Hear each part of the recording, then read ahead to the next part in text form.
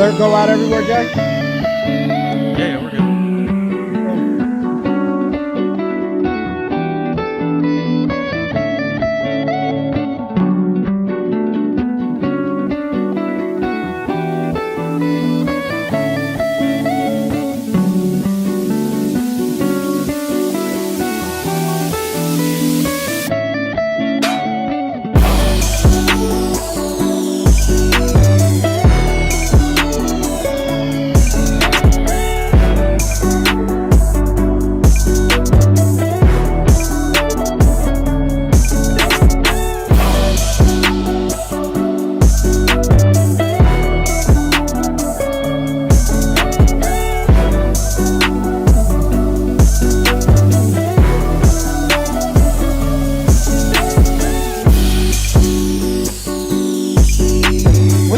What's the schedule tonight? We doing anything after 3? After this joint? Ray, we got hot mics apparently.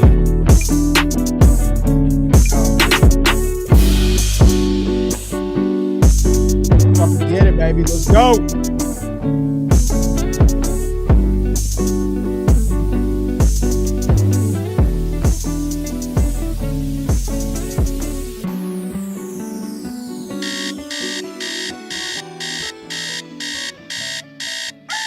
Good morning, good morning, good morning, good morning, good people. Yeah, you know what it is. Hard worker, scrappy, unfiltered, and sometimes unhinged football content. Hard to explain, but you know it when you see it. Doing it daily our way. I don't know what you're talking about right now. Redraft and Dynasty Fantasy Football, we got you covered. You know their defense is ranked like 31st in the NFL? NFL draft prospects and rookies? Now you know you in the right place for that. Absolutely. All right, then stop saying it. Then we're done. And prop bets with my man Jay Rich. Count that money, man. Now wipe the crust out of your eyes. Get you a cup of coffee. It's time to wake your ass up with Ray G. You honestly are making absolutely no sense and you sound silly as hell. What's going down? Day 3, 2025 NFL Draft. We in the damn building. Jay Rich hit us with the old intro from about 3 years ago. You like the throwback We're intro? in the building. I'm not going to blame him. I'm not going to blame him. He's running the show today. We're gonna get it together. We're gonna get it together. Appreciate y'all being in the building. I see Zach Cooper, Shank and Shig BBQ. Let's do this. GMGP. Go Pack Go. Jacob in the building. Austin in the building. Garrison was popping with you. Terrell Sandifer was going down with you, Sandifer. JR Enterprise. We got Joe in the building. Said hot mic. Yeah, I'm not used to not running the show behind the scenes. But we in the building, day 3, 2025 NFL Draft. I want to just say thank you to everybody who tapped in. Nights 1, night 2, crazy type of love and reception that you've given this channel, that you've given these content creators, and that you've bestowed upon me. And I don't take it lightly. I know y'all can tap into anybody, any channel in the entire world, and y'all pull up here and give us some of your time. So I just want to say thank you for that. We're going to keep it clean. We're going to keep it fun, and we're going to have a good day. A lot of picks still left to be made, and we got you covered. 4, 5, 6, and 7. We're here all day. So I got the crew today. This is on DDFFB, the fantasy football channel of what we do. So we got some people joining today. We got the Dynasty Daddy captain himself. Jeremy is in the building. We got Cody Smith, who did some stuff on DD Fantasy Football last year with his co-host Trophy Chase, and you know the Overreaction crew. He'll be in the building. Shane Manila, Scott Connor. We got one of our Patreon members, man. Me and this dude, Josh, we're going to start to do this new show here really soon, talking about wide receivers, NFL scheme fits in fantasy football. So he's going to join us today, and we're going to have a good time talking a lot of fantasy football, still giving you every single pick, offense, defense. But we're going to let the fantasy guys really geek out today, talk about what to do on our rookie drafts. I know you got those soon. We got amazing tools on DD Fantasy Football. We got amazing partners like Dynasty Daddy. Jay Rich, get in the building and get the people in the building. Get the Octo box up. Let's go, man. It's time to roll. Get the Octo box up. You see him on the screen. Ty DeClaire, the trade king himself. Jeremy and Dynasty Daddy in the building. Josh, my bald brother. Let's go, Josh. Let's go. We don't need no damn hat, baby. Let that head shine, Josh. Let that head shine, Josh. We got Dynasty Theory in the crew. Y'all know it's Mitch. It's John. Jay Rich in the building. Scott Connor in the building. Gentlemen, day 3, how we feeling? Excited. Let's get some running back landing spots early here. There it is. There it is. Very, Is the very music excited off to be now? here, man. My Let's go. volume is low. So is the music off, Jay? Are we just rolling It's now? cut. We're good. All right, We're music is cut. All right, we're just rolling. Todd Claire, what's going down with you, baby? This is your day. Saturdays are for you. Saturdays are the trade day. Talk about what the streets have been saying, Todd Claire. What are the streets saying right now? Yeah, what's up, everybody? Shout out to the chat. Shout out to everyone on the stream. I mean, the streets have been y'all. That's the thing is DD has really led the way here with the initial draft content. I mean, Scott, I don't know how you're still awake, man. Like you, JB, everyone. Like you've been redlining it since Thursday. So like hats off to y'all. Really, man, the streets are excited. Like I know there's been a lot of, pessimism and some fake slander sent at JB and Shane. They've been the positive ones, man. Come on, Ray. I was screaming at my set yesterday, but no, it's good, man. Like I did out some like initial kind of tears. I feel awesome about all these rookie picks that I've been holding on to. Now's the time to make some moves though. So I'm happy we'll chat about it some more in the stream, but I'm really excited, Ray. That's it. Real quick. Jeremy, Dynasty Daddy. Talk about it, man. How we feeling right now, Jeremy?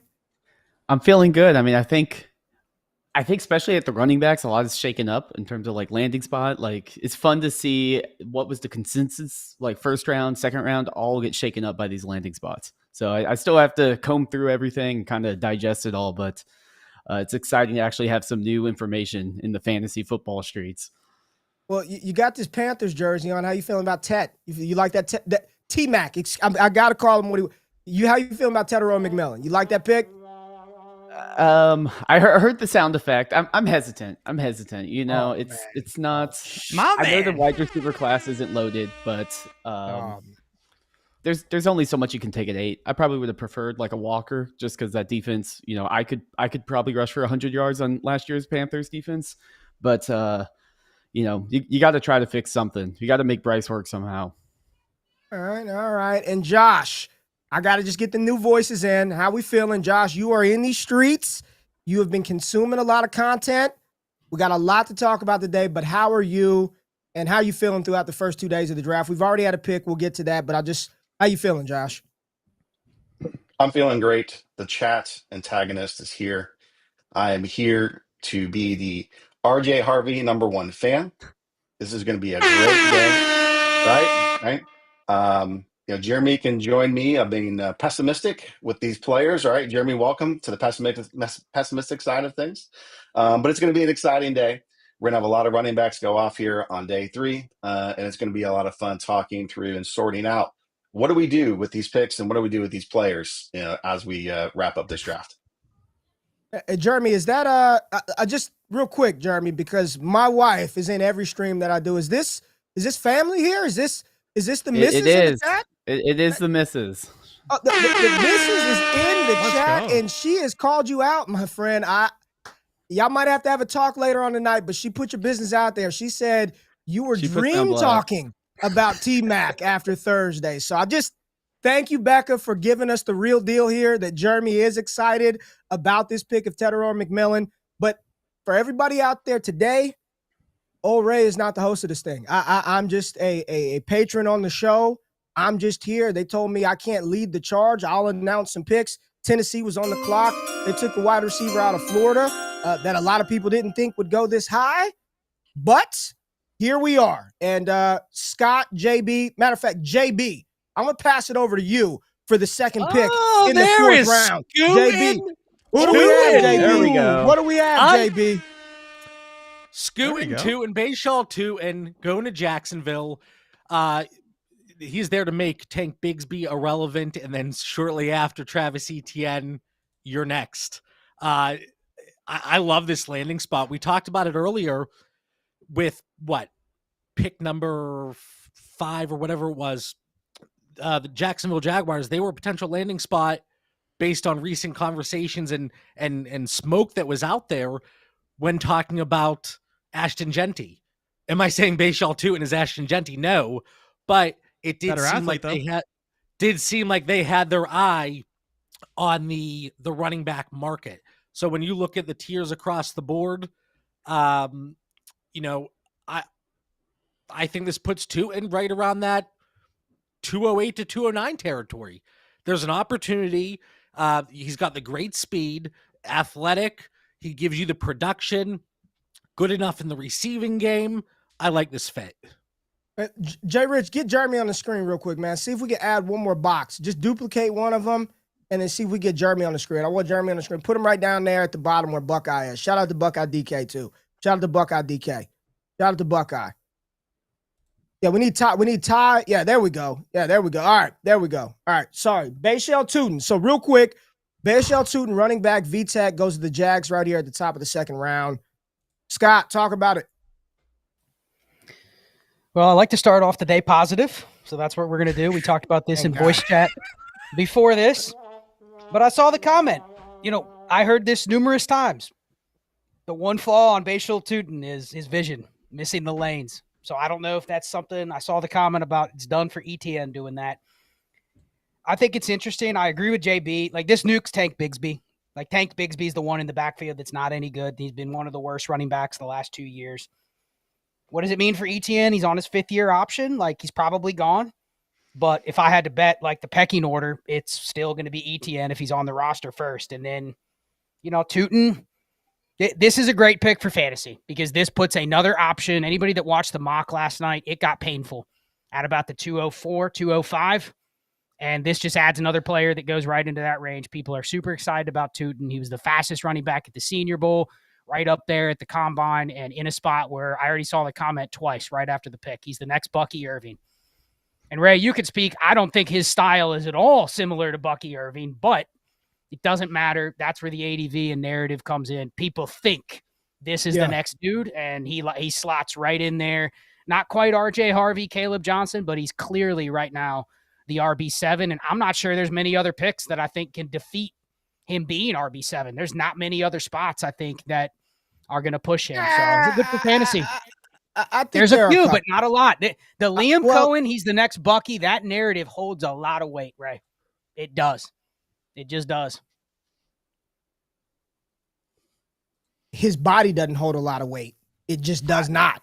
It just does not. So I hear what you're saying. I'm just telling you, there are still multiple teams that if they take a Damian Martinez, that if they take an Ollie Gordon, if they take a DJ Giddens, a Dylan Sampson, I don't think it's locked and loaded yet. We're too early to think that Bashel Tutin in Jacksonville is just locked and loaded over those guys.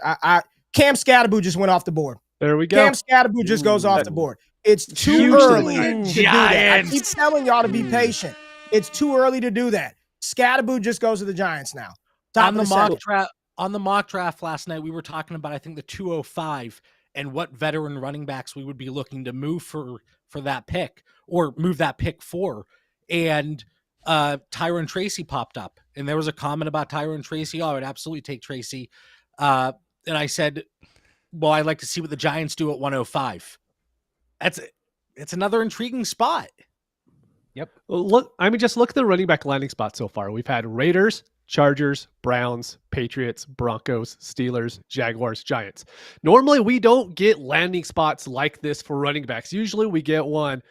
It goes to Seattle. One goes, wherever, and they just get buried. None of these guys are buried. You could tell the story very easily that all these guys can walk in, be the instant starter on their team, and that's what we need for the rookie draft. So far, I'm loving this running back draft class. 100%. That's two strong picks right at the top of the fourth. To the Giants is nice. Like, that's a really good spot for a physical running back in New York. The media around. This is talk about ADV, top of the 4th round for Skataboo. This is a good spot for him. Who's behind Tyron Tracy right now? Who's the backup? Is it Singletary still there? Gray and Singletary probably.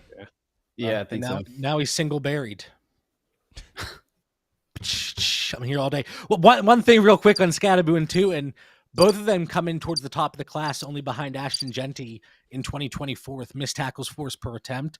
When you look at Tutin, he was a little bit better actually, at least from a PFF grade perspective, looking at gap score versus the zone. And when you look at the running backs that ran out of the gap scheme, 2 of the top 10 from a percentage perspective were Travis Etienne and Tank Bigsby. So again, that fit being, I think, on the better side for Tutin. And then Skataboo. Let's go. Date your daughter type pick. Oh, yeah. Skataboo. I Josh, like it. we haven't heard. The Skataboo Tracy combo is kind of sexy. Go ahead, Josh. It is. Josh, what are your thoughts? The two RBs here off the board, top of the fourth.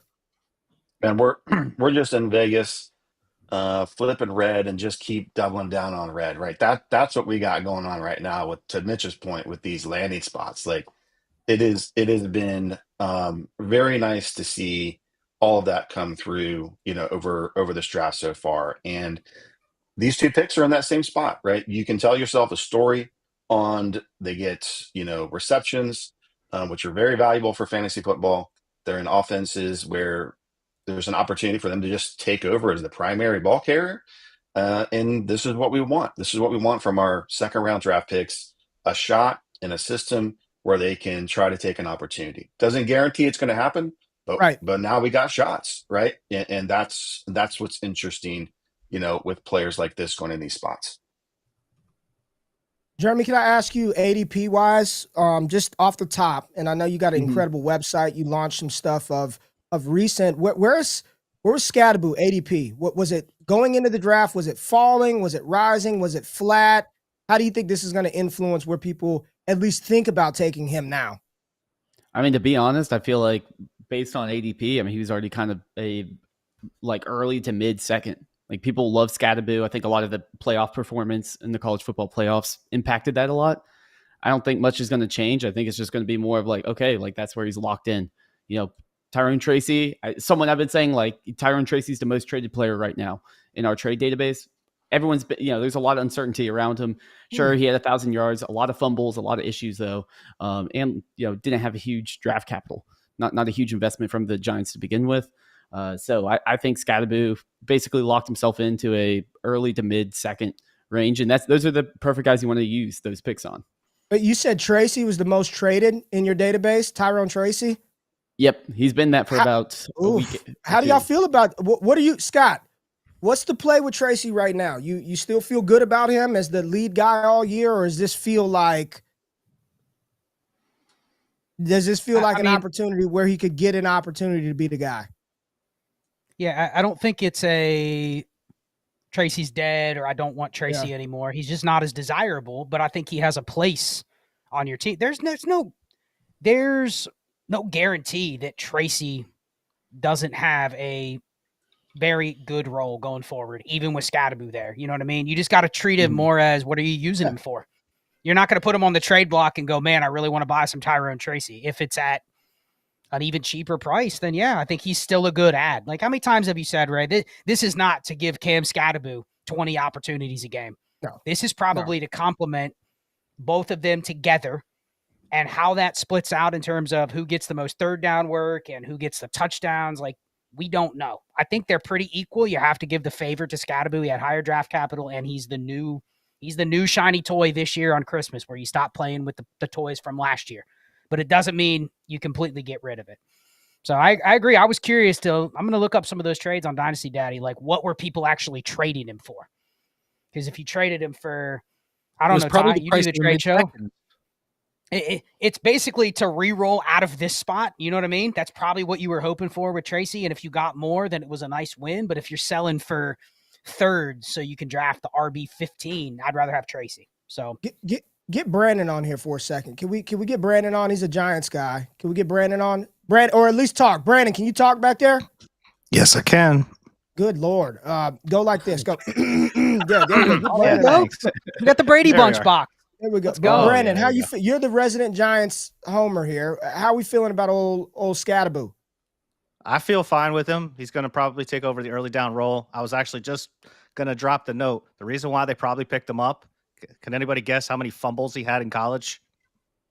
0? I'll guess 0. What did Tyrone Tracy do consistently at the end of he fumbled Fumble. ball? Got to hold on to the football. That's the exact reason why they probably took him. ADV heat check right here. ADV heat check. Week 4, something happens and Skataboo gets the start. He's going to be the starting back for the New York Giants. What could you do at that point? What could you, even if you didn't even if you don't buy into it long term, what can you do the moment it looks like he's going to get feature back opportunity?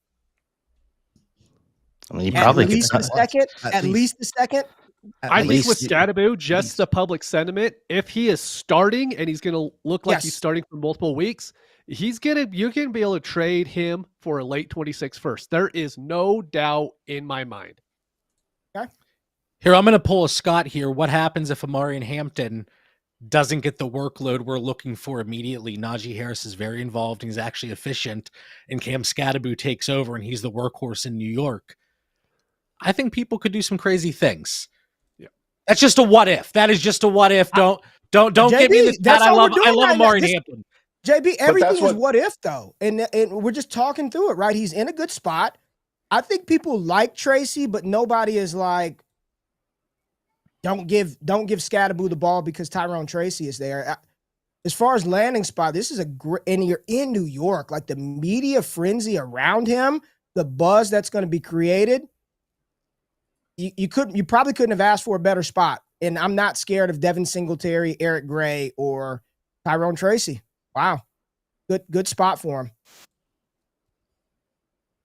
Actually traded away a Tracy share yesterday in the old All Gas Trade Show League. A little sounder there. So it's a 14-team start 11 best ball. I sent away Aaron Jones, Tucker Kraft, and Tyrone Tracy. I got Isaiah Likely, Khalil Shakir, and 2-4. So again, like a 2-6, 2-7 in a normal league, right? So again, if you can cash out on that Tracy for like that mid-second price, again, that's a pretty. If I can trade that Tracy straight up for Skataboo, knowing how the community feels, I'm probably just going to do that. So Jack Kaiser, linebacker out of Notre Dame, goes to the Jags. Good pick. Somebody that we thought might go to the Bengals. Scott. Oh, Ray, look at that. Dante Thornton Jr. His first two receiver picks are very interesting. The freak receiver out of Tennessee. There's opportunity in both spots. We didn't talk about Shamir DK, but landed in probably the one spot where there's literally no real receiver depth at all, and no one even talks about him. Interesting. Kills my Trey Tucker love, man. He's supposed to be the field stretcher down there in Las Vegas. So I think RIP Trey Tucker, Ray. It's over. I don't know. Probably Jack Bash and now Deontay Thornton, 2 wide receivers. Yeah, you draft 2 wide receivers in the first 4 rounds. It might be they're looking for some help. There was a question in the chat. Would you rather Cam Skataboo or Trey Harris? I saw people last night say Trey Harris is a first-round rookie pick. People have updated their ranks, and they say he's a first-rounder. Skataboo or Trey Harris? Skataboo. I think it's Skataboo. I think Skataboo has the most marketability, like a Bucky. Like he's the one that's going to have the most interest when things go well. Trey Harris, I don't think has that push. Even if he has big games, right? It's still a lad there. It's still a heavy run offense. So even a couple of games, I just don't think you're flipping him into something as much as you would with Skataboo. So at what point in the draft are we taking Skataboo? Let's assume 12-team Superflex, 0.75 tight end premium. Early second at this point? I think last night, right after we took Loveland and Tyler Warren at the end of the first, early second, it's like that too. Like Luther Burden or Skataboo. Scat. So, I mean, right there, he's 202. He's 202, 203 at the very worst. So he's pushing first round, especially in premium leagues where people don't care about tight ends. Like, how are you maybe not taking Skataboo over Colston Loveland? I don't know how Colston Loveland is viewed as a first round pick right now. I don't get that at all. He fell to 202 last night because we all kind of said tight ends don't matter here. I don't really want him. Like, it's easy to click Skataboo, I think, ahead of Loveland and Warren. I think you can click him ahead of Warren and Loveland. So we up to Skataboo in the first? In the first? Is that what we're talking about here? Top 15 pick locked, but he could go 112, 201, I think. I mean, in the matter of 15 seconds, we shot him over the tight ends. We shot him over Trey Harris. We shot him over Luther Burden. Because I think what's going to happen in actual rookie drafts, there's going to be someone in that late first who's either going to take him there or someone is going to. I don't know too many people who are going to go up. I have to go up and trade up to get my Loveland, to get my Warren. But I can definitely see someone be like, oh, hey, I love Cam Skataboo 2 months ago. I love him now. He could easily be the starter for the Giants. I'm going to move up to get him because there's no other running backs. I mean, Scootin' Tutin's awesome, but after you get past the first 6 running backs, he's going to be the guy that people want to trade up for, I think. Look at that. We went from Tutin locked in, loaded, the new Bucky to that. I like that.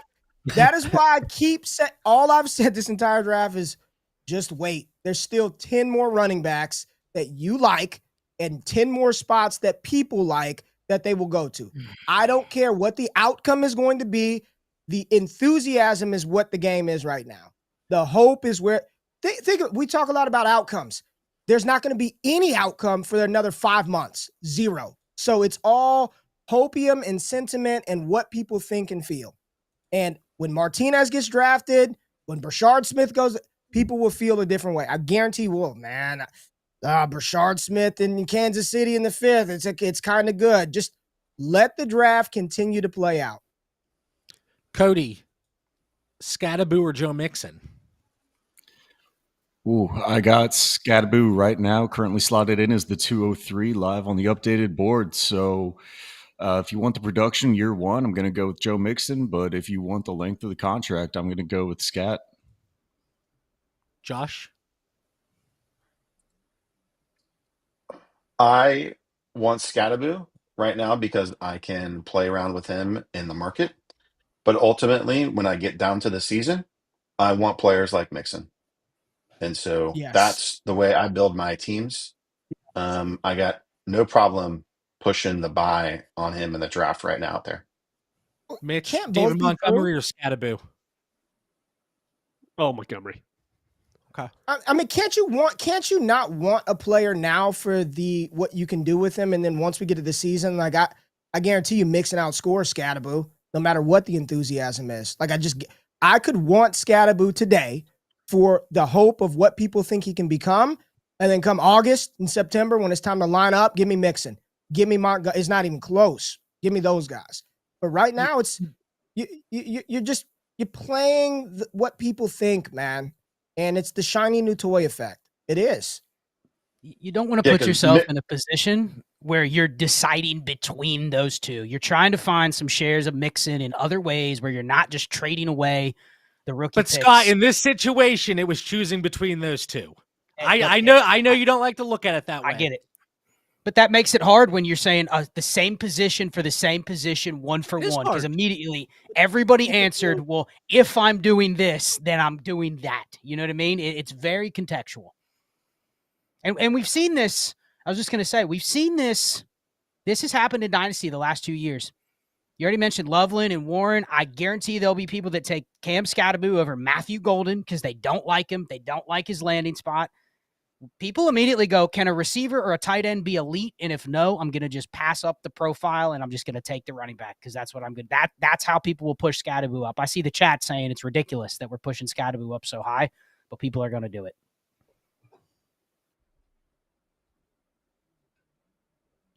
Bag of Skittles or Cam Skataboo?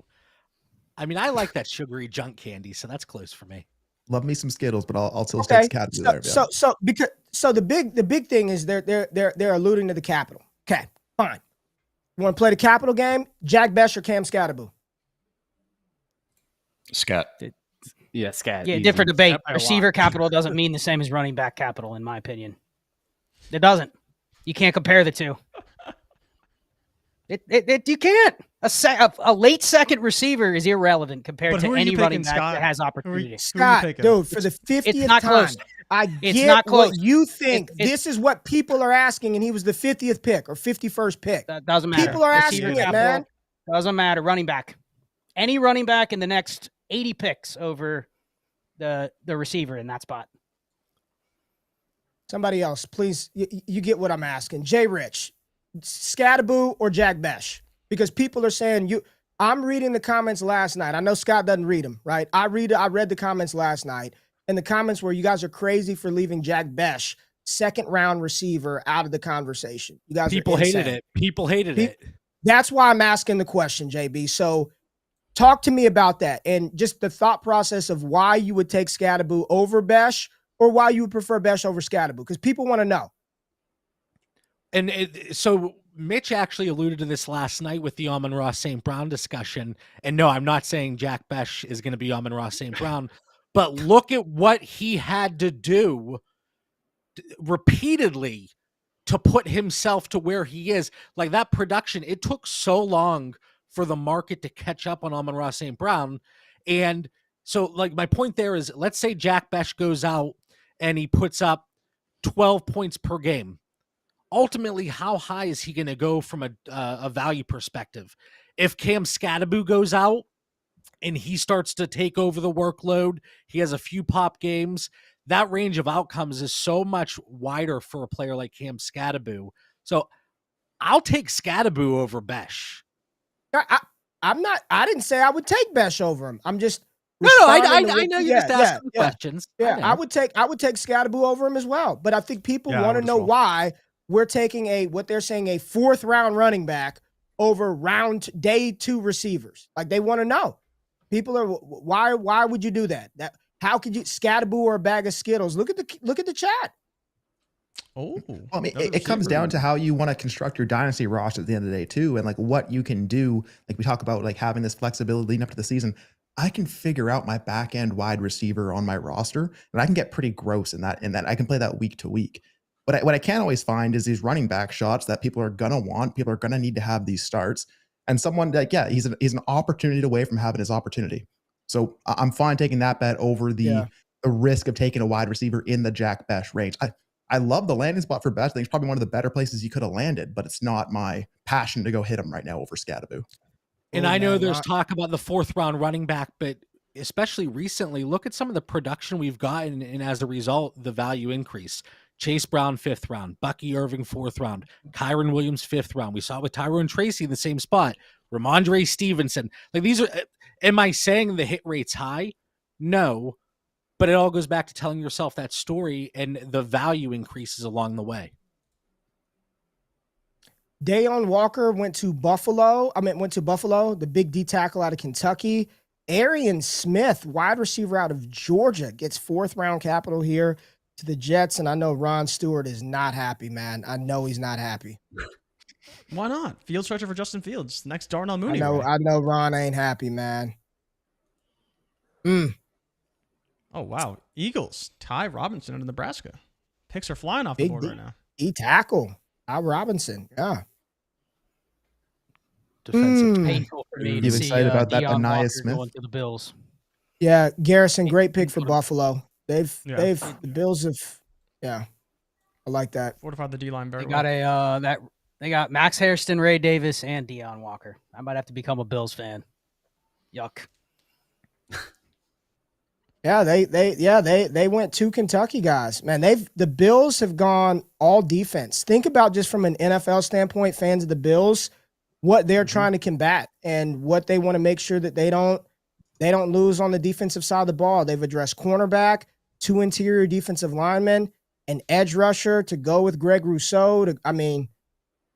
They're tooling up the defense. They're saying, Josh Allen, we're good. Like offensively, seems like the Bills feel very good about what they have on the offensive side of the ball, and they've got 5 more picks in this draft. So good for Buffalo. Nice work. We got a ton of people in here. Hit like and subscribe to the channel. Thank you, JB. Yes, do that. We got a lot of people in here. I see. Remind the people, and a lot of new people coming in from Ray's main channel. Yeah, 3,000 people in here. Hit the like button. Hit the like button. Subscribe to the channel. What else do we have thank you, everyone. in the chat? Bills Mafia. 5K. Dynasty Drew says, what RB spots are still open that we are excited about? I think the Cowboys is Cowboys, one. right? They have 7 picks left. They could take somebody. Left until the 5th. The Chiefs have 5 picks left. The Bears have 3. Commanders have 3 picks. So I think here in the 4th, we're going to learn real quick on if we can get real excited with some of those teams, taking some spots.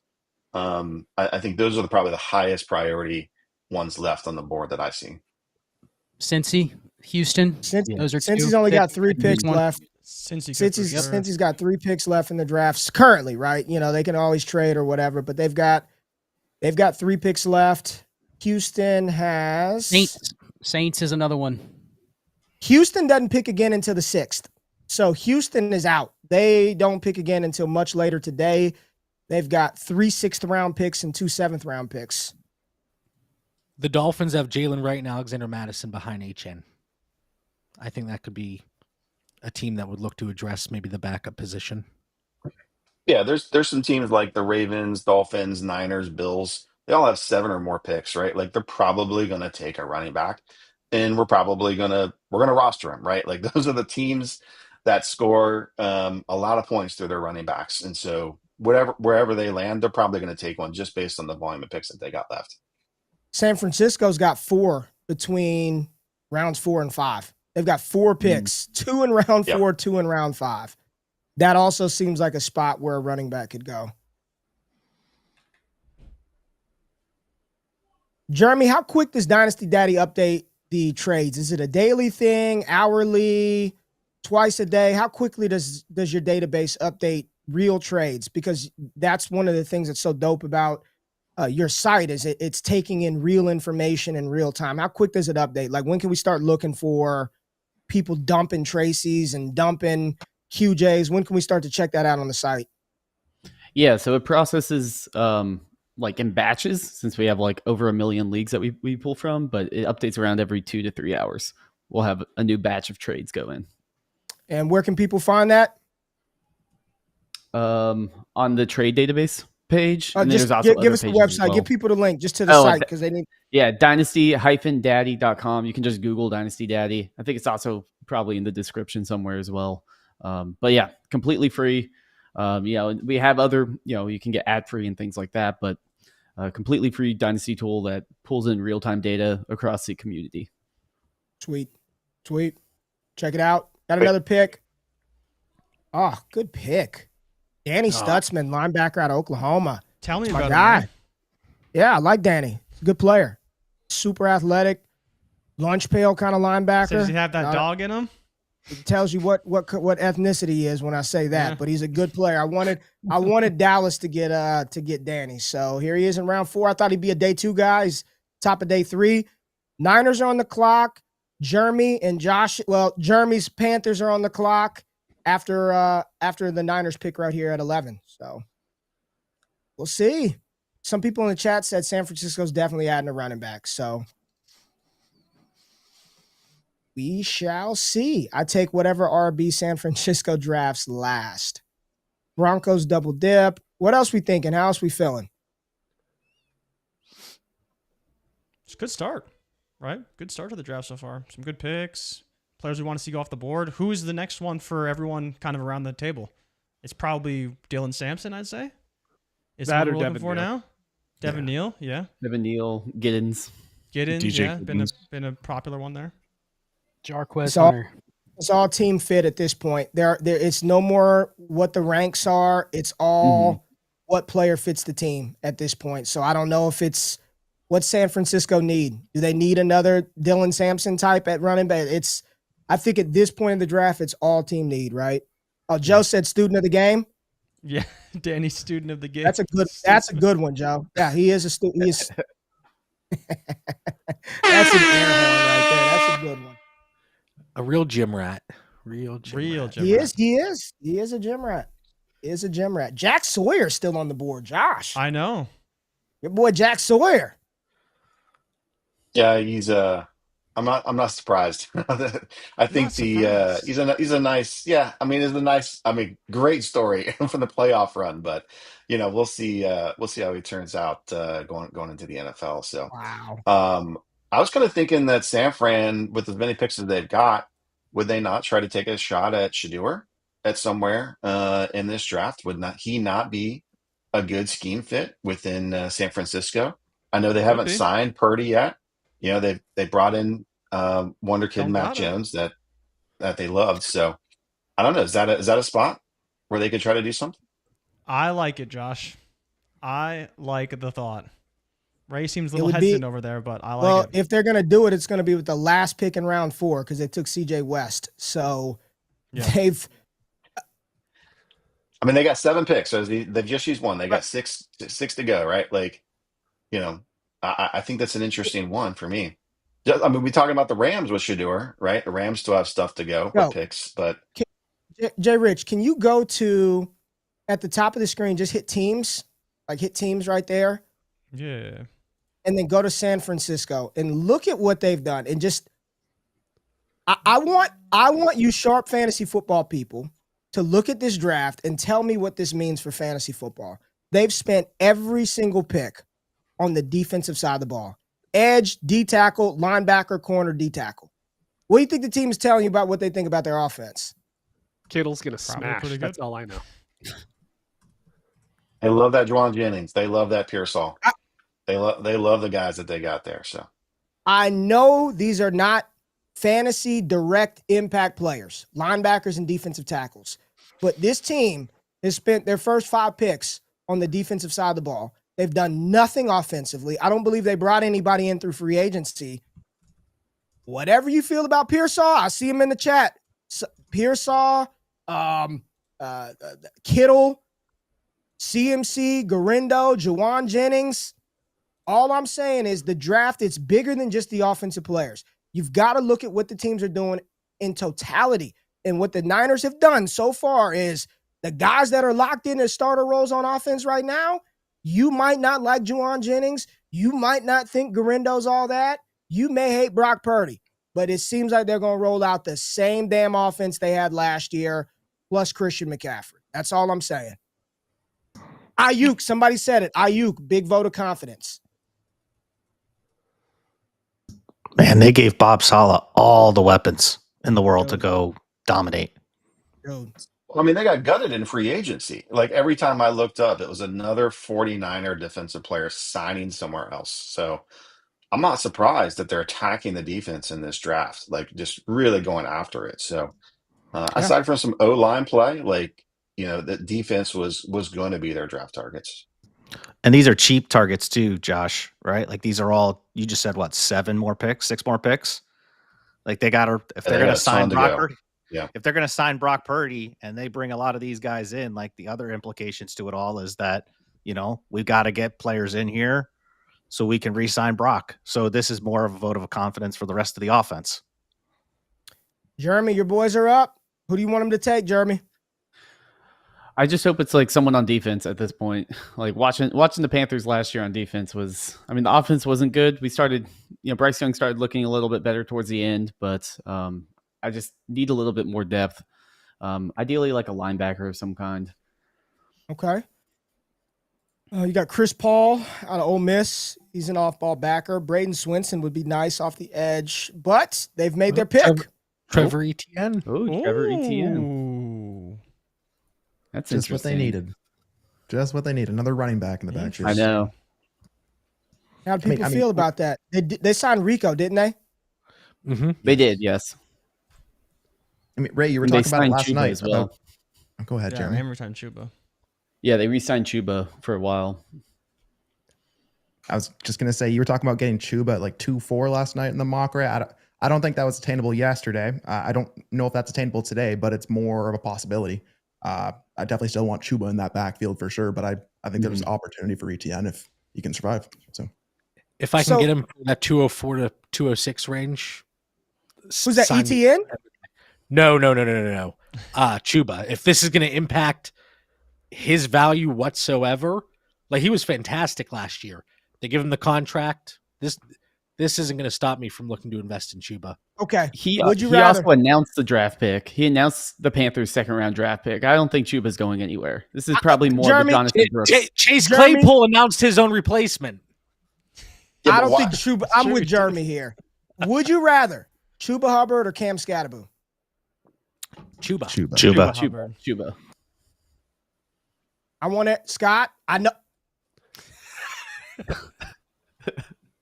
Never mind. Jay Rich, would you rather Hubbard or Skataboo? I'll take. Where's Jay Rich? Jay Rich isn't even on the screen right now. Where's Jordan at? It's fine. It's fine. I'll take. I will take Chuba Hubbard though. Okay, same. Anyone with the Skataboo side? Just throwing it out there. I think Skataboo is the only one that would rise in value. I think Chuba's probably topped out in where he would be. So if you actually wanted to play the game of the trading game, you probably want to take Skataboo. Is Brooks dead? Yes. Yes. Yeah. Brooks is dead. Yes. Yes. Has been. Any pick, take any pick Done. for him. So then he's not dead. He's just dead on Well, Carolina. You won't get anything for him probably, but Yeah, I if you mean, could. whatever he turns into down the line, I hope he has a good career. But for what we're, fantasy football, you can't. I'm gonna wait 2 years for that. No, thank you. It's J.K. Dobbins all over again, right? Yeah. Like if you would like to roster him, that's fine. I'm not going to. Somebody else can do it at this point in time. So Yeah. And at least with Dobbins, we saw him be good for a little bit before it happened. Like we got to see a little bit to get you excited. So this is, I think it's a this is little even worse than Dobbins. Yeah. Yeah. This is And he worse spent than Dobbins. I mean, somebody spent a late first last year on him probably, or an early second, and they don't want to cut it. Like you have to. That is the hardest thing to do from an opportunity cost standpoint, is to hold that out and like, man, I spent this and now it's nothing, right? Like I'm just going to hold it. And you got to let that meme coin go. You just got to cut it and move on to give yourself a roster spot to play with. Otherwise, it's just a completely useless player sitting on your team. Preach, Joshua. Preach, my friend. That goes for any receiver last year that was drafted outside of the top 40, 50 that sucked. All of them are wasting spots. Jermaine Burton, Roman Wilson, Jalen Polk. What are you doing with them besides going, damn, I spent late second on them last year and they didn't do anything, so maybe I'll wait another year and then another year and then another year. Good point.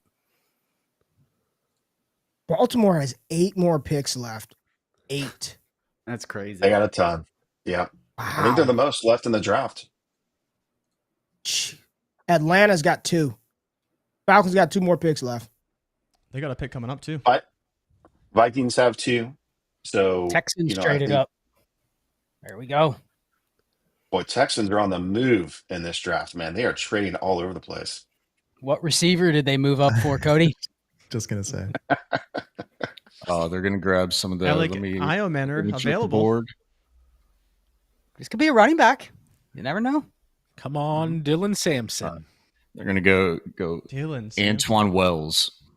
Ray, how many times did we put that Ollie Gordon behind Mixon? That'd be interesting. Yeah, I think Scott. I would love a running back here for Houston. I would love a running back here for Houston. They don't pick again until the 6th now. So whatever they do, they don't pick again until the 6th. So they got to chill for a little bit unless they move up, right? Unless they move up. Is there another tackle or lineman here? Just keep fortifying it. 2. Probably 1, but I couldn't tell you. I mean, you got Marcus Bowe still on the board. Marcus Bowe out of Purdue is still on the board. They have freaking 15 offensive linemen on the roster right now. They're playing the game of absolute just replacements on the offensive line right now.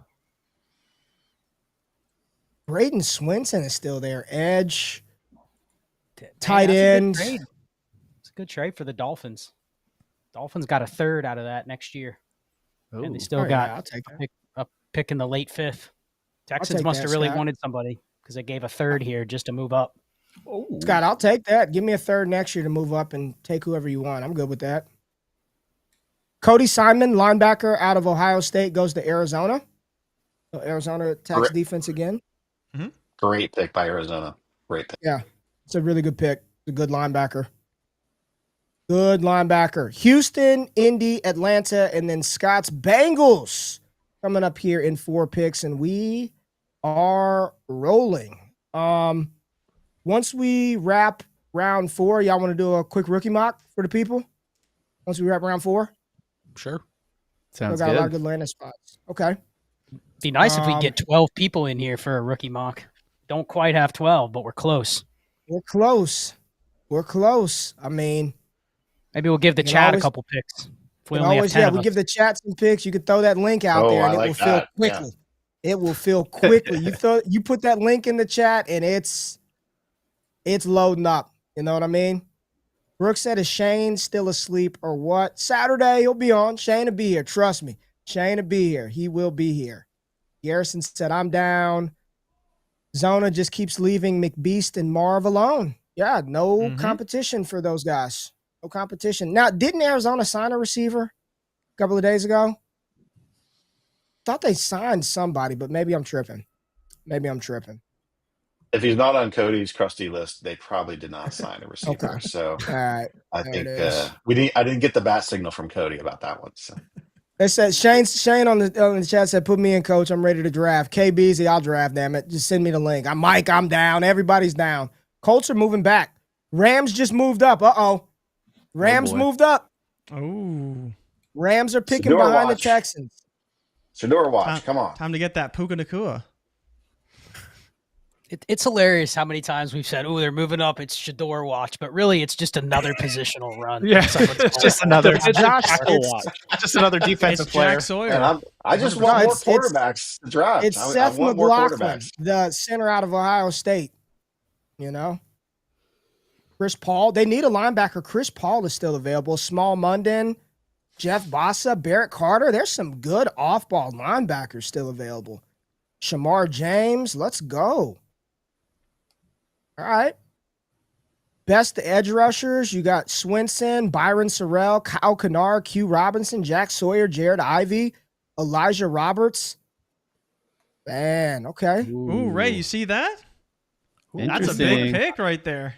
All right, Ray. That's a big pick. Get the helmet out. It's a big pick right there.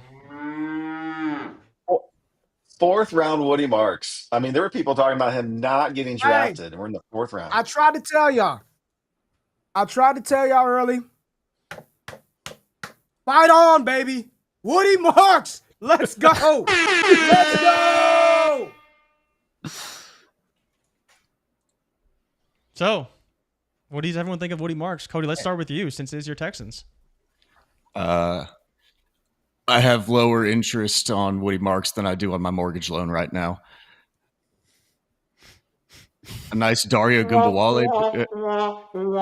I like that line. Gumbawale replacement. Dude, you've got a primary pass catching running back that caught 215 plus passes in college, drafted in the 4th round over Jaden Blue, over in the same round as Skataboo, and you're saying you have zero interest on a team that doesn't currently possess that, on a team that's looking to improve their offense? Like, that's insane. Regardless of what you might have thought about him beforehand, to say you've got no interest in a pass-catching back on a good offense, drafted ahead of multiple – people are saying Woody Marks is going to be a 7th-round pick, and now you have no interest? I think that's kind of wild, man. Jarquez Hunter. Another one. I have a lot more interest in Jarquez Hunter. No. Oh, boy. Oh. I was told all offseason that Blake Corum was safe. It's been pumped up on tons of pods. Oh man, that's a backfield they're not gonna touch. And the Rams just traded up, gave up Blake Corum. I won't name the names, but there were plenty that were saying he was the safest handcuff pick you could take. And name him. It wasn't me. Name him. There's a lot of people out there. I'm not call them out, baby. Scott has like a scroll. He's like, all right, here. Within the first half of round 4, and this is why, Jay Rich, how many times I tell people just relax, relax. 5 running backs in 15 5 picks. running backs in the first half of the 4th round. Ty DeClaire, you've been listening. Ty, you've been listening to me. Ty, what if I told these panic warriors? Just wait a minute. RELAX. Relax. 5 running backs in very good spots. You've got Jarquez Hunter in LA, Woody Marks in Houston, ETN in Carolina, probably kind of the nastiest one, Scat Pack in New York, and Scootin' Tootin' in Jacksonville. JB, Mitch, what do you thought? 5 running backs in the top of the 4th, man. First half of the 4th round. Talk about it, Mitch. I could talk myself into all these guys. Like, I was huge into Blake Corum coming out last year. I'm like, hey, he could be my running back 2. Ends up, he wasn't very good in the NFL, and that's just how it is. We knew it by the end of last season. He was going to get replaced. He's easily replaced now, in my opinion. I think Woody Marks, they have to have someone behind Joe Mixon. And so these are all just stories that we could tell ourselves. But now, last night we did that mock draft. After the 203, 204, I mean, we were just like, this sucks. And so we just started sniping running backs that weren't even drafted yet. And now all these guys are going to spots until you could tell yourself a story on all of them. And the wide receivers that have gone, we don't even care. We haven't even talked about, I think 3 or 4 of them drafted. We're like, yeah, that's cool. But what about these running backs? And that's exactly what's going to happen in the dynasty landscape now. Everyone's going to talk about, hey, I like this running back more, or this running back more, or this running back more. And that's going to build up the value in the second round of these class. And now you could end up taking, let's just say you like Dante Thornton because there's no one else there in Tennessee. If you have to spend a 3rd round pick on him, fine, whatever. It's a 3rd round pick. I literally don't care if I burn those on fire. But if I could get these running backs in the 2nd round, then I'm all about it. Everyone see that? Richie flexing. Flexing. Really 200 to say a over. Man, Atlanta. Let's go. Whoa. Oh, you want me to go back to it? Richie. Whoa. Hey, you know what? When you finish in the finals of BBM and you win, $850,000, appreciate it, Richie. Richie, one of our patrons, one of the best. He is a former Oklahoma Sooner. He's in our Discord, man. I'm everybody around the screen is in our community, man. Check it out. Go DD Fantasy Football, join the squad. Get in. You can listen to Josh and Scott and Mitch and JB and Cody and Brandon all the time, man. We got a wonderful community. Wonderful community. Richie is a part of that community, so I just want to say thank you, Richie. And Boomer Sooner, I know you're feeling really good right now with Billy Bowman off of the board. Really good player going to the Falcons, man. Really good player, man. Shout out to Richie, man. Shout out to Richie. Good, solid dude. Scott, 5 running backs, top of the 4th round, man. You've got a variety of them. Let me just profile them. Hunter, in my opinion, has a legitimate shot of being like if something were to happen to Kyron or Blake Corum, Hunter can step in. He can go do that. An SEC producer, I think he could be a replacement, right? I don't think he's going to come in and usurp Kyron. His dudes ran the ball well, but he did fumble the ball a ton at the end of the season. Like, he kept fumbling it every single game. Woody Marks, 261 career receptions. I think the fact that he went here, the fact that Marks went here, I think people need to adjust. I try to tell people about him the whole process. As a pass-catching weapon, he can be deployed as that. Who else do we have? ETN, this is one where I don't know, because they've got Rico Dowdle, you've got Chuba. I think he would probably be 5th on the priority list from round 4. Skataboo would be at the top, and then Tutin, right when this thing started, and Tutin is locked in. Now I'm like, I don't know. I don't know what happens with those guys, but this is Jay Rich is pulling up the running backs here. Caleb Johnson was RB6, Tutin 7, Skataboo 8, ETN 9, and Woody Marks, the 10th running back drafted. Top 10 running back according to the NFL. Yep. Crazy. We're starting to see it. We're starting to see the debate in a lot of people's heads. Okay, is it Tank Bigsby or is it Tutin? Is it ETN or is it Dowdle? Is it Hunter or is it Blake Corum? Like the real victims of this draft are not Chuba Hubbard, Joe Mixon. It is the next guy that you were holding for. Well, if he gets opportunity, he's going to be the starter this week. Those guys are getting threatened. I mean, and you're going to see more of it. You're going to see more of these guys where it's not the starter that's getting threatened. It's the whole depth chart. And I think you can pick your poison between, do you like ETN over Dowdle? You like Hunter over Corum? Do you like Tutin over Bigsby? I mean, there's going to be opinions all over the map. I will just say, and then I'll kick it to somebody else. All five of these running backs, I'm taking over Jack Besh. And it's probably going to continue. I think we all are. Keep rolling. All of them over Jack Besh just for positional value. I didn't want Jack Besh. I just was responding to the people in the comments. Yes, all 5 of them over Besh. Who's the backup running back in Houston, Cody? Pierce. Damian I don't know who it is. Dario Gumbawale. I mean, I'm just telling y'all, why is it that in fantasy football, Josh, it's you want the pass-catching running back, the running back that can – 261 career receptions. The year he finally got to tote the rock, he goes over 1,000 yards, first 1,000-yard rusher USC has had since, I believe, Joe McKnight. And he's drafted in the 4th round to a good offensive team that doesn't have a good running back behind Joe Mixon. Like, how could you not be excited about this landing spot? So it's a great landing spot. The Houston whole draft is telling us that the passing game was not good last year. And we've added Kirk, we've added receivers, we've improved, we've taken shots on the O-line right through the draft, and now we've added a pass catching running back that, yes, Dare was nice. Sorry, Cody.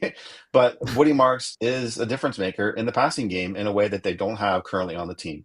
And now they've added a component to do that. Mixon will get his work, but now you have a running back that allows them to deploy a scheme that allows CJ to distribute to players to make plays in the field. And that's to me, I know some people didn't like that setup yesterday with the receiver group, but they all do something different. And they all allow Houston to produce a scheme that maybe we're not going to love for fantasy purposes, but from the offensive setup and what Houston's trying to do to drive their team forward, like it is a great draft to be a CJ Stroud owner and to see that offense hopefully move to the level we thought it would last year. Gunnar Helm just finished his 40 and he went to Tennessee. Oh, wow. You got me, JB. That was a good one. Well, JB, my final point on Josh, my final point on Woody. Wait, so how about Woody? They traded a third to get him. They didn't sit and just draft him. They said, "Let me go get him." You know what I'm saying, Ty? They didn't just They said, "We need to go get this guy. Let's jump up. We'll move a 3rd round pick in the future. We need to go get this guy." I think it's a really good spot, man. This is the time where NFL is actually telling us new information. It's like now is when we have to pay attention to these little micro moves. And it's like with the Hunter pick, right? We're looking like, oh, what is Jacksonville saying about how they're going to use him? Same here, Matt. What did the Texans just tell us about how they feel about Woody Marks compared to every other running back on the board right now? Yep. And they could be wrong, right? That doesn't mean that it's going to be right. It doesn't mean he's going to be a 90 catch running back in the next version of Danny Woodhead, but that's what they believe. That's what they think. David Walker goes to the Bucks. Yep. David Walker to the Bucks. Really good pick. Jeremy Gunnar Helm. Damn, y'all got Barrett Carter, Scott. Talk about Barrett. You like the linebacker pick? Barrett Carter? Great pick. The problem is they blew their 2nd rounder on an off-ball linebacker as well. And they did. They took Demetrius Knight. Not great. If you knew you could get Barrett Carter in the 4th, wouldn't you have rather taken something else in the 2nd? Just not a serious organization, as your buddy Ike would like to say. The Bengals are in the same boat. Not a serious team. They're going all defense. Do you like this draft? Are you rushing out to buy that Dylan Fairchild jersey? I think Fairchild and Barrett Carter both start. Then I look at that 2nd round pick and I go, wouldn't you have rather just taken a shot on right? But what if you knew you were going to get a linebacker in the 4th? Wouldn't you have rather taken Will Johnson or Mike Green? You know what I mean? BPA. I mean, it just. I get you. Doesn't make sense. But they've taken all defense, and Chase Brown is, Chase Brown's looking good. They only have 2 more picks, and the way that it's going, they may not even take a running back. They may just sign one off. I mean, they restructured Zach Moss, and they said he's coming back healthy. There's a world where they don't even touch a running back, which is shocking. I would draft one, but who knows? Ooh, Panthers. Jeremy. Nathan Ransom. Again. Okay. Jeremy. I need the defense. Defense. Jeremy sees a defensive position and goes, it doesn't matter. I don't need analysis. I'm just like, we have somebody. He doesn't give a damn. That Dynasty daddy ain't worried about no damn safety, man. He ain't worried about that. I just need something to show up on Sunday. There. He'll be there. Championship players from Ohio State coming to save the Panthers. There we go. We need all the help we can get. No one talked about Gunnar Helm. Cody, you want to talk about Gunnar Helm? And then we'll get to the super chat from Mike. Shout out to Mike. No one talked about Gunnar Helm. Where'd he land in Tennessee with Cam Ward? This is the 2nd weapon. I don't know about these 2 picks by Tennessee. I'll just say that I don't know. Gunnar, I don't know. But Cody, go ahead. I'm as excited about it as I am about like a JT Sanders to Carolina last year. Like I'm not excited to try to hit an upside on a tight end for fantasy purposes, but he's probably better than Chigakonkwo currently right now. The wide receiver room is geriatric. They're all going into their ARP cards right now with Tyler Lockett and Calvin Ridley. So he's got some opportunity, but I don't have much upside hopeful analysis for Gunnar Helm. And like we said earlier, he's still finishing up his 40, even though he did twist his ankle and that looked really bad. Yeah. I'll just add this because Callahan came from the Bengals. They drafted Josh Wiley last year, who they like, and they have Okonkwo, and they have Gunnar Helm. I wouldn't be shocked if this turns into that next, Bengals or Colts tight end situation where they're just rolling 3 or 4 guys out there, and it's just not great for fantasy. So I would probably not buy into the Gunnar Helm draft capital here as anything more than, he's going to be on the field or he'll get an opportunity to, but it's hard to say he's even better than Josh Wiley from last year. Has anybody looked at that? Has anybody looked at that old Titans Trinity? Woof. Yeah. It's almost, Josh, you almost can't even use it, man. Like it's so not consistent with what it's going to be this year. It's hard to, they just need bodies, man. They need some options because it's not good. It's still Calvin Ridley, and just like everybody else, we're gonna look at every week, and he's gonna be all the way to the top right, and then everybody else is gonna be down low, right? And it's just gonna be a mass distribution. Cam Ward's gonna get the ball to Tony Pollard, Spears, and then Ridley. Like that, those are your playmakers. So Lockett's nice. He's an adult in the room, but he's just a guy to be there. That is such a Steeler. That is such a Steeler pick right there. Yeah. Jack Sawyer. He fits Pittsburgh. Brandon, it's a Pittsburgh guy.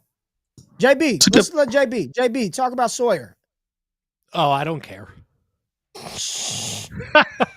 Well, we found one thing that JB's not on the fence about. JB, he is a winner from a winning culture, 4-year starter. You got a culture guy there in Pittsburgh. I like it. I would have taken him on the Panthers. Can he throw the ball? Can he throw the ball? Incorrect. Getting to Rodgers.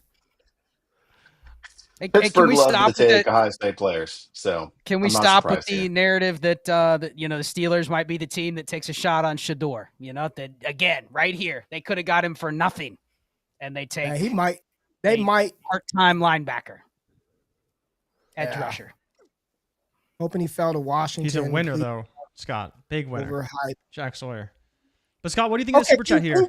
Can you talk about this comment real quick? Let's get Mike. But Jack Gray says, please don't overhype 4th round running backs. This is something that I've continued to talk about. I think that this idea that like this 4th round running back is significantly worse than the guy I picked on in round 3 or late round 2. I don't believe that narrative to be true anymore. I think it's all team fit and opportunity and offensive deployment. So regardless of where they get drafted, I'm more focused on the team, their opportunity and path to touches, and how that offense is going to use them rather than where they're drafted, especially if you're not a 1st-round pick. If you're not a 1st-round running back, nothing guarantees you anything. Zach Charbonnet was a 2nd-rounder, and how good has that worked out for us? After the 1st round, I think it's a lot of scheme. And sure, you could cite hit rate and all of that, but I also believe that people that still use that are probably like 2 to 3 years behind current times. So where do you land? How are you going to be deployed? What did the team pay to get you? What are you making? I think those things are just as important as then just looking at a 4th round running back and saying, oh, they're not good because they win the 4th round. It's just, I don't agree with that. It's a different analysis. I don't think anybody in here is overhyping any of the 5 running backs that have gone thus far today. We're just talking about that they're going to be in a prime spot to earn opportunity. That's it. We still play a week-to-week game. Nobody is saying that Jarquez Hunter is going to be the starter next year. What we're saying is he's in a spot that has produced many different running backs, multiples in seasons before, and you're drafting him at the 206 or whatever it is. You're drafting him because you think he's going to have some opportunity in the first couple years of his contract, but it's not going to be day one he's replacing Kyron Williams. Nobody said that, but we're saying I'm willing to throw that pick into the fray to add him to my roster. You know what I mean? Like you just said, Zach Charbonnet, Tyler Algier is another one, Ray. Sure, those weren't great picks if you had to use a late 1st on them. You know what I mean? But if you just add them to your team, they've both been usable over the years, which is what you're trying to draft when you're drafting these guys in that early, mid, late 2nd round. And that's just this year's draft. I mean, there's nobody else to take. Yeah. There's nobody else to draft. Yeah. All right, want to get that super chat from Mike? Jay Rich, can you read that off from Mike? Yeah, so Mike said, I don't got Richie money, but outside Ward and Dart, do you think Superflex boards will look similar to 1QB league? Scott, this is really what you've been getting at a lot of the time. There's no real other relevant quarterbacks but Dart and Ward at this point. Maybe you want to take a spot at Tyler Shuck.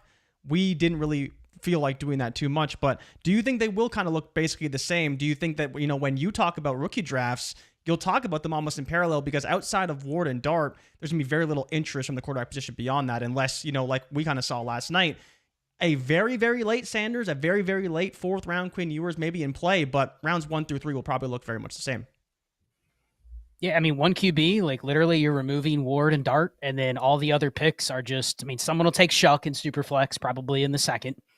And then 1 QB, you might take Milrow over Shuck, but I probably wouldn't want to roster them for, purposes of carrying a backup or a third quarterback Milrow early on. But yeah, there's not a big difference this year. We do a mock, there's a couple quarterbacks in mind, and then we're like, would you rather have the running back over Dylan Gabriel or Ewers or Milrow? And a lot of times it just doesn't matter when you're drafted in that range. So yes, they're very similar this year. We got this one too. 12-team Superflex PPR, start 10. Olave is his wide receiver 5. Him or the 109? 109. 109. Yeah, 109. 109, not close. Okay. Wow. 109. Okay. Oh, he's his like 5th wide receiver. Like he's his 5th wide out. Yeah. More flexibility at the 109. Yeah. You may get a running back or Dart there, whereas Olave is kind of just, he's redundant. Yeah. Any other chats, Jay Rich, that we missed? No, that was it from Super Chats. Ravens almost up, Ray. What are you thinking? Jack Gray said a bunch of roster clogger RBs with a smile. Sure. You asked the question. Clearly, it wasn't what you wanted to hear. You think they're roster cloggers? Then fade them. Take 3rd round receivers. Take 3rd round tight ends. If you don't like them, then don't take them. But the game is opportunity. The game is opportunity. We start looking through the NFL right now at how many of the top running backs and the fantasy producers were 1st round, top 10 running back picks. Probably not many. Probably not many. Ray, I would respectfully ask Jack, what are you taking instead? You know what I mean? That's why receivers are tight ends. Go through the mock. We're going to go, what are you taking instead? That would be, if it's just I don't like the picks, then that's a different story. But if it's opportunity cost of, are you taking Jalen Noel over all these receivers? You know what I mean? What else are you taking? I think would be the question. They're going to find out real how fast. Replaceable their production is as well. Jack Bash, awesome 2nd round. If you want to draft him because he's a 2nd rounder, so be it. More than likely, you could go out in your flex spot and replace those points extremely easily. If you have a running back who goes down, they're a lot harder to attain, and they've always been a lot harder to attain in fantasy, in Dynasty, whatever aspect you want to play in. You can replace wide receivers anytime you want to. Yes. Like that 10 to 12 point production, whatever. I'll go pick up a slot, off waivers, and I can do that weekly. Running back, you can't do that. Like the ones you're picking up, you're like, hey, I hope Eric Gray might get a start someday. To where Jack Bash, he's giving you 9 points a game, but so's Braxton Berrios half the time. Super chat, Jay Rich. There you go. Ready to contend, $10 from Chuckman. 12-team Superflex, 1.75 tight end premium. QBs Caleb Fields, Penix, Russ Wilson. Which 2 QBs to build around? Fields, Caleb, give me chip potential. Also, Penn trade offer. Fields and Hawk for Cook and 110 panel. Thanks. Who would you guys build around? Whenever I'm looking at a quarterback room like this, I'm thinking, who can I sell for the most? Not so much like who do I want to build around, but what will my league give me to get off this excess that I have? I'm assuming Penix and Caleb would get you the most on the market. But I think I would, if I had to say what Chuckman's saying, give me Caleb, give me Fields. I'll find a way to move Penix. If I can't move Russ, okay, I'm stuck with a QB3 and Russ, and then I'll be okay. And for that deal, Fields, Hawkinson for James Cook in 110. I'm a known kind of hater of James Cook, but I will take Cook in the 110. Okay. Any other thoughts on this one? This is a good trade. That's the trade, man. That's Todd DeClaire. Any other thoughts right here? I like that trade. I like Cook in 110 there.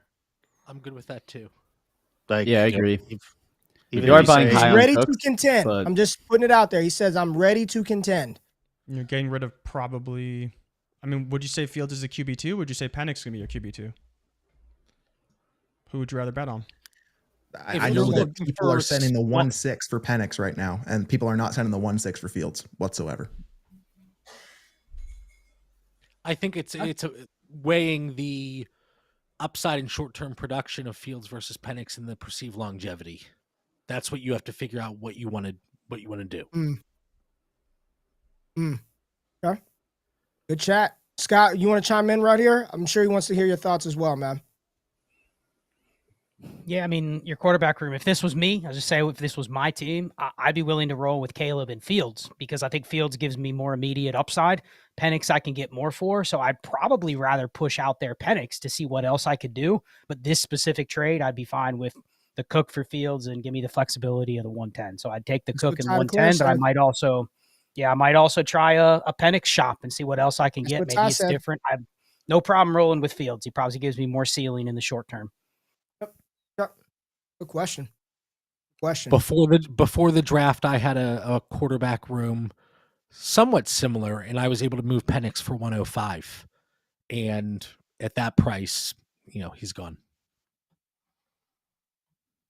Man, I'm ready to do a rookie mock. I'm looking at my ranks, and I'm gonna have some fun. I'm not gonna rush and just throw numbers on stuff. It's probably. I know people want to get this out like the day before. It's probably going to take me. There's some interesting players still on the board, especially at the positions that we're looking for, the roster clogger running backs. But there's still some really good players that have some interesting, unique skill sets that once we see the landing spot, I'm just going to be very curious to what people think about Damian and Dylan and Brashard Smith, Ollie Gordon, Jordan James. I think we can't even.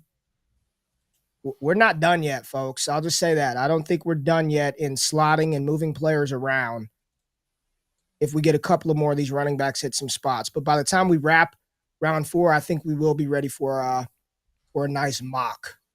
We're getting closer. $2 super chat here. 107 or Chase Brown? 107. I mean, we did the mock. We did the mock last night, and without Cam Ward, you're looking at 106, like Henderson or Judkins. I mean, I'd take the gamble on the 107 still. Yeah, 107. 107. I'm good with that. Quinn, Henderson. Yeah, like you're taking those guys 1 for 1 probably over Chase. I want to give a shout out to the chat. It's Saturday. Yeah. They could be literally anywhere else, activities, family stuff, making a trip to the grocery store, whatever the case may be, and they're hanging out with us. It's been absolutely fantastic. It's day 3. We don't necessarily have the excitement that we have in day 1 and day 2 and all the hype, but you guys have been awesome. There it Sorry, is. JB. We'll have to interrupt you here. Okay, let's do the mock now. Another running back off the board. Controversy, baby. Oh, my. It was always going to be the one running back that I love or goes behind another running back that was already taken. I said it night 1. They still don't have a pass catching running back. They still didn't have a pass catching running back. They still didn't have that guy. Are we doing the mock now? Let's get all 10 of us. That pick is a perfect time to do the mock. Josh said no. Wait, who said no? Josh, you said no? We're not done with the 4th. Thank you, Josh. Thank you, Josh. Okay. We'll wait for the 4th. Thank you, Josh. That's fair. We love these 4th round running backs right here. So no. We need one more person in here. We got to get Shane in here. One more person, and then the chat can have a pick that gives us a perfect 12. Let's wait. I don't know if we can have any more though in the actual stream. I'm pretty sure we can add another one. Yeah, you could throw someone right under the board there. Why not? Or I could drop off. I could go in the green room. It's fine. People hear me. They know the voice. I could drop in the green room. But Dylan Sampson, Scott, thoughts right here. Dylan Sampson goes to Cleveland. Does what for Quinshon Judkins and what for Dylan Sampson? It doesn't hurt Quinshon Judkins a ton, but I do think people will now say they may prefer Henderson over Judkins just for this small piece. This is not a non-significant investment here on Sampson. This isn't a 7th rounder. This isn't a 6th rounder. This is a 4th round pick. So they have a clear plan for what they probably see in him versus Judkins. So it's fine if you push Judkins below Henderson. Half the group probably already had that. Makes it tough for Sampson because like he enters a room very similar to what we were talking about before, where it isn't a clear like backup spot right away, but you still got to take him seriously because they invested a 4th round pick in him. So it's not ideal, but I don't think it's any different than Trevor Etienne to the Panthers. You know, he's going to have to beat out a guy that has some experience. No, it is different. It is different. It is different. Is Sampson significantly like how far apart, Ray, is Judkins and Sampson as running backs? How far apart are they? Not far. They're not, right? Not far. Like they're not that far apart, right? In the Browns, since Chubb has been there, it was Chubb and Hunt. And that's what Stefanski likes to run with. I'm not surprised at all that they're doubling down on running backs here because they want to smash people with those running backs. They were terrible running the ball last year. Their attempts per game dropped. They were one of the highest pass rate teams in the league, right? And they suffered dramatically from that. And they are doubling down on running back now because their room has been wiped at this point. It's just Jerome Ford in there. And it was awful for them last year. And they've got 2 picks left. So not only was this not like a throwaway pick, they've only got 2 more left. Their last 4 picks for the Cleveland Browns have been all offense. Running back, tight end, quarterback, running back. This is very reminiscent, in my opinion, of what Dallas did in 2008, I believe, when they drafted Felix Jones at the back of the 1st, and then I think Tashard Choice in the 3rd round. And both of those running backs were good. I do think this is impactful to Quinshon to a degree. And what it feels like to me, looking at what they're doing, is they are waving the white flag quietly for this season and looking ahead for the future. And that's what happens when 2 running backs, a tight end, and a quarterback. So when you look at Dylan Sampson, he was one of the better running backs coming out, operating on his own scheme. And you look at Nick Chubb, he was at 70%.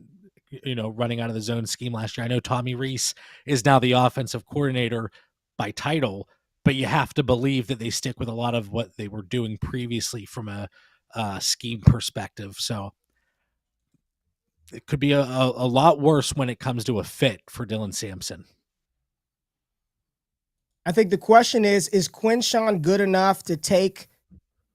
I think the answer is yes, but would you rather Quinshon at whatever his cost is going to be, or I'll just take Dylan Sampson later if I wanted a Cleveland back, wherever he'll land? Well, let me ask this. Where is Judkins' cost now? Is it still where it was before? Is it RJ Harvey or Caleb Johnson in consideration over Quinshon now? It's a lot closer than it was yesterday, right? Yesterday it was Henderson, Judkins, Henderson in some order. And then it was Caleb Johnson, RJ Harvey, whoever you want after that. We've got to trade. Do we? The Jets have moved up. Jets moved up. Eagles moving down.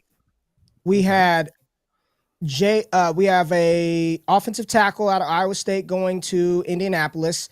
Jalen Lane, wide receiver out of VTech, going to the Commanders. Baltimore's on the clock, followed by the Jets, Saints, Bears, Chiefs, Broncos. Here, there's a question I think it's interesting from Austin. Why does a 4th round running back affect Judkins more than Stevenson does Henderson?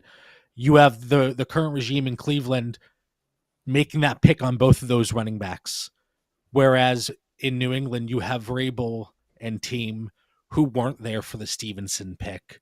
So I do think that's something to take into consideration. But I get the point, though. Very different. I saw some eyes. Is there anyone in here that is taking Caleb Johnson over Quinshon Judkins right now? No, I'm still going to stick with Judkins. I'm still going to stick with Judkins, but I did move Judkins down into the RJ Harvey, Caleb Johnson range. Ray. Done with Ray. Caleb. I mean, the last how many Steelers running backs have stepped in, Ray, and we know what they are, right? Caleb. It's Caleb. And it's not an indictment on Judkins, but They drafted freaking Dylan Sampson in the 4th round. And isn't Ford still there? I'm not saying he's anything, but that gnat. Like, I just don't want 3 running backs, man. Yeah, it's I a just little don't want noisy 3 there. of them. But that doesn't mean I dislike Judkins at all. I don't hate him. You just asked me, would I rather Caleb or Judkins right now, the way that I feel right now and how the draft has shaken out, I would take Caleb Johnson over Quinshon Judkins. Yes. Josh, is it RJ Harvey over Quinshon? Both got second round capital. Yeah. Oh yeah. Harvey. Absolutely. Yes. The Denver was the best landing spot for a running back in this draft, bar none. The chat does It not doesn't like matter those, who was going. They're not going to like that. They're not going to like their favored Quinshon getting pushed down. Josh, I love it. And Jay Rich has been hammering this point home too about Denver. That defense should put this offense in plentiful scoring opportunities.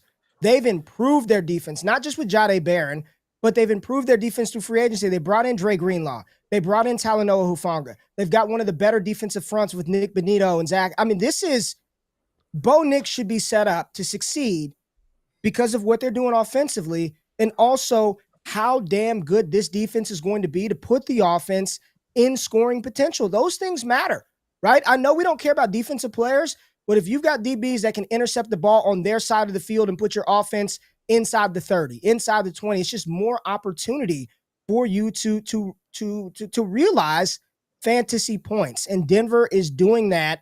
And they spent the 2nd round pick on Harvey. Yeah, I'm taking Harvey over Quinshon Judkins. Yes.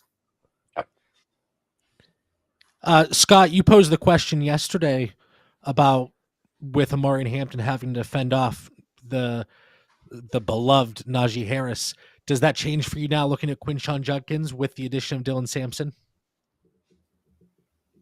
I mean, I think we've already kind of hit the point with Sampson. Like it's similar, but they used a draft pick, which is probably even more valuable than signing Najee Harris to a 1-year deal. So yeah, I'm still trying to process through like what this means for Judkins. I mean, there's a lot of people in the chat saying it doesn't matter. It's still Judkins. And then there's Josh and Ray just said they'd take 2 other running backs that went 20 plus picks behind Judkins easily over them. So that's it. I mean, are we not talking man. about opportunity with running backs? Is that not Yes. important? Right? More than capital? You know, like the 2nd round capital, like, does not matter as much as everybody wants to think it does. Right? If we're chasing opportunity and we're chasing 1-year outcomes with running backs, how do we not make adjustments? A big thing is when we're looking at these drafts too, right now there's 4 running backs. You could say, hey, this is how I'm ranking it. But when you're actually on the clock at that 107 and you have to make a pick on one of these 3 guys, you're going to have to pick one. In my opinion, I'm going to go the one, like we were just saying, with the most opportunity. And so RJ Harvey's going to be my guy just because I think he's going to catch probably the most balls next to Ashton Genty this year as far as running backs go.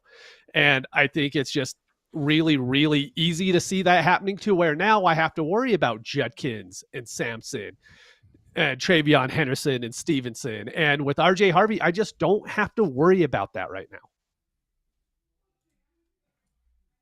Mitch, I'm holding my breath for one more pick here with the Broncos. I know. I'm saying that, and I'm like, that's probably a bad idea. They take Damian Martinez. Just one more, please, God. Just get it through. I'll quit the show. Well, we just saw Cleveland completely overhaul the running back room. Why not Denver? It will. You're right, JB. And I think that's why, like, it's not over until this draft is over. Right. You know, and we're making adjustments as things happen. You know, and the roller coaster of, you know, picks and players, you know, going in this rookie draft have been all over the place, way more, you know, than I can remember recently. And that, you know, that has to do with some of the quarterbacks in the first rounds and receivers. But, you know, there's just been a shift as things happen as far as what we care about and what we value as each round of the draft goes on.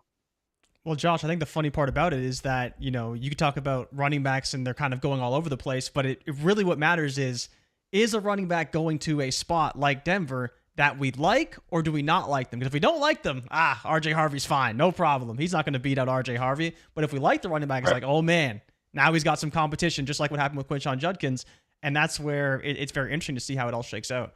But yeah, it all depends on whether people like the running back or not. But I wouldn't say there's too many more people like, but we'll see, because the Bears traded up They have a pick here. They could go running back. And the Saints took Quincy Riley, Louisville cornerback. I liked him.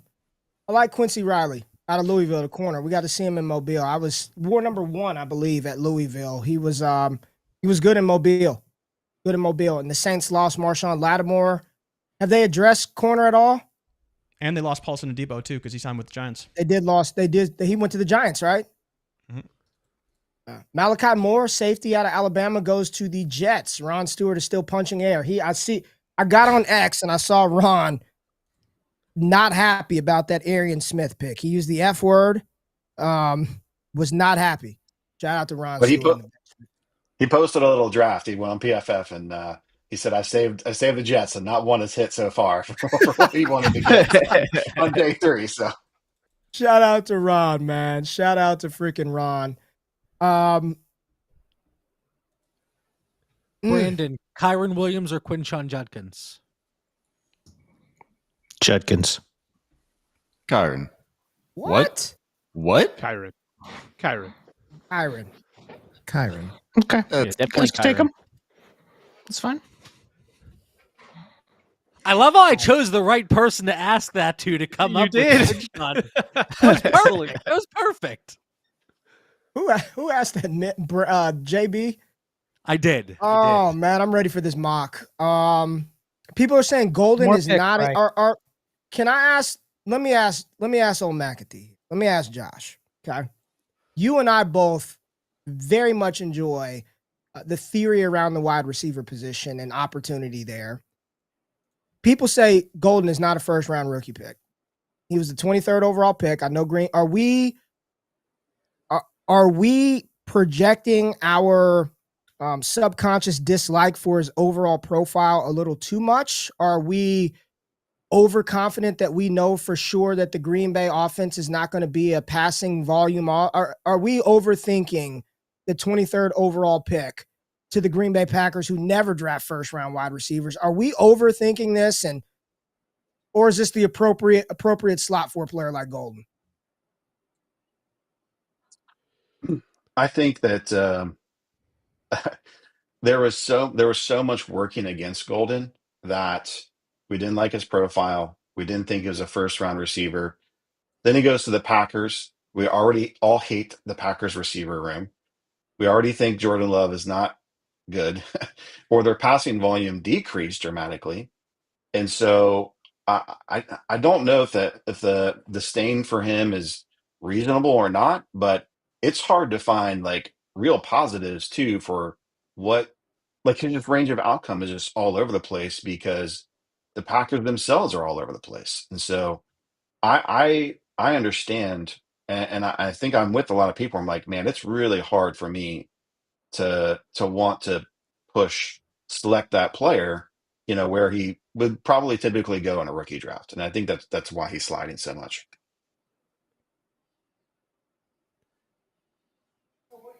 Bears passed on a running back. What they do? What a linebacker name, though. Ruben, I don't even know how to say the last name. That's an interesting one. Hippolyte, yeah. The second. That's a good name. Whole gaggle of Hippolytes out there. Those two spots, the Bears and the Chiefs there back to back, were probably spots people were thinking they could go running back and survive one more. Kansas City's been just tooling up the trenches. I'd be happy for them to take a running back. Which one? Best available RBs. We have Neal, Giddens, James, Martinez, Smith, Blue. Quite a few people still like, though. And in KC, it's a slam dunk no matter who it is. The next running back could be like Rocket Sanders. Not one we've even mentioned, but it could be. You never know. Ulysses Bentley the fourth. Ollie Gordon's still there. Oh. Ja'Cory Krosky Merritt. Oh yeah, he's getting drafted, Cody. Guarantee you. Guarantee. Jeremy, we haven't heard from you in a while. What are you back there thinking about? Cooking up pre-draft narratives. Where are the vibes at, Jeremy? I don't know. I mean, I was thinking about the Matthew Golden situation a bit. just because I feel like we get a wide receiver that people aren't high on, but from draft capital standpoint is there, like a team is committing to them. It's kind of one of like a Ricky Pearsall type of situation where it's kind of like people don't really like the profile, but he does get the capital. And I do think we should pump the brakes a little bit. It's not like we have a bunch of loaded first round fantasy assets coming into this. Like we're going to start diving into 4th round running backs potentially in the first round. Like at a certain point, you just kind of got to say, hey, like they did invest the 23rd overall pick into this guy. Might not have a massive trade market, but there's not much else I can really take there. I mean, he's just been the player that has been sort of dismissed the entire time. And the funniest part about that whole conversation with Golden is had Emeka Egbuka gone to Green Bay, people would just, it'd be wheels up. He's the one. It's only a matter of time. But because it's Golden, I just, I'm looking at the chat. Golden kills Reed. I mean, even like Burden. You guys aren't overthinking Golden. But Reed is different than Golden, though. Like they're two different players, So, I mean, if anything, if Golden is replacing Watson and to get more downfield work, that helps Reed and Savion Williams. You know what I mean? Like the guys that can get the ball underneath and do something with it. So, it's not even that. I think that's what's so unique about Green Bay is because they don't commit to consolidated target distribution. It is all over the place. You have week to week volatility, and then people just don't like Golden on top of it. So like I have a hard time buying him because what am I gonna do with him? Right? He's in my lineup and then nobody else wants to buy him. So it's a real hard pit. It's a real hard buy. It's funny because I am not on Golden whatsoever, but at the point that he's probably going to slip in a lot of drafts. Like I saw a lot of people say, well, he's going to go earlier than I like to take him. I think he's going to slip because a lot of people share the sentiment with the profile, the metrics, the landing spot, and the way that I've been trying to move up, and I've done so in the past, consolidating up into that 201, 202 territory. I think there's a good chance that I land some Matthew Golden, even though I'm not extremely high on him, but I think he is going to get bumped down. I mean, it'll be interesting to see. Go ahead, Jeremy. Well, yeah, I was just going to say, I mean, like, even too, like, coming into this draft class, we're like, okay, Egbuka's Jalen Royals! Oh, there we go. There we go. Ooh. I was just saying that, like, that's the one spot I didn't want him to go to because I think he's like every other wide receiver that's already there. I mean, he's Rashee Rice is just not a good version of Rashee Rice. I love Royals, but anywhere else, man. Yeah. It's tough. Well, those suspensions might be coming down. Well, you never know. I mean, Rice is still getting suspended, right? No, that's what they're debating whether or not it's going to happen. So in 2029, whenever the case finally ends, right? Well, they brought back Hollywood, right? Hollywood is back on a 1-year deal. Hollywood's back. Yep. Didn't Juju go back? Didn't Juju go back? Juju's back? Maybe. No, he's free agent. I mean, Juju's only going to play 3 games. He's going to be awesome in one of them too. He's going to be great in one of them. So they have Worthy, Brown, Rice, Sky Moore, Justin Ross. Juju is there. So, yeah. Jag, put that comment down. Put that comment down. Josh, what do you think? The Broncos are on the clock. Can they pull off a running back? There's a lot riding on this one right now.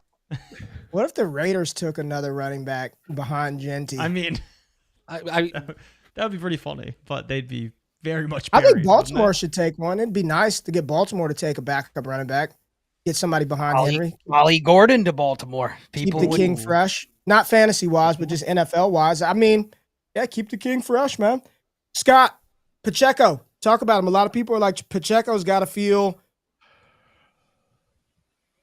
I know he's not any value. I'm just saying body. No. You know. He sucked last year after he got injured, but this is a new season. We have to assume that they're going to tell us with the rest of this draft, they have some level of confidence in the guys that they have. We talked about it last night. The Chiefs have, since they drafted CEH, they have invested little in running backs. So Pacheco, I mean, he is right now, he's probably in the top 5 of winners at the position in this draft. Brian Robinson, him, Chase Brown, DeAndre Swift, like those guys have survived competition, and these two of those teams just picked. So you're getting at best a 5th, 6th round running back in those spots, and Pacheco is going to be live to be a starting option. I'm not going to say the starter, but a starting option. So yeah, he's a winner. Nobody wanted him 2 months ago, and now you got to roster all the Chiefs running backs. Fair or not?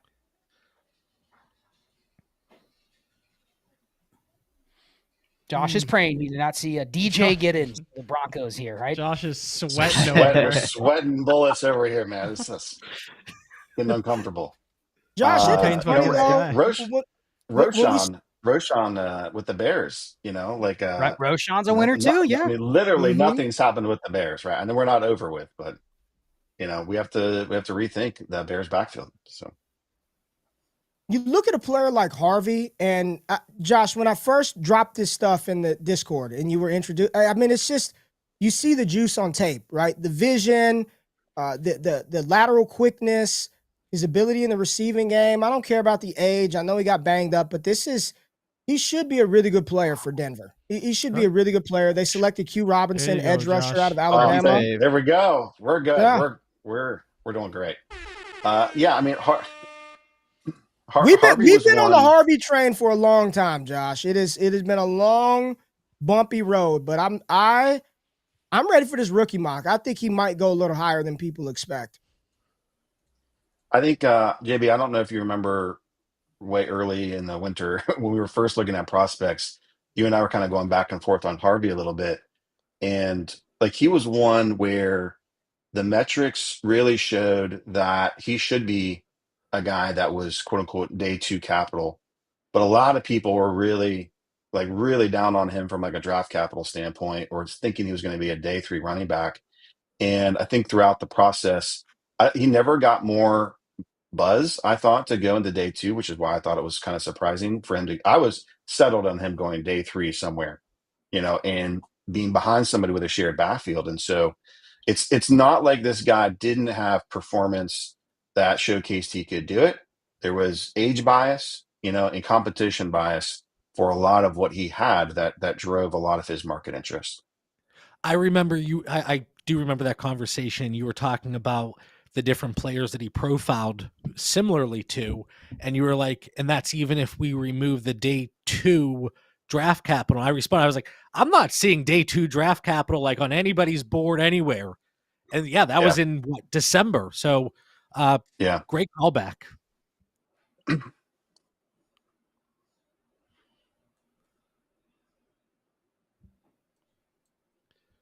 There you go, Scott. Dendrick Prince is the winner. Oh wait, that was last year. I mean, you have to roster every Chiefs running back. You just do. You have to hold them all to see what happens when we get closer to the season. I mean, he's not on the Chiefs anymore, but you got to roster all Chiefs, of them. They can always come back.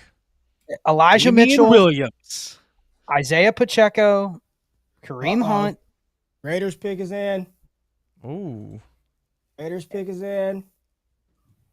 Shout out to 5K in the building, y'all. 5K in the building. Shout out. And shout out to 5K subs on the channel. Really appreciate it. If you're not yet, hit that damn subscribe. Who is this? Hemingway. Tonka Hemingway. Love the first name. Love it.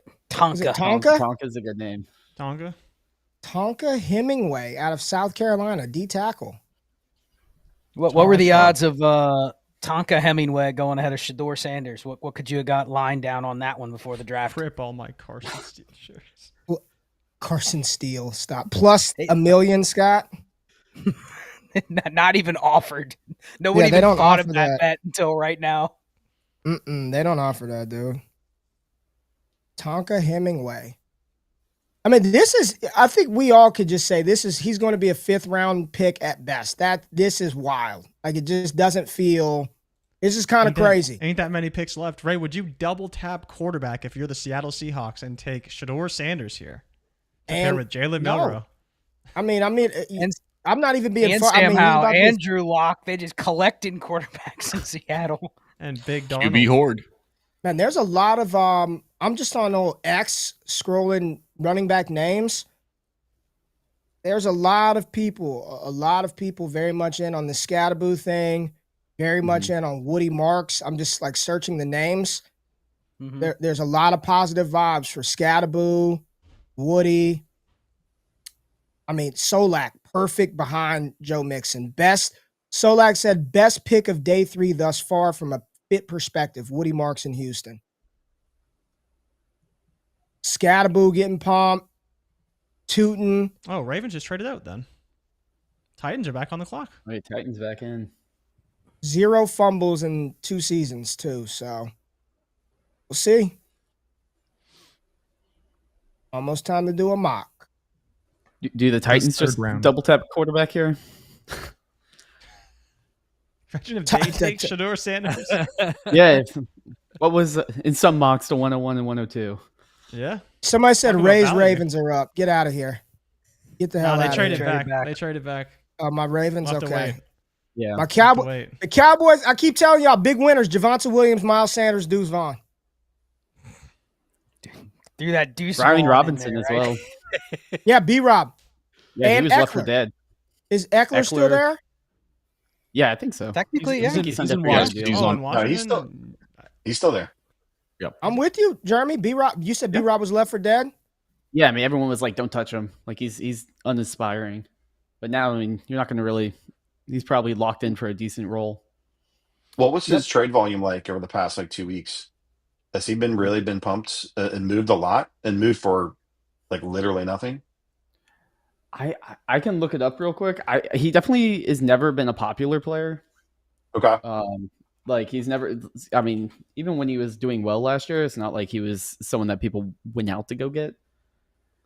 But and just the Commanders had a ton of noise around taking an explosive running back, and so he was going for third yesterday. Yeah. B-Rob's been a guy that if you put him in a deal, they're like, take that guy out of there. I don't have an interest. Ooh. Yeah, there we go. What do you think of that? Yeah. Ooh. Just when I thought I was out, I'm back in. Oh boy. Oh, JD, you're in. Okay, tell me about it. I'm not really in. I'm dipping my toe in the pool, but I'm not jumping in. It's interesting, JB, because the Titans clearly told you how they feel between Shamir DK and Alec Iamaner, right? Shamir DK will not get drafted in rookie drafts. Iamaner will be a 3rd-round pick because he was there before, so we have to leap him over the other guy. But the team spoke differently. Not saying one's going to be better than the other, but people will like this for Iamaner. They'll go, man, he might start. It's Shamir DK hadn't really heard of him, so I'm not going to pick him ever. He'll be this Titans draft, y'all, is kind of stinky. They're not loading him up with weapons, are they? Right, Shamir DK and Alec Iamaner. Gunnar Helm. Loading up with something. Dude, this is they got some picks still, right? 5th rounder, couple 6th rounders. I'm not 6th rounder's inspired. going to change it. I would love to see what they've acquired as far as capital in 26 because this is uninspiring. You've got 2 receivers who this is just uninspiring for Tennessee overall. Jack Gray said the people love them some Skataboo. Yeah, absolutely. How is Marks different from Agumbawale? They traded a 3rd-round pick for him and took him right here in the 4th round. He's not a special teamer. Traded up. Yeah. Patriots. What is it, Jay? I don't know. What center are they taking here? He's got to be an offensive let's get another running back at the Patriots, right? Oh, this is where Henderson gets Judkins it. Henderson gets Sampson. They need edge. Braden Swinson. Ollie Gordon. Braden Swinson is still available, and they need an edge rusher, so that could be in play. No, they need a thumper. They need Ollie Gordon. Jeffrey Bossa, Jared Ivey. I'm just looking at the edge rushers available.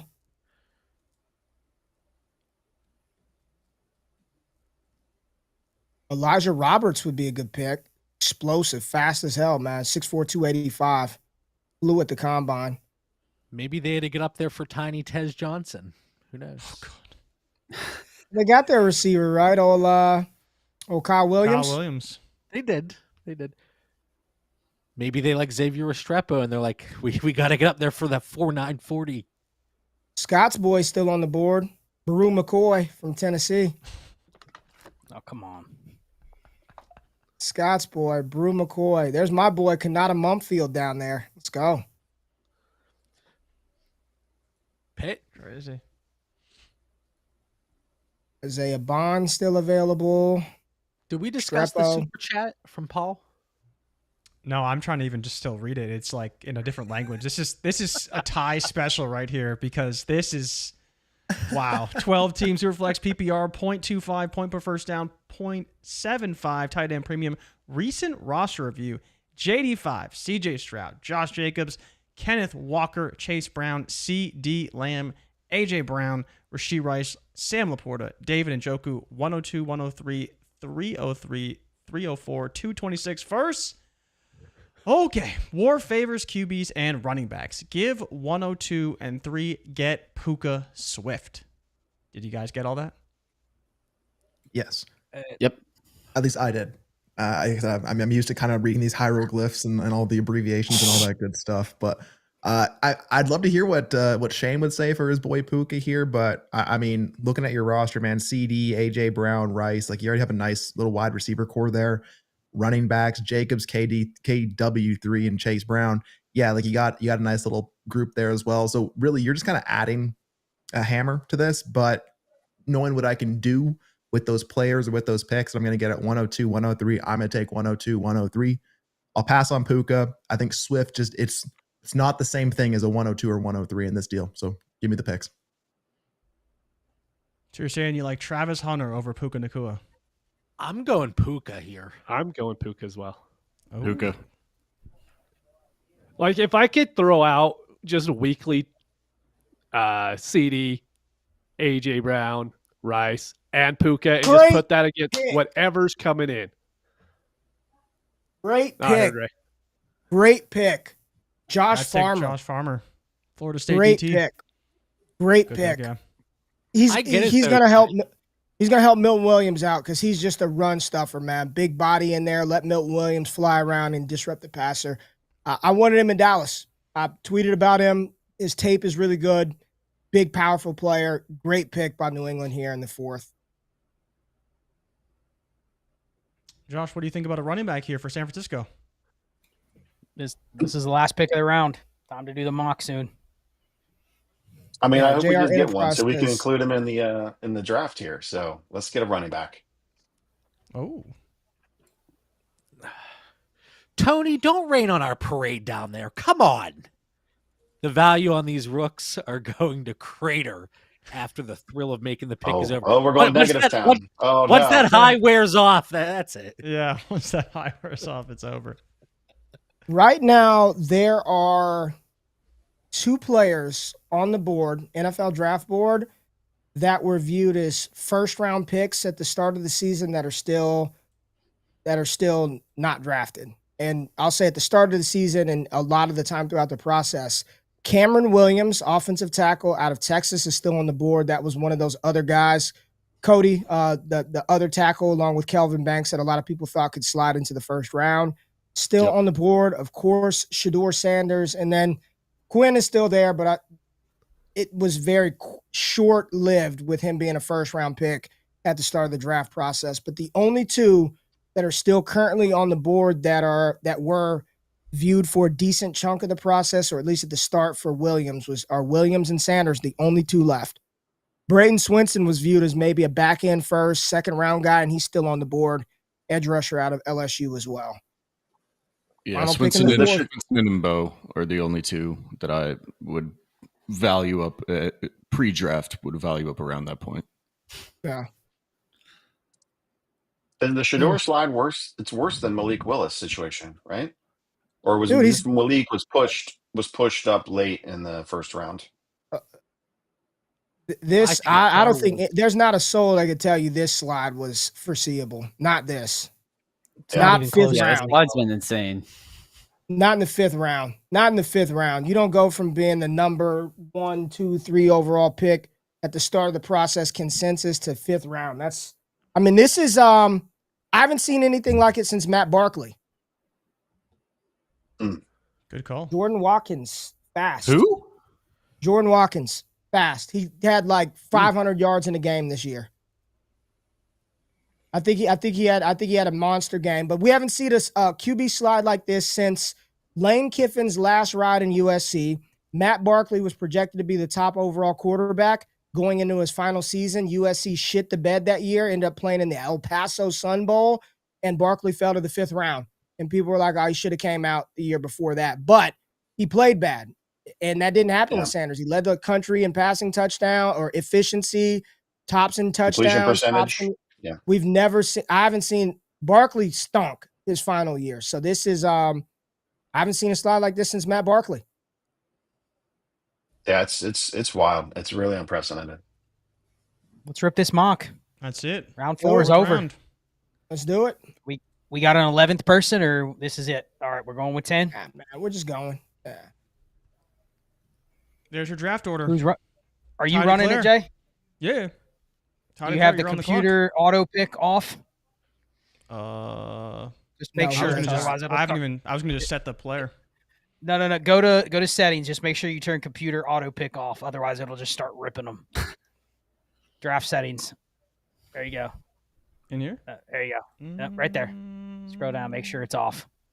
Oh, okay, gotcha.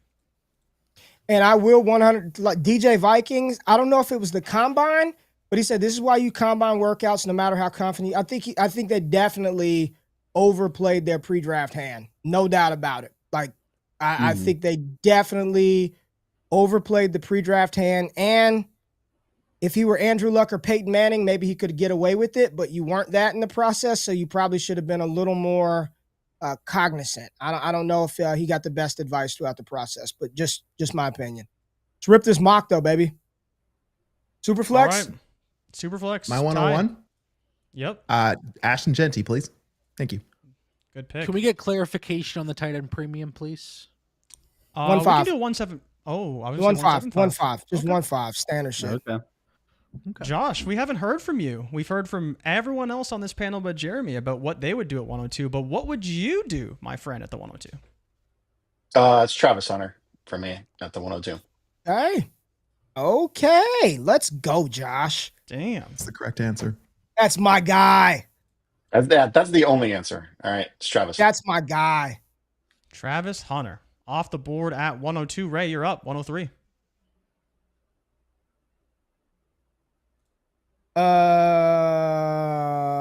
Hampton. Hampton. Any reasoning why Hampton?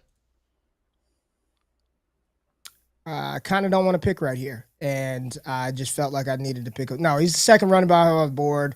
I like the Los Angeles spot. Omarion Hampton, 102. I'm 103. All right. I am going to go with Ted McMillan at 104. And I'll be honest, this Titans draft isn't giving me a lot of confidence that they're really going to support Cam Ward. And so I will happily let him fall to 105 if anyone wants to take him. But Jeremy, you are on the clock at 105. Wait, JR, really quick. We did the mock last night and you had the 105. And he was gone, though. And I took Ted in that one as well.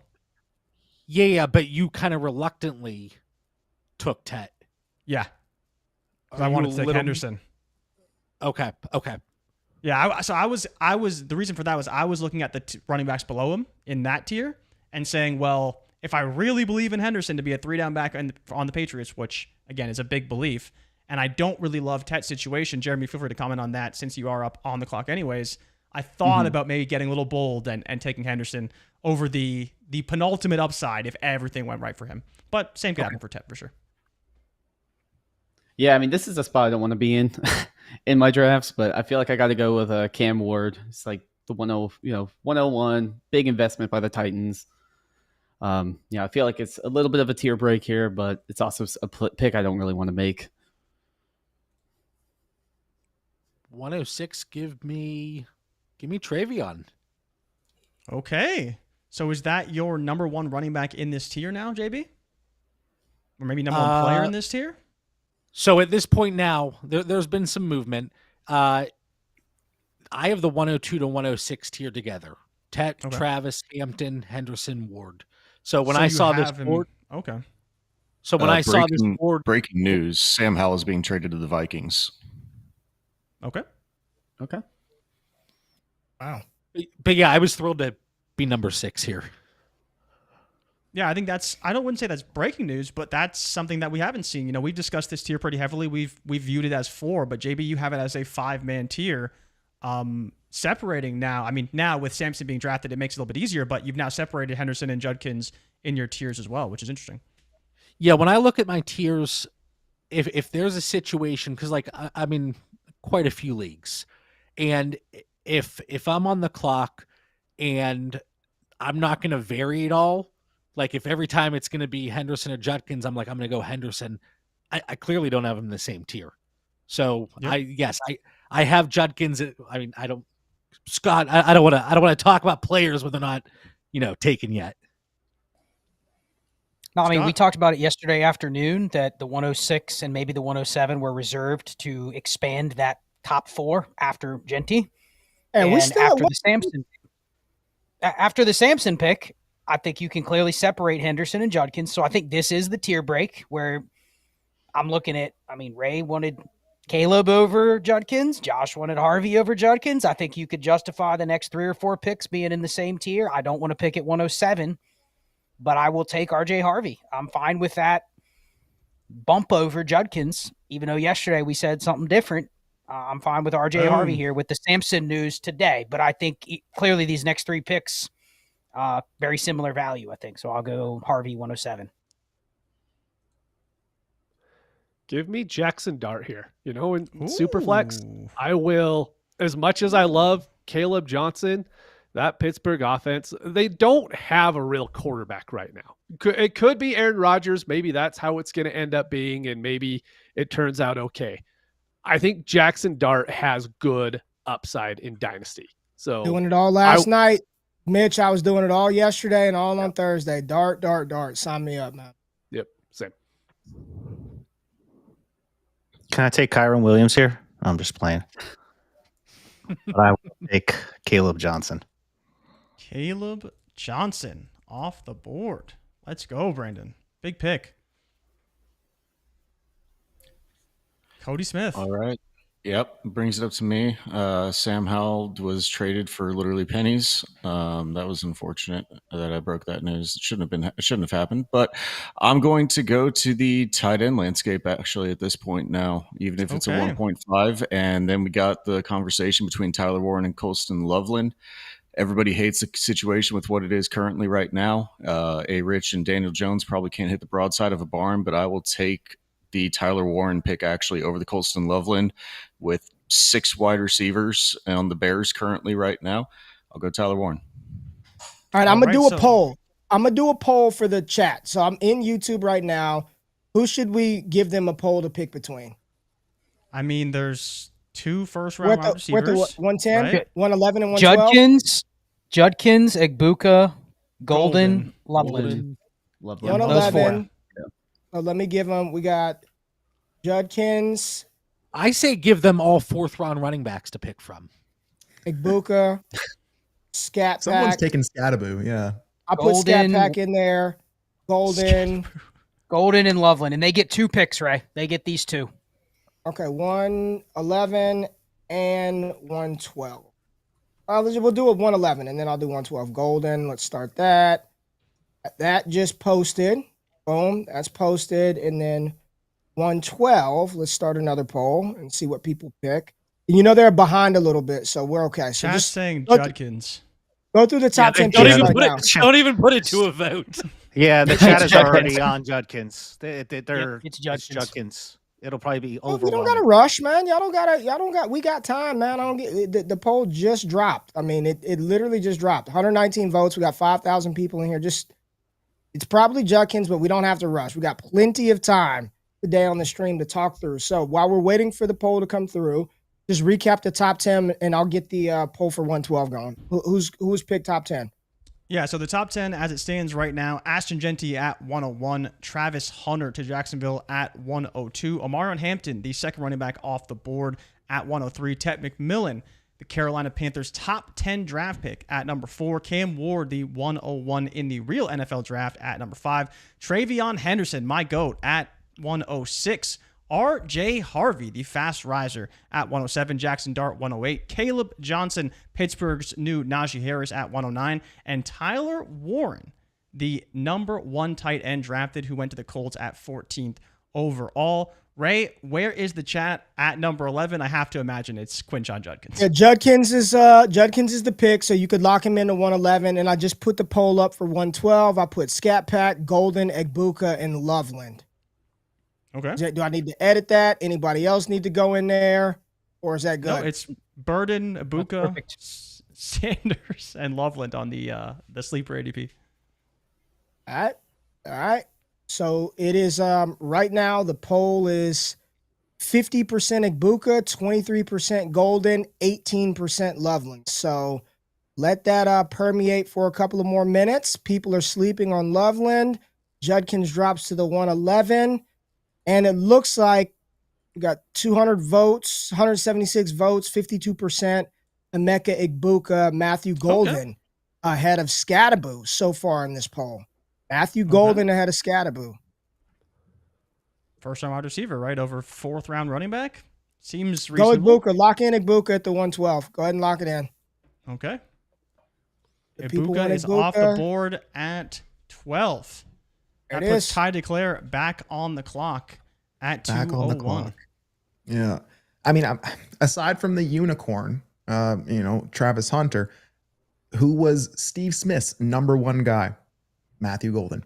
And I was watching a little bit of Steve Smith in the morning, get me fired up in the morning. And he the tone changed with the landing spot. And like I said, it feels like a cluster F in Green Bay right now, but I will take the first round receiver. I'll take our boy Matthew Golden here.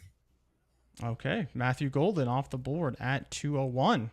Josh, which running back are you taking here? I'm going to go with a bear, but it's going to be Luther Burden. Really? Yeah. I'm going to need a little explanation here. What makes you take Luther Burden in a very crowded situation over the player who was drafted ahead of him in Colston Loveland? Why Luther Burden here?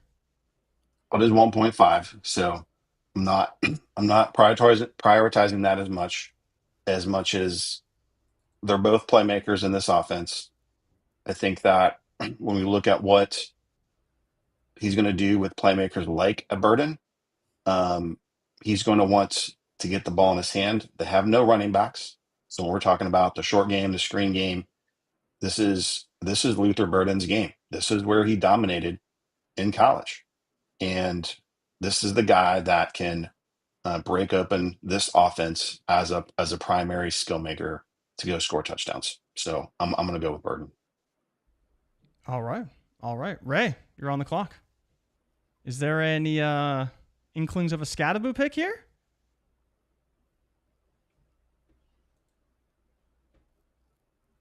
Yep. You're just going to think on it? No, I was just going through to make sure I didn't leave anybody out in round 2. I mean, I was looking at Trey Harris, honestly, at 55th overall. I'm kind of looking at Trey Harris right here. If I'm going to take a shot on a receiver, it's a great offense. You've got a great quarterback. I think Harris is the one to do it, and he does something much different than Lad McConkey. But I think right here at where I'm at, 203. Yep, 203. Cam Skataboo. Okay. Cam Skataboo. What a pick, Ray. And I love that you made the case for my 204 pick. It's very simply going to be Trey Harris. Like, it's just going to be Trey Harris. Because the thing is, for me, is if I'm going to take a shot on any receiver in the second round, I think he's got the most upside. I think the role for him is been that way since Mike Williams was there and Justin Herbert kind of learned in that role. They have Mike Williams there now. He can groom Trey Harris to take over that role. If there was a player I'm taking a shot on, it's going to be Trey Harris. 204 is an easy pick for me. I think it's a good value there. Jeremy, where are you at? Okay, yeah. I mean, I'm wrestling between. Do I want to get weird with like a Tutin Maybe Ooh. I think Jaden Higgins, obviously second round, early second round pick in a decent offense. Maybe Loveland. Given the tight end premium, I'm probably just going to go Higgins. I feel like this is probably the last range of valuable wide receivers that could actually make an impact. And Higgins with Stroud, you have Nico on the other side. It's hard to miss up on that opportunity, in my opinion. It's kind of similar to like the Ladd Harris, where it's an open offense, open targets. Can we pause the mock for a second? And I would love for Scott or Josh or JB, Jeremy, people who have looked at how much difference a 0.5 tight end premium adds. Like, people are just, how could you not take a tight end in 1.5 tight end premium? I mean, just absolutely insane. You guys aren't taking a tight end. Can anybody just quickly and succinctly speak to the added bonus 1.5 gives a tight end that's not a top tight end? I mean, I was going to wait you're for not JB. the guy. He's on the, how does that on the play clock. out? I mean, here's the math. You're drafting a tight end for two reasons. One, to be a difference maker at his position. So if you think Loveland's not that, then you pass over him until the premium gets high enough that you're willing to put him in the flex. 1.5 is not that. So if you're drafting Loveland for one outcome, I'll let JB pick because he's up right now. And then depending on what he does, we can talk through it a little more. JB, are you taking Loveland here? Oh, it's over. Hold on. It is done. Yeah, hold on. It's Let done. Ray have Hold his on. moment. It's done. He went in the 5th round. It's That's done. what they say. That's the rumor. It's done. He's been picked. The Cleveland Browns. So who wins the draft challenge now, Jay Rich? 3 days after we started the damn thing. Shedeur Sanders is a Cleveland Brown. Shedeur Sanders is a Cleveland Brown in round 5 with Dylan Gabriel. How's he going to beat up Dylan Gabriel, right? With Joe Flacco and with Kenny Pickett. What? Why? That's going to be a spicy quarterback room, man. Can we You get them talk on here's the TV? thing. You're My creating God, the it's gonna be drama. great. Yeah. And how stupid are you to trade a draft pick for Kenny Pickett before the draft? Yeah. For Dumb. what reason? Dumb, Scott. I just don't even get it. You took And there's Gabriel. still Deshaun Watson. Dude, Oh, yeah. what a quarterback room. It's going to have a fatal four-way match for the number one contender. Yeah, it is a fatal four-way match between Flacco, Pickett, Gabriel, and Sanders with Deshaun Watson as the special guest referee. Good luck. My God, Joe Flacco How does has this- a chair. I don't even know how does this play out, man? Ray, guess what? We're going to have a front row seat to see everything that plays out because you guys just laid it out. It's going to be an absolute disaster. Like, especially taking Gabriel over him. How, like, at this point, he's what, QB4? Are you really going to cut your 3rd round pick? Are you going to cut Kenny Pickett? Like, I don't know. It's so strange now. I don't get it. I truly just don't get it. This team has to be in Hard Knocks this year. I don't care about anybody else. Just, it's the only thing that I want. They That would be good can to be, see. right? I was listening to Renner last night, and he was like, Gabriel's starting. After last night, he said Gabriel will start for Cleveland. Not out the gate, but he said Gabriel will be a starter. Now what? Now what? Exactly. Ray, Now you got what? the clout. You got the clout to Gabriel get beat out Emmanuel Sanders? Acho or Mel Kiper on here to debate Mike Renner on who should start? I don't have the clout. I can get Renner on, but I can't get Acho. I can get Mike on, but I can't get Acho, and I can't get Mel yet. Not yet. Wow. Dude, Back to the there's mock. going to be fights. There's going to be fights in the quarterback room. There's going to be fights in the running back room. Everybody's going to be elbowing each other for playing time on this Browns team, man. It is going to be a wild season there. In a way, it kind of makes you not want to waste a pick on Dylan Gabriel at the same time. I'm with you. Oh, 100%. Like, now you Scott, don't can want project either him one, to but you want be both. the guy? Yeah, you want shots at both, but Let's listen to it. Let's see it. I want to hear it. I'm gonna go on mute. And the Browns traded to get here. They traded They up traded to up? get here. Oh my God. What are we doing? That's chaos. they were worried about the Eagles, Ray. Oh, Crazy. Shedeur Sanders, That's Dylan wild. Gabriel, Deshaun Watson, Joe Flacco, Kenny Pickett. What a training camp we have on our hands. Going to be At least so much for fun. Shedeur's sake, the franchise does have a great history at handling quarterbacks. So good for him. But I just don't get it, man. Like, the odd one out is probably Dylan Gabriel. And what do you do? Like, just get rid of a third-round pick? It's definitely Kenny Pickett, who they gave up a sixth for. That's true. Yeah, it's probably Kenny Pickett. Kenny Pickett's going, I thought I had new life coming to Cleveland as the backup, and now, like, can you please trade me anywhere else? Can Kenny Pickett go back to the Steelers, JB? God, no. No. I will stick with Mason Rudolph. JB's not having it. I mean, the offense moved far more efficiently with Mason Rudolph than Kenny Pickett. It's a very low bar. It is a low bar. JB, Somebody said, what are the Browns smoking? Like, Pickett is gone. So they're going to go with, it's going to be Flacco, Gabriel, and Sanders. That's what it's going to be, right? Probably. Mm-hmm. And it's going to be Flacco until he is completely worn out his welcome.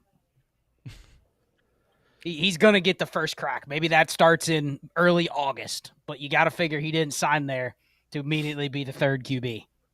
Listen, they're going to figure it out, and if they don't figure it out this year, they're going to have multiple picks next year to figure it out again. Yeah, they're just going to keep firing at it. So the Browns drafted 2 running backs, 2 quarterbacks, and they're done. Bannon, like that was like listen, hold on. It. Go to ESPN, Jay Rich. They're done with picks right now. The Browns are done with this was their final pick in the 2025 NFL draft. They went D tackle Mason Graham. Maybe you should take Abdul Carter, Carson Schlesinger, Judkins, a backup tight end, a backup quarterback in Gabriel, a backup running back in Dylan Sampson, and a backup quarterback in Shedeur. Browns are done. Like what? I'm Ray, did you just see the Andrew Berry, Kevin Stefanski green room? High five? No. They're clapping like this. It's the most pedestrian, like crazy. No high fives. Zero enthusiasm at all. Crazy. Oh, Ray, your boy just got picked to the Eagles. Oh, good pick, Mac McWilliams. Oh, there you go, Ray. I spotted him at the Senior Bowl, Scott. I'm like, man, this 27 is balling is he the 27? Yeah, he's 27. He was good. That's 27. Yeah, he was good. That's funny. If you have, for anybody out there, fan or content creator, if you've got a chance to go to the Senior Bowl, go. It's really cool. You get to meet these guys. They're walking all around. It's just a fun experience. And if you can go. People are saying Sanders now matters. Well, we could show everybody in the mock. Let's see where he goes. I just 2 quarterbacks. I drafted him in the 4th last night. He was like the 405 last night. Wild. I don't know, man. This is wild. Jerry Jeudy to the moon with 5 quarterbacks, man. He's just catching passes from anybody. Someone's got to get him the ball. Shedeur is going to be there weeks 17 and 18. Gabriel get him 12 through 14. Flacco 1 through 6. Pickett to play week 7 and week 9. It's just wild. Back to the mock. Wow. Despite the 0.5 premium, I know we would like to be a little bit more inflated. I will stop the side and I will take Colston Loveland. Yes, things aren't looking very clear from an opportunity perspective here immediately, but things change very quickly in the NFL. So give me Colston Loveland at the 206. I like the value, JB. If you can get Colston Loveland this far behind Tyler Warren, you're probably in business there. But Scott, you are on the clock at the 207. Yeah, and that was the kind of the point that I was waiting to make when JB was on the clock was you're getting a first-round pick, a top 10 pick. I'd take him over Trey Harris. I'd take him over Jaden Higgins. Getting him later than he was actually selected in the redraft. Yeah, 203, 204. That's when you're like, premium aside, I'll just take the gamble because it's a cheap enough gamble. This is a tough spot. There's not any obvious capital, so I'm having to dip into those 4th-round running backs. Which ones do I prefer? Skataboo's gone. It's between Woody Marks and Tutin. I'll go Tutin. The narrative's there on the Jags and Liam Cohen and Bucky last year. A lot of people don't really like ETN and or Bigsby, so I think Tutin is the next running back up. Nice. I like it. Yeah, Tutin was going to be my pick there. Oh, you know what? I know it's only a 0.5 premium, but I did it last night. I'm going to do it again. I'm going to go with Terrence Ferguson. Stafford offenses, man. I'll buy into him until he doesn't play anymore. I just think he provides such big upside that I'll keep betting on that more so than hoping one of these running backs, gets a start at some point. Mitch, can you talk about why you would take him over Arroyo and Mason Taylor, who are both drafted higher? One has Stafford. That's it. One thing that I've kind of done this past season is I'm trying to buy more into good teams. Like, I know Mason Taylor, you could probably say he's going to end up getting more receptions, but he's also going to play for the Jets offense, who probably isn't going to score as high as the Rams. Same thing with Seattle. I don't buy into Sam Darnold. I don't think it's going to be a good offense. And so when I'm choosing between these tiers of players and running backs and everything, I'm looking for who is going to score the most points. Like even with the Detroit Lions last year, you could have started David Montgomery every single week. You could have started Jahmyr Gibbs every single week. There's others you could probably project for more than David Montgomery, but David Montgomery had touchdown upside literally every single week. And so with a tight end, Mason Taylor probably projecting for more, but Terrence Ferguson with a Stafford offense, I'll buy into that. Okay. I like it. I'll take Tyler Shuck. Oh, God. Okay. Good pick, Brandon. I don't hate it at this spot, honestly. Yeah, go Tell for me it. why you No, want that's Tyler fine. Shuck here, It's Brandon. just fine. He would have gone 210 to me if Brandon didn't pick him there. He He's has crusty, the opportunity. so you like him, right, Cody? Of course, obviously, it fits my narrative, but I mean, legitimately has a probabilistic outcome to be the week 1 starter for the Saints right now, pending the Derek Carr injury. So if you get a starting quarterback, not a chance in hell he's the week 1 starter. No way. Clip it. are we putting in the Rat Man over Tyler Shuck? I'm putting in the week 1? guys that have been in the NFL over Tyler Shuck. He'll play at some point, but I would not project Shuck coming in and starting week 1. No. But that's just me. You got your. I don't think so. I don't think so. I don't see how you pick him at 40, and there was conversations of him being picked at even 9 to the Saints organization. I don't agree with the evaluation. There was no conversation about Shuck at 9. I don't agree with the evaluation, but you'll take him anyway. We're spitting rumors there, yeah, for sure. So I'm going to go with my last draftable wide receiver, and I'm going to go with Kyle Williams, potentially wide receiver 1 for the Patriots. They don't really have anything else there. 3rd round pick. It obviously falls outside of the Scott Connor model, but we'll see if he can actually develop into something that can be a wide receiver 1 for this team. Probably not, but I'll take the upside swing. I like it. All right, Ray. Ray, 211 some polls or the chat. Jordan James to the 49ers. Oh, really? Okay. Yeah. You know why he's going to be good? Braden Because Swinson? people kind of don't like him. It's just Jordan James. Probably a really good pick. Probably a good pick for him. Are we going to the chat? We need to go to the chat. Yeah. Throw in Woody Marks. The fact that he's still on the board is and Jalen Milroe too. Crazy to me. Jack Besh, Woody Marks, Mason Taylor. Who else you guys think? Milroe. Woody Marks. Milroe? I think Milroe's in play here. Yeah. Give him the option, Milroe. Sure. Throw in Jarquez Hunter, Dylan Sampson. Any of those round 4 running backs, I think, are in play. Arroyo. Yeah, any of the tight ends in that range too. I got to start this one. We got to start this poll. So we've got the poll for 111 up right now. Jack Besh, Woody Marks, Jalen Milroe, Dylan Sampson. That's what we've got right now. And right now, the early leader in the clubhouse for I said 111, but 211, excuse me. For the 211, it's tight. Milroe and Marks are going at it right now. We've got to wait. We've got 33%. It is now Woody Marks. It is now Jalen Milroe. This is flipping more. Well, we got 2 picks. Did polls in November. Jalen Milroe. Yeah, Jeremy's getting out of here for a second.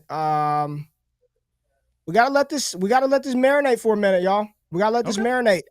let me just give you some narratives. Let me give you some Twitter big voices, okay? Some big voices on X. Thor Nystrom just tweeted this out. Shedeur Sanders is the best quarterback on Cleveland's roster. If he shows up humble and ready to work, I hope he got the message. Couldn't ask for a better landing spot. Got another big voice. He's easily the best quarterback on this roster. Only a matter of time before he's starting. I mean, right now it's dismiss of Dylan Gabriel right now, who was drafted 2 rounds ahead of Shedeur. So, yeah. Because he's old, Ray. Just letting y'all know. And we've got 170 votes. It's still close, but I think we can lock in Jalen Milroe at the 11, and then we can put Woody Marks at 12 because he's right behind at 29%. So go Milroe and Marks. And Marks. Yep. I like Agree with those. I like it. Good picks. Yeah, that's what I went to. All right. There it is. Ty DeClaire. How you feeling? 301. I mean, yeah, I agree with the Milroe. I agree with the Marks. It's probably what I would have done. I feel like I'm the tight end lover of the crew, even in the 1.5. Like, again, like if I'm building my team here, I'm absolutely fine. DeClaire, do you want to wait 30 seconds? Because Dallas is about to pick. You might get a running back. Do you want to wait 15 seconds for Dallas's pick? I'm gonna wait on the clock. You know, the rookie draft just came to me, and we're still watching the draft play out. I'm fielding offers right now. Feel free to send something in. I might take a look at it. No, you know what? I'll take the risk because I know if I am in this situation, I'm gonna let my love for my pre-draft love, my ADV speak out. Give me Elijah Arroyo here. Ooh, okay, Elijah Arroyo. Yeah. Okay. Man, Braden Swinson went to Europe. I told you, Jay Rich. Mm-hmm. I told you, very happy Braden when I saw that. Yeah. Man, the Eagles got a dog. Swinson's a dog. I think Jordan James actually. I'm just gonna say it now. I know people just dismiss the name. Jordan James in this scheme is probably really good, and I'm gonna leave it at that. Jordan James in this scheme is probably very good, and I will leave it at that. He's another one that on PFF, he was the second highest graded zone runner, just behind Ashton Genty. Well, he's in a zone scheme. It's Cowboys. A good fit. What did we do, Cody? There it is, Ray. Do. What did we get? You got yourself an RB, baby. Oh, who we got? Boy. Ty DeClaire kicking himself right now. Do I like it? You got yourself some Jaden Blue. Oh, really? Damn, the blue with the blue star. Like I can already see it. Damn.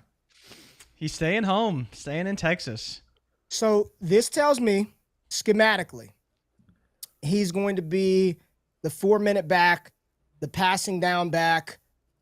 I think this solidifies Javonte Williams into that just the grinder starter role, and they're going to deploy Blue in a similar fashion as Tony Pollard when he was behind Zeke. And I don't think he's quite as good between the tackles, but you're talking about a back that has a superpower. He can run really fast. He's much different than anybody else on the roster, but he is not, and I repeat, is not a featured back or a bell cow type rusher. They tried to do that early on at Tech. Cody's shaking his head. Hell no. They tried to play that game early on and found out real quick last year, you don't want Jaden Blue doing that. So fast, speed, dynamic, fantasy-wise, I'll say this, I'd rather Jordan James over him. I don't know how the perception that people have, but you agree too, Cody? Go ahead. Agreed. I mean, Jaden Blue, if he gets 10 touches a game, he's fumbling 2 of them right now. Doesn't have pass protection, and he can catch passes, and he's fast. But yeah, I mean, he'll have a role, but it's clearly I would rather have Miles Sanders over Jaden Blue right now. I'm telling you, I've been saying it the whole. Sign me up for old Javonte and Miles Sanders, and I'll see what dirt I can get off of them.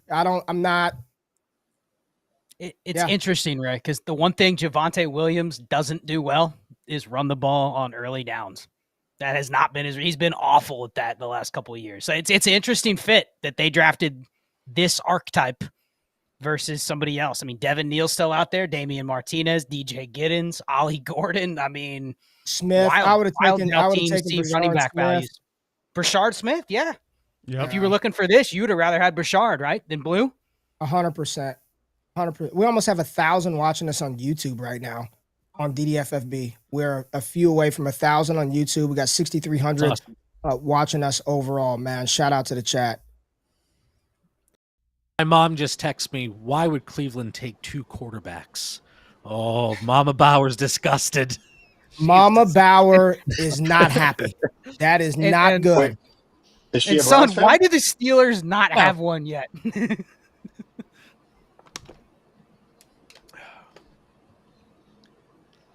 Josh, you're up. So I'm just joining Shador. You taking him in the late second of rookie drafts? I'm sure I already hit that. No. I was just Shane, wondering. we're in the middle of a mock, and you can have the You'll be on the clock in 2 picks. Yeah. 311 Shador. Just slide him right in. Shador. No, you're Just not lock on the it in, clock. right? I'll just 302, Josh. I'm going to take the Lightning on the Browns. I'm going to go with Dylan Sampson. 1,300 on YouTube. Let's go. Damn. Let's go. Hit that like button and don't forget to subscribe. Dylan Sampson. Okay, Josh, talk to me. Quinshaw Junkin's going to be the lead dog, but Sampson going to work in there? In that little Lee Corsa not so fast situation there. I think it's much more of a split setup. That is the way the Browns like to run it. I think they're both very good running backs, and they want to get back to that scheme where they had Chubb and Hunt, and I think they're going to alternate roles. They're going to alternate situations, and it's going to be good for both, right? Neither of them are going to come into this like probably legendary season of 20 points per game, but it's going to be good for both. Shout out to Monkeypox. I've been waiting for this show for over 100 days. Like, y'all, I know we just sit back here and yap, but people really do enjoy our opinions. People do want to know what you think, Scott, and Jay Rich, and Ty DeClaire, and shit. Like, this is, again, these people could be wherever the hell they want to be right now on a damn Saturday, and they're giving us their time. So I just want to say thank you again. Appreciate that love, and I'm glad that we're able to provide entertainment and actionable stuff. So please subscribe to DDFFB. Y'all see Jeremy right here on the screen. Like, he helps power the war tool that you like. He helps power the Trinity tool that you like, and he's putting out dope stuff on his website.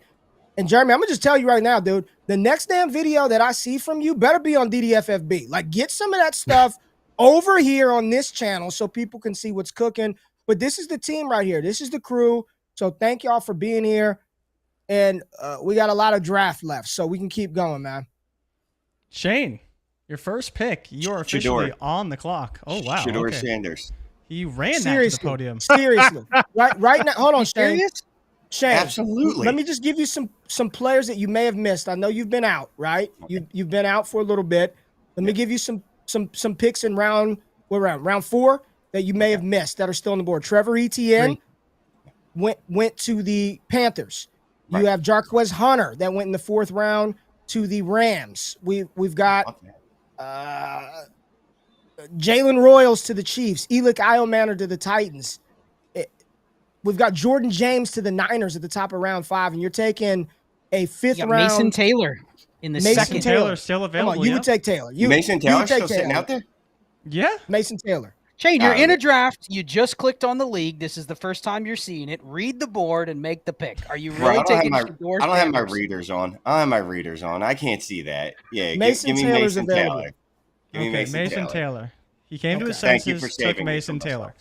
Yeah. Ray, I love my boy Shane, but he actually could have done that in a draft, gone in, make the pick, and then go, oh, wait a second. You mean that guy was available? DJ the Colts. DJ Mason Taylor here and Terrence Ferguson in the middle of the second is wild. I mean, Ray, you make a statement like that, people want to hear. I assume you would switch those two if you could change this board. Well, even if it's not the fact. If you want to prioritize Ferguson, that's fine. But Mason Taylor came off of the board before Ferguson. He's in a spot that it was a 42nd overall pick. If you're going to take Ferguson that high, I just believe that Mason Taylor should probably come off the board right after him or around there. And in Los Angeles's offense, you're looking at probably the 4th option out at best out the gate rookie year at best. And so they have 2 tight ends on the roster making over $9 million a year with Parkinson and Higbee. I'm not sure. Ferguson That's sees way even too a high ton for of snaps Ferg. this year. And this is why, and none of y'all have answered this because the chat keeps doing this. Talk about 1.5 and the difference, but like why that is not a significant bump for non-elite tight ends. It's not. It's not enough of a bump. So Scott hit it earlier. It's not about the tight end position. It doesn't matter. The 1.5 helps out the tight ends. That helps out Brock Bowers, Trey McBride, but it doesn't give enough to the Hunter Henrys to be able to put in the flex over a wide receiver or running back. When you get up to the 0.75 full point additional for tight ends, and then you could start throwing in the Hunter Henrys over your wide receivers and your running backs. That's when you create your value. It doesn't have anything to do with you can't flex tight ends. You can make whatever you want. All it's going to do is it's going to help out the guys who catch a lot of passes, and the guys who don't catch a lot of passes, it's going to make an even bigger difference between them. And so when we're talking about why these tight ends gain more value in the higher premium leagues, it's because you could start them over the other positions in the flex spot, something that we weren't doing 5 or 6, 7 years ago before tight end premiums were that big. So within the tiers, to piggyback off of that, in my tiers, my baseline is +1 tight end premium. And I know that it's high. A lot of people don't play in that format. So to adjust and to calibrate, I have, some notes in there on how I would adjust. And I've included the tight end war chart based on 12 teams, start 10 Superflex, +1 PPR, +0.75, +0.5. In +1 premium, so 2 PPR for tight ends, tight end 1 in a, like I said, 12 team, start 10, pretty typical format. Tight end 1 was 7th overall in war. Tight end 6 was 35th overall. So you have the top 6 tight ends in the top 35 in war. When you go to half point premium, the tight end 6 drops down to 62. So there's a pretty big drop there, and that discrepancy, it's there until you start to get super low, and then ultimately it just doesn't matter at all. So it's captured there in the war, which is part of ddfantasyfootball.com. And Mitch, it goes hand in hand with what you just said and what Scott said.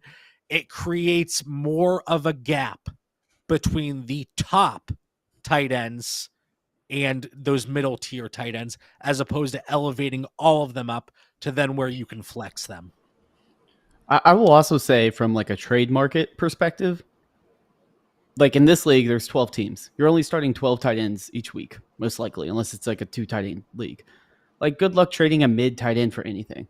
Even in a 12 team league, you need to have a tight end that is actually smashing or has elite value to even be worth that keep trade cut value. I'm not going to be trying to burn many picks on tight ends unless if it's a guaranteed locked in smash like Brock Bowers or something like that. Like, it just doesn't make sense from a market. It's hard enough to sell them. They have to crush, and a lot of times tight ends play a lot of different roles. They might not be getting a ton of targets. So I just don't really want to touch them in most cases.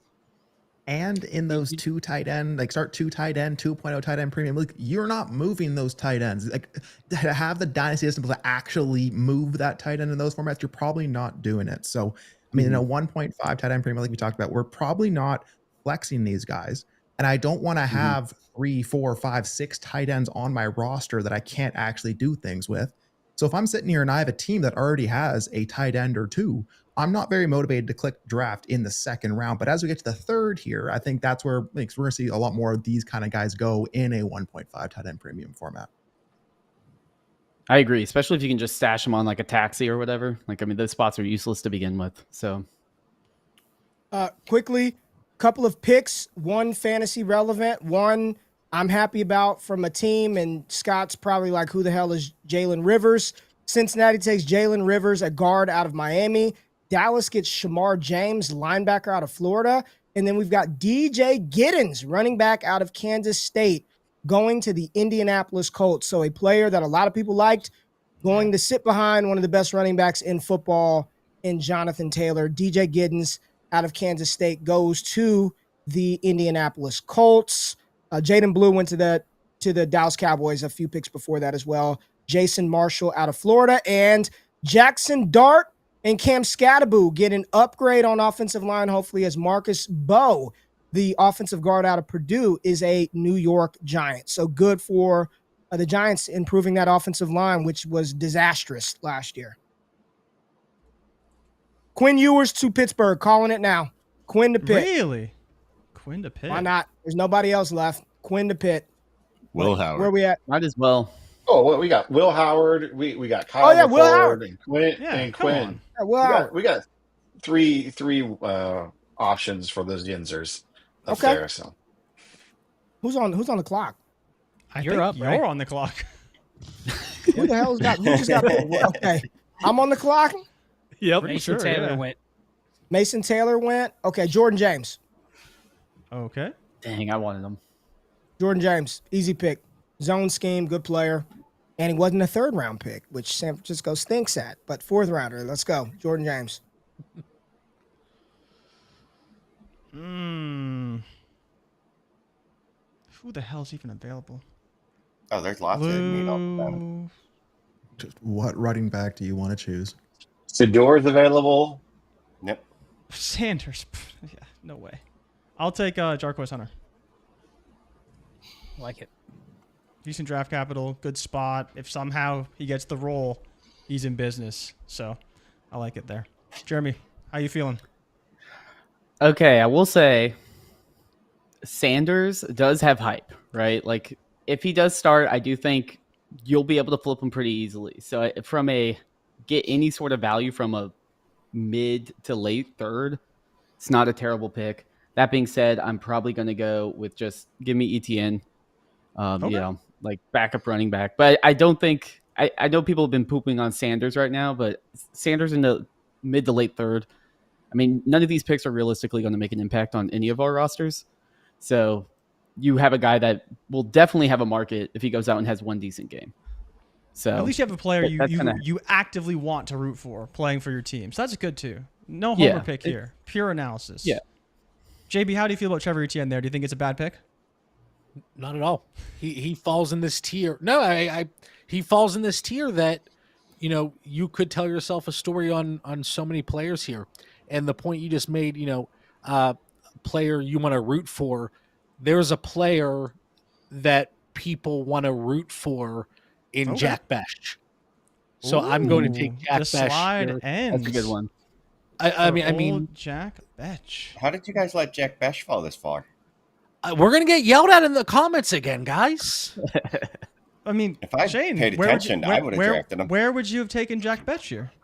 Oh, I can't see this board. There's no chance. I would have taken him over squiggly line. Definitely. Is that Kyron Williams? Do you want me to read? It's Kyle Williams. Yes. Do you want me to read you the board? Yes. I'll take him over Kyle Williams. Okay. And why would you take him over Kyle Williams? So it's Tutin, Ferguson, Shuck, Williams, Milrow, Marks. That's your 2-7 through 2-12. Because you're not taking him over Loveland, obviously. No. Loveland, how about Betch versus Higgins? No. Trey Harris? No way. I know you like Trey Harris. No. But you'd have him ahead of Kyle Williams, it sounds like. Yeah, that looks like that's my cutoff right there. Yeah, you take him over Milrow? All right. Fine. This is a problem when people call you out like, oh, how could this guy fall? And then they're like, well, where would you have taken him? Yeah. And they put your feet to the fire. Definitely over Woody Marks. Okay. There. So you don't want to buy into that pass catching running back? No, I like Woody Marks, but no, I think I would have taken him over Woody Marks. Although it's probably a bad bet taking he's a second round wide receiver, even if he's outside the hospitable zone.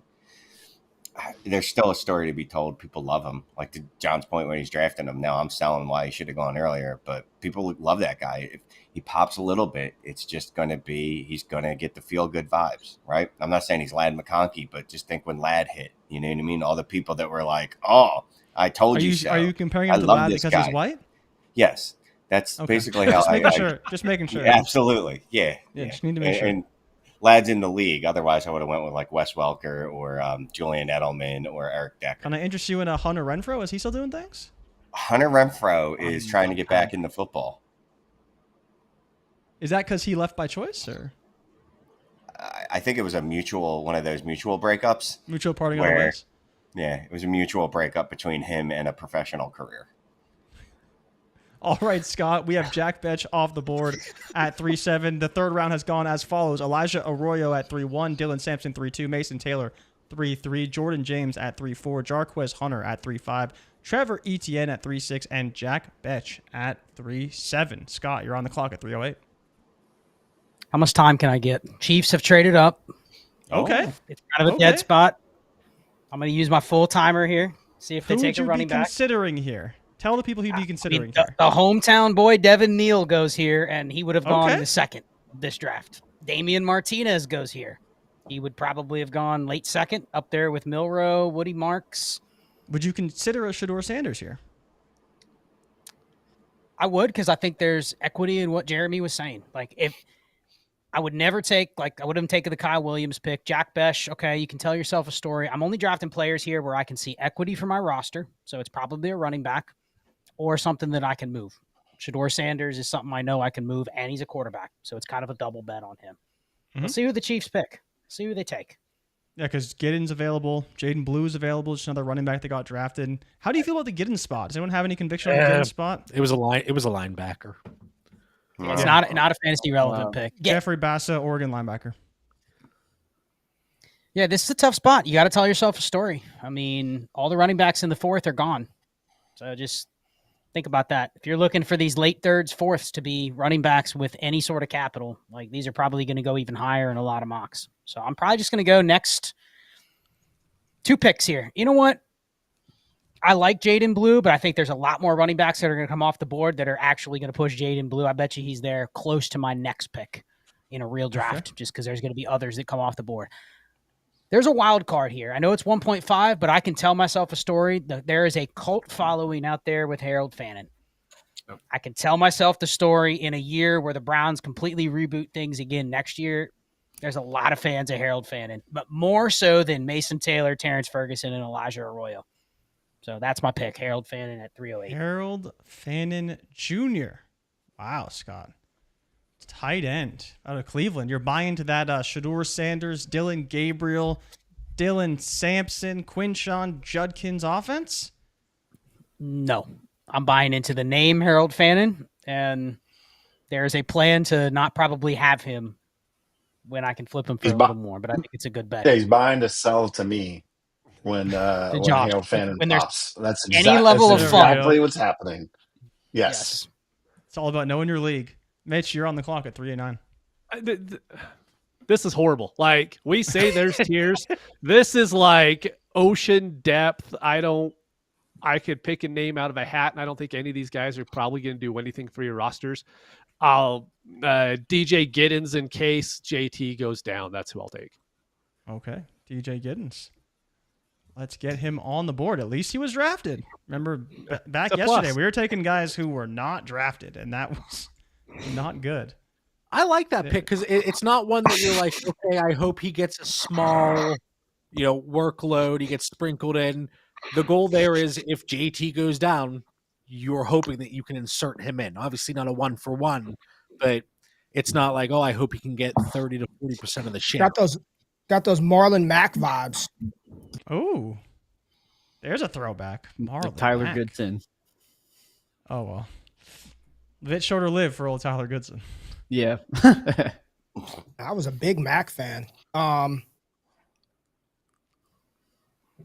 even read the board. Who's up? Is it me? Brandon's on the board. I'm going to take Shedeur here. Mm-hmm. I think this is just the spot where even if it doesn't work out, it's 310. I'm not losing really anything. There's all upside there. Yep. Exactly. Then that brings it up to me, and there's so much of me that just wants to pick Dylan Gabriel because he went 2 rounds ahead of Shedeur. Do it, Cody. It's not a bad pick, honestly. It honestly isn't. And there's only one other non-wide receiver who was drafted, I believe, at this point, and that's Gunnar Helm to the Titans, which I don't really want to take here either. Yuck. I mean, truthfully, if I'm on the board, there's only 2 players here for me, and it's Jalen Noel or Dylan Gabriel, and I'll take the quarterback. I'll take Dylan Gabriel. I don't even hate it. I think it's a pretty good pick here. You just never know. Like, why is there such a better chance Sanders starts over Gabriel? It's just drafting for 80. You know what's interesting? It feels like just in my 20 minutes of scrolling social media, it's almost like he's turned into like the guy that people are supporting now. Like he's the best one in the room. Like it feels like it's he's an underdog story somehow. Right? Like it just people wanted to hate on him when he was potentially a top guy, but now he's fallen it went too so far, right? He's an underdog. Yeah. I'm not speaking on outcomes the perception is very interesting right now. Like it's just very interesting what I'm seeing and reading about. I mean, it is truly like Gabriel is just dismissed. Like why did Cleveland even do that? Yeah. I'm just thinking, did they just see Shador sitting out there still, and they're like, all right, I mean, I guess we have to. Like, I can't believe he's still out there. Except that why wouldn't they have done that? Why they wouldn't have just taken him over Gabriel in that situation? I don't understand. Or maybe at this point the value is just too good that they're just like, we cannot pass it up. Like we are duty bound. I think they Pittsburgh, man, because Pittsburgh moved back after the Pittsburgh ended up moving back, I believe. They did. They just traded out with the Chiefs. But Shane, we talked about it. Like billion trades. The process is just bad. You give up a draft pick for Kenny Pickett. Then you plan on passing on quarterback early. You draft Dylan Gabriel, and then Shador falls. I mean, it was a misread from start to finish from the Browns, and now they don't have any other picks. So we'll see what they do. But I think going back to back, those 2 picks, like if you had 2 picks in the third and you wanted to take Gabriel and Shador, one of them's dead. The other one's going to start at some point. So you have a victory probably with one of the 2, and you're sacrificing 2 picks. I don't hate that. I mean, giving up a 3rd-round pick for Gabriel when he could turn into your backup doesn't feel great, because that's a pick that you could have used to get a starting player at another position. And instead, unless you're hoping he's the starter one day, you know what I mean? Like, I understand just throwing everything at the wall and seeing what sticks, because that's literally it seems to be their plan here. But yeah, it doesn't feel like it was a well thought out plan. It doesn't. It feels like me drafting and going, wait, Shador's still on the board? You guys didn't draft him yet? When I just stepped in the room, you know what I mean? And going, all right, well, give me him. And it's like, dude, you just drafted a quarterback. I don't care. Give me another one. Yeah, I mean, this is a chat start. Right? I mean, Denzel Ward. I'm looking at people. Denzel Ward didn't say a damn thing when nothing from Denzel Ward when Dylan Gabriel was drafted. But now, Shador Sanders, time to be legendary. Let's do it. That's from Denzel Ward. He's going to start at some point. This 5th-round quarterback, Scott Connor, is going to start. And it feels like as much as people, you know how you see something so wild that you can't look away and you're just like, I got to keep watching. I want to see how this is going to play out. You could tell me every data point in the book, Scott, that a bet on a 5th-round quarterback is probably burning cash. Somebody will want him when he starts. Like the best tweet of the day, a new account. Dylan Gabriel has been the first to enter the NFL transfer portal. Because Dylan Gabriel's got to be looking at this. He knows Shador. Yeah. You know what I mean? You don't expect if you go in the 3rd for the team to draft another guy at the same position. I don't know. It's just a weird room. It's a weird room. I'm curious who the chat would take here at 312 because I'm sure they're not excited, but they're up. There's no one available. Do you even have 5 names you want to put in there, Ray, or is it guys that haven't even been picked? It's Devin Neal. This is my last Ollie thing. Gordon. You know what it feels like, y'all?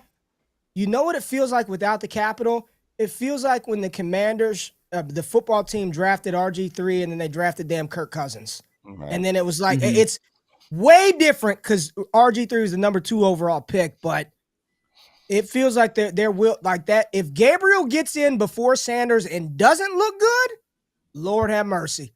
Bailey Zappi, Mac Jones. I mean, it's Joe Milton, God. Drake May. If he gets in and doesn't look good, get him out of here. I want Shador. Shador time. I like it.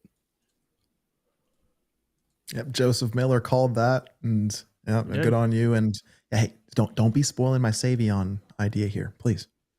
All right, group. We need to give Ray like 6 options here for the chat to pick at the 312. Jalen Knoll. Tesla. Jalen Knoll's off the board. Oh, right. Tesla. I forgot all. I gotta put Tesla. Third round Tesla. Jaden Blue, you got to put in Royal. I'm sorry, is Knoll not off the board? No. He's not off the board. No. Oh, okay. Sorry. Okay, who else? Aya Manor. I think people like Aya Manor still. Nah. Sure. No. Jaden Blue. All right. Got Blue. You got James. You got Neil and Ollie? Yep. Neil, Ollie, Martinez. People will still take those guys even if they have no clue where they're going. It's got to be the undrafted guys. All right, so I'm starting the poll now. I mean, Gunnar Helm, maybe. And Jalen Royals, KC landing spot. Man, Noel just got nuked. I'm so sick. He was my wide receiver 4 pre-draft. Just absolutely nuked. Yeah.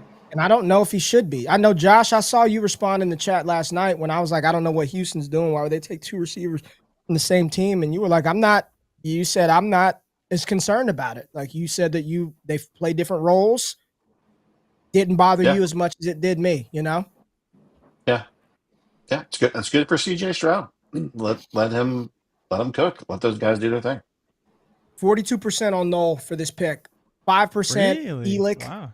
28% Neil and Ollie, and 27% Blue. So it looks like people prefer Neil, Ollie, and the Blue landing spot of Dallas. It didn't hit. It did not hit home. Like I think people know he's kind of a gimmicky, gadgety player. It didn't land well. So we'll see. Well, if people just don't like Blue, like nobody was talking them up anytime in the pre-draft process. You're talking up Ollie. People were talking up Bashard, Devin Neal. Like Blue had 0 buzz, even though if you looked at his averages in the mock draft database, this is where he was going. Like this is what was going to most likely happen. Josh, if that was Neil to the Niners, he'd have gone at the 303 in this mock. So it literally is preconceived notions on who you think should be there versus who actually. Same with Jordan James. Jordan James will go behind a lot of the guys that haven't been picked yet, and it's just because people didn't have him in that spot. So I mean, I took him at 304, and I would have taken him probably. I think that's about right. I think that's about right for Jordan James. I do, because I don't think he comes in as the number 2 back behind Garendo. Jalen Noel's the pick, though. You could lock that in. Jalen Noel's the pick, 40% Noel. So lock him in. All right. Jalen Noel. All right, this is where money's made, Ty. Round 4, baby. Oh, baby. Yeah, I was thinking about Noel there. I knew Scott was going to climb across my screen here and punch me if I did take a wide receiver that late. But I'm going to take a bet here. And I shout out to Cameron V. He kind of called it out. If I'm going to bet that Savion gets a running back tag, and I'm going to take Savion Williams here. I'm with it. Is there a reason why you guys care if he has a running back tag? Yes. So I can start him in my running back spot. Is that's Correct. the only reason? Is that he's and he's not going to be, and he's be the 9th receiver on the team. Is he actually going to do receiver stuff that you'd ever want to play him at a receiver? That's issue. More running back. That's what I was getting at is whether or not like he could get the tag doesn't mean he's playing running back though. Maybe it does. I don't know. It just doesn't make much. Cordero Patterson had a run there at running back, Jay, and it was gadgety touches. But wasn't he feels like Ty Montgomery? Same with Ty Montgomery, but the value was when they had running back designation. When they had running back touches, though. And no one said it, but this is also a +20 special teams touchdown league. So, it's a good pick. Do people remember the original? Right, you brought up Ty Montgomery. The original Ty Montgomery debate was probably before a lot of people started playing Dynasty, but it was because he was being used as a slot receiver, but they gave him running back designation. So you were able to plug him in. No, they made him an actual used as a running back, but he had wide receiver. That's what I was getting at, right? Like, we don't care about designation. We care about where he actually plays. They added it mid-season, which was the controversy. I think they did, changed his position designation mid-season, and everybody was like, "What? How does this work if you're changing it mid-season? People already picked him up, etc." Yeah, Scott, because they've never played baseball. That's the thing. They're not used to this. Fair. Just going to go back and look up those Ty Montgomery days. They felt a lot more fruitful than they actually were. My dude had a long career. It worked for a little bit. Wow. It worked for a little bit. He had a really nice long career. Yeah, he had 2 years in a row where he had 70 plus. He had 77 and 71 rushing attempts, and well, the receptions weren't there. But that's cool. Hey, man, I'm just gonna say this, man. I can 44 and 23. It would almost be like the equivalent of us doing the stream, and then I'm thinking we're gonna get 10,000 views, and we get 2,000, 3,000. Like, I'm looking at the reaction of Sanders being a 5th round pick, dancing with his family. He's not doing the "I'm mad at the world, I was a 5th." Like, I hope there was some lesson learned in this, and he's gonna start. And I'm just looking at the reaction. Really cool to see. Fuck what you think about him in fantasy football, or like to see reality dreams become realities for whomever it is, right? Whatever it is you want to do. I want to give a shout out to one of our former patrons turned content creator, Gump. And he talked about Devi fantasy football for a long time. He's loved sports betting, and now he's really starting to blow up in the sports betting world. Like, it's cool to watch that play out. I'm watching this reaction with his family, with his brother, like as human beings. Really cool to see that play out. And good for him, man. Good for him. Shiloh Sanders is Shane Manila's favorite player. I'm just letting you know. He loves him some Shiloh. One of the best highlight tapes Shane has seen. But still undrafted, Shane. No Shiloh yet. Cornerback or turnstile? What is it? What does he play? Kamikaze. Just put him on kickoff team and let him run down the field. He, I think in a prevent defense, he would be an excellent safety. I think he could handle that role really well. But I want him to get drafted just because I want that hype tape to go around. Yeah, I want that highlight. That hype tape is insane, man. Shane loves that joint. Sorry, 7,000 people in the chat.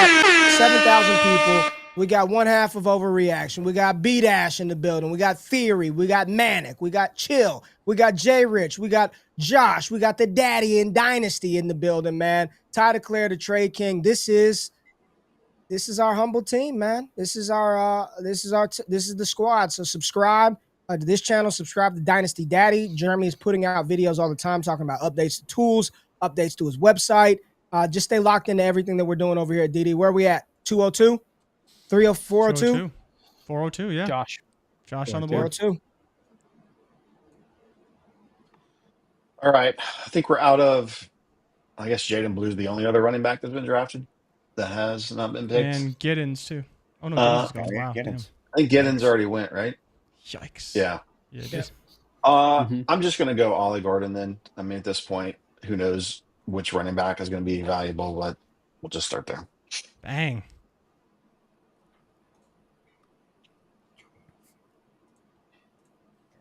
What do you think, Shane? Oh, I'm up. I'm sorry. I was just looking at the Eagles 2026 picks. 13 as of right now. Sorry. I got important things to work on here. Freak. What the heck? Gee Willikers. It's taking every fiber of my being not to drop an F-bomb here. But do you want the top players per ADP? Sure.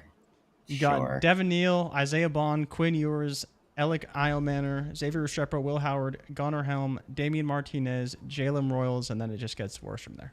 That didn't make me feel any better. It did not make me feel any better. I'm just going to take Giddens because he was actually drafted by an NFL. Drafted? He's already been drafted. Well, then that makes sense. Jaden Blue's the only one that hasn't been drafted. Okay, Jaden Blue because he's on an NFL roster. That's literally the only reason. And I don't think Javonte Williams is very good as a pass receiver, so I think Jaden Blue's going to get in there. Oh, there you go, Jeremy. Got some pass catching help. Got you a tight end, Jeremy. We'll take it. Jeremy ain't watched none of that Mitchell Evans. Not a second. Not one pass down catching help is a Evans. stretch. I was going to say, did he actually catch passes for Notre Dame? Mitchell Evans was good, man. Stop. He just joins his mentor, Tommy Trumbull. That's true. I'm just glad Ian Thomas isn't there anymore. 260. Mitchell Evans. He's a big boy. Feel good for. Interesting fun fact: at pick 144 in the 5th round, there's only one other player drafted at 144 in the common draft era. where Shedeur went. Only one other player, Sam Howell. Sam Howell and Shedeur are the only two quarterbacks in the modern draft era ever picked at 144. Shedeur and Sam Howell. How many starts did Sam Howell get? Did he get a whole season in Washington? Got a whole year in Washington. He's got quite a few. Yeah, that's actually a weird, interesting comparison. Sam Howell was projected to potentially a first too. He was. Sam Howell was getting people. Sam Howell. People were trading first for Sam Howell. Yes. People did it. You were trading first for Sam Howell. You were trading first for Sam Howell. Thank you, Josh. Absolutely not. You go pull look it on up, Dynasty, Daddy. Daddy, can pull you it bring up. that Pull back? I was about to say, where's the daddy at? Pull it up. 2023 was it? 22? What year was he? October 23. October 23. People were debating first for Sam Howell. Legitimately, that was a conversation. Yep, 100%. Yes. There's a lot of them in there. That was a real thing. Can I just ask this question? Whether it's Shedeur, Shuck, Milroe, Sanders, are we underestimating and valuing how people react to QBs in Dynasty? Like, I know historically, I'm not talking about 10-year outcomes. I'm not talking about 5-year outcomes. But when a quarterback that people like, that has some sort of sentiment, becomes a starter, are we undervaluing what that does for us from a Dynasty perspective? Or is it, Ray, we know, but it's still not worth carrying that volatility until that thing matures? Like, it's just not, sure, this 1% savings account can accrue over 30 years, but it's just not even worth doing that. Like, Sam Howell was unequivocally moving for first-round picks. No doubt about it. No doubt about it. And he didn't have the steam that Shedeur has. Like Shedeur, we've talked about a little bit. Shedeur gets in there and starts playing well. There's going to be a whole bunch of people, like you talk, people are rooting for him now. There's going to be a whole bunch of people that are behind him. Like, see, I told you he was good. I told you he was good. The NFL was just out to get him. And you're like, you're exactly right. That's why I will give him to you for a first, because I believe in him as well. So that definitely is something that should. There was a honeypot situation for Howell, Ray. Howell was in a situation where they passed at a higher rate than anybody in the league when he played. He could run. It was fool's gold. It was not he was just starting. It was, oh my gosh, he's starting and he's scoring a lot short term. People were willing to sacrifice their first for the remaining season of starts. Yeah. With zero regard for, does he have any sort of long-term commitment or expectation? It was like, I'll give my first up for 8 games of a guy that could be a QB1 every week. It's hard to bank any of these guys going into that. Yeah. Even if Shedor's announced the starter for the last 10 games of the year, unlikely he's in that type of fantasy scoring situation. That's but if he goes out there, if he can go out there and be competent and give you 14, 15-point games, I think people will be back all in on him. Like the people that wanted him to do well, and now this new fan base that he has, because now he's a cult hero, he's an anti-hero. People want to root for the kid, you know. So if he just does adequate, right? We talked about expectations of where you're drafted. It's different when you're a first-round quarterback and you go out there and you're putting up 14 fantasy points per game. You're a fifth-round quarterback that the league tried to teach a lesson to. That's a narrative, and you do that. All of a sudden, you're worth a lot more.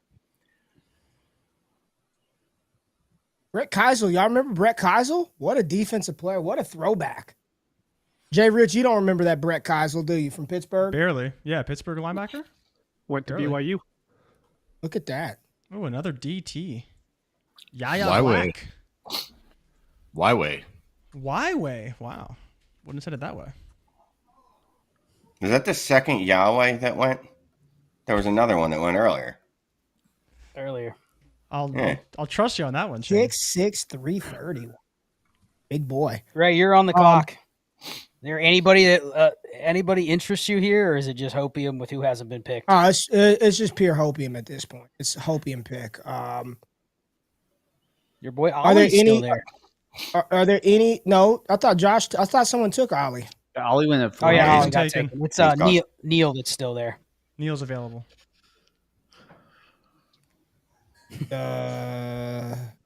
Martinez is still there. This is cool. Martinez, Brashard. Yeah, Here's what I'm gonna do. I'm gonna take Brashard Smith because I think he's got a better chance to go to a spot where his skill set can be deployed versus Neal.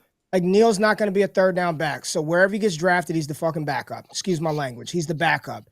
Martinez is probably the backup. Smith is still a backup too, but at least I can tell myself some off the wall story that he's deployed in a space playing role, and the capital is going to be similar now that we're in the 5th round. So I'll take Brashard Smith. All right, Ray, good pick. I'll take Damian Martinez. He has a 3-down skill set. The capital's obviously not going to be good, but maybe he can carve out a role somewhere, and he can do a bit of everything. So I'll take Damian Martinez at 405. Okay, this is me, right? Yeah, this is you. Mitchell Evans, tight end, Carolina, still available. Oh man, that's good. No, I'm taking Devin Neal. I mean, if I can get a backup running back in the 4th round, sure. Devin Neal. Ooh.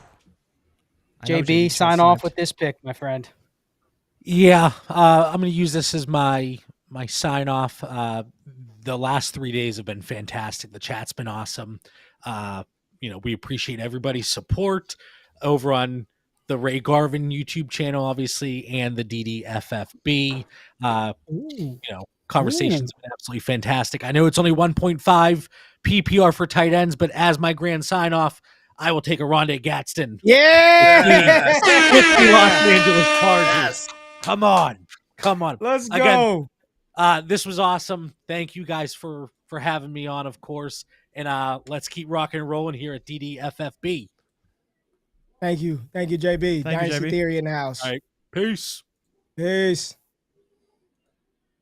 Gadsden goes to the Chargers, y'all. I love it. I like I'm just it. letting you know. Like it.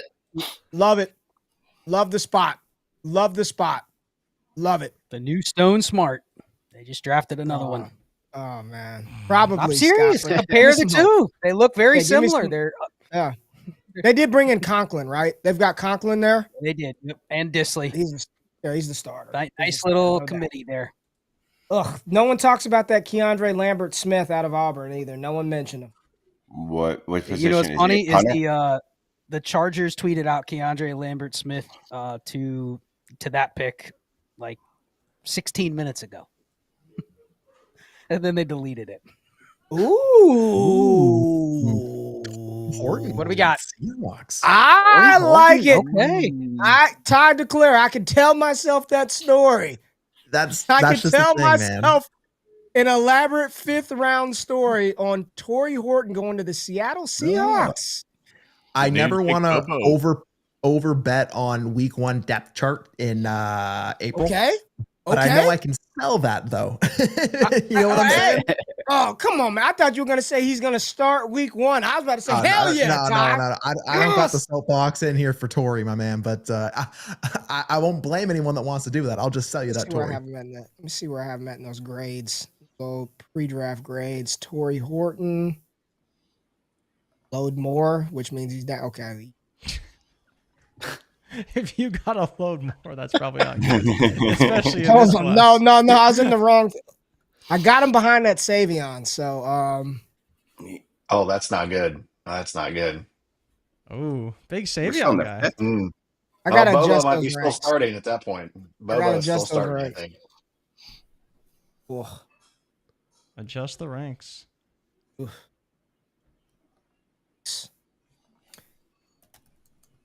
Did we finish the mock? No, we're still on the mock. I saw Smale Monday. A 2-hour mock draft. Shane, you're on the clock. Oh, well, I didn't know that. Clearly. No, he's not on the clock. Okay. Not on the clock. Scott's on the clock. You took Jaden Blue. Right? You reshuffled them. I did reshuffle them. Shane, do you want this pick? Jordan Backus is an ass. Love the load more comment. Scrolling. I'm pumping up that Horton and I'm looking for him. I got to click load more. Go down, Ray. Yeah. Okay. All right. So who's Ray, up? Me or Shane? You're up. You can go, Scott. I'm up. All right. So it's either between LaQuint Allen or Raheem Sanders. I'm probably just going to go with LaQuint Allen here. But again, mystery box on where they land. But I'm taking running back when I get here. There's nothing else I really have to squint. and see a story for a non-running back. So LaQuint Allen. Y'all are tripping. There's still a quarterback available that you need to be taking, like down here in the Diaz. fourth round. Ollie hasn't gone yet. Come on.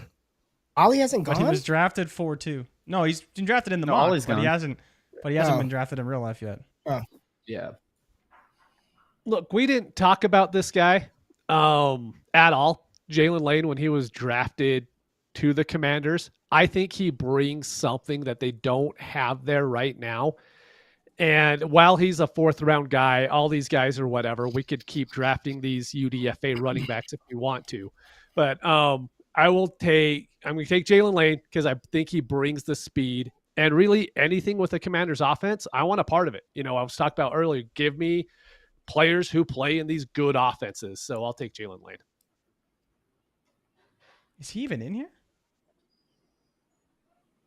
Man, I'm just might not be. Did I spell his name wrong? Like Lane is pretty. Might have to hit. Right? You might have to load more section. Yeah, load more. Yeah, I think there we go. Load more. What? I will say Brandon's up, but the Bears Isaiah are on the going clock. that spot. Yeah, let the Bears pick. Bears could be a Neal or There's Gordon. still like 5 players that need to hit spots, and people will be able to complete.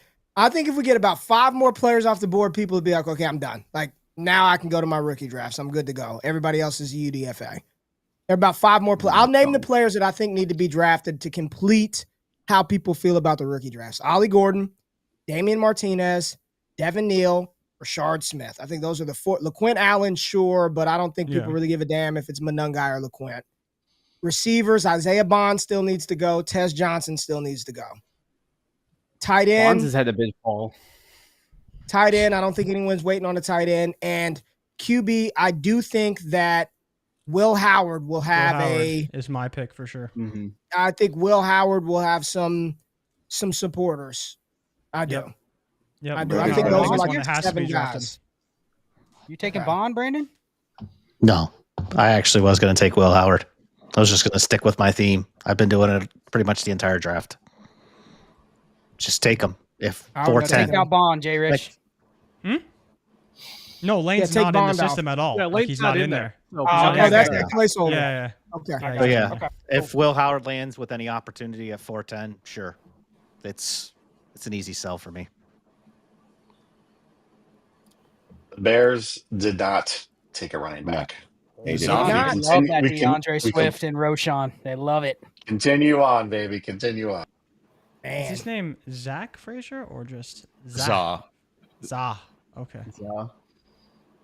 All right, so this brings me up at the 411 to make this pick here. If I was a responsible human being, which I'm not, I'd probably take a running back that hasn't been drafted yet. But I'm not a responsible human being, and I'm going to go with a guy that I have loved throughout all of this process, and he's been a little bit forgotten about, but I believe he could be an eventual Cortland Sutton replacement. I'm going to go with Pat Bryant, Broncos wide receiver, round 3. Ooh, little off the And new board. Mike Thomas. Was he drafted in last night's mock? I don't think so.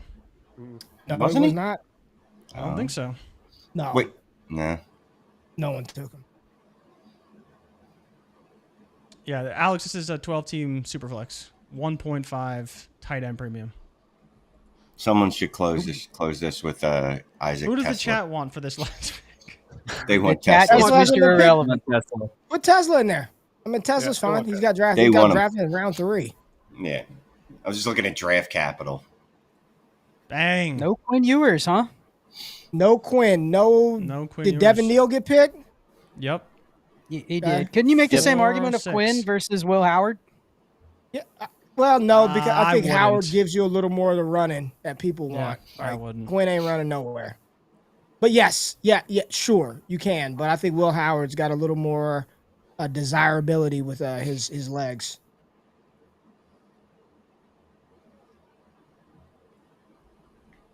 So what do you guys think of the mock? There you go. That's it. Yeah, like Full think mock. everyone hated it last Done. night, and how do we feel today? RELAX, my friends. Yes. I'm happy with these seconds, these thirds. And this is one of those years where if you're stuck with those fourths, you couldn't do anything with it, man. Like, hey, you have some options at least now with those fourths. Like, it's the deep ass class. We knew that. Like it's good. That first round is a thing of beauty, man. It is. And even like Cam getting that capital today, Tutin, I think that really helped. I'm not in love with the Browns doing what they did to me, but Chad is pissed. Where's Jalen Royals? That's just it. We just went disrespect. 4 rounds, and there's still people saying disrespect. Can't believe this. Elijah they didn't Badger. get that. Like, man. I Cam think Ward for me, at second 105 round is and a third joke. round. Royals. Well, all right, let's go through the comments. Let's start with 105. Cam Ward at 105 is a joke. Who went ahead of him? Just read the names off of who went ahead of Cam Ward. So you have Ashton Genty, Travis Hunter, Omarion Hampton, and Tetaroa McMillan. Is that really that blasphemous? Honestly, no. Maybe Hampton. Maybe but the rest are fine. Ray, we talked about it like an hour ago. Wait a minute. Hampton would be more blasphemous than Tet over Cam Ward? I think so. Hampton's the guy that should be in there. He's a first-round running back. Historically, that is the safest pick high in drafts. You guys love yourselves Hampton Hampton, man. You guys love yourselves some Hampton. All right, man, the Chargers did. They picked him 22nd overall. I don't think it's that blasphemous. But now the Athletic the Athletic did this thing to where they went back to, I think it was to 2010 or something like that. And they looked at just, was the first quarterback taken in the draft, did they end up being the best quarterback of that draft class? More often than not, the answer is no. Yeah. I mean, it's how it goes. So as much as we could love Cam Ward, this is probably a unique scenario to where he probably has a higher chance of being the best just because we didn't draft any. But more often than not, the number one quarterback isn't the best quarterback. And so we could go back years and kind of have that same comment to where, hey, you guys need to take these quarterbacks a lot higher. He was the 101. A lot of times they don't end up being worth that 101 you're drafting them at. People like to ignore historical context. Like they like that they have it when it's useful to them, but they just ignore it when they don't want to buy what's actually happened. You know what I mean? Like, no, this time it's going to be different. And you're like, but why? Well, this guy's better. Oh, okay. Like you couldn't have had the same exact conversation about every player that was in that exact situation prior to that. Because I like them more. That's why. It's a wasteland after the early second. Just remind me, Jeremy, how good did those mid to late seconds in 24 look? Everybody's just, the second round is a wasteland. Just like it was just loaded with talent in round 2 last year. Right. How'd that mid to late second look last year? I mean, off the top of my head, I don't know. Hell, I don't know either. But I mean, that shows you what those players are. I mean, the only players after the mid second I can think of are like Tracy and Bucky. Mm-hmm. That's the only players. Yeah, and they weren't even mid seconds, were they? They were like third rounders. Yeah, they were. Your Trey Bensons and your Ricky Blake Corums, Trey Benson, Jalen Wright, Roman Wilson. Those were the guys. Jalen Polk. Those were all going mid to late spec, right? Roman Wilson. Next great slot. All your favorite day 2 receivers that were drafted high end in the second round failed. One made it out alive, Lad McConkey. And to Josh's point, a year later, which one of those guys would you rather be rostering right now? Blake Corum, Trey Benson, Jalen Wright, or any of those all the receivers there are dead. Yep. You know what I mean? The running backs can survive multiple years for the equity that you're drafting them for as just being on a depth chart, having some opportunity in random weeks. That's why you take the running backs over the receivers. But, man, you get to this draft in the 4th. Oh, A.D. Mitchell. A.D. Mitchell. Yeah. A.D. Mitchell's another one, yeah. I mean, we haven't mentioned him once talking about the Colts. Corey Franklin. Not once. No. It's Josh Downs. I'm going to bounce after this. I'm going to bounce after this statement. I think this year in the 4th, I'm willing to start abandoning some of the principles that I've had because the draft is so shallow that I'll start telling myself stories in the 4th. Tesla, Savion Williams. I'll just telling stories if I have to make those picks on something that could go right and leave it at that. So appreciate it, Scott. Been a pleasure, boys. Thanks to the chat. We're still rolling. We're We're not stopping. We got 2 more rounds left.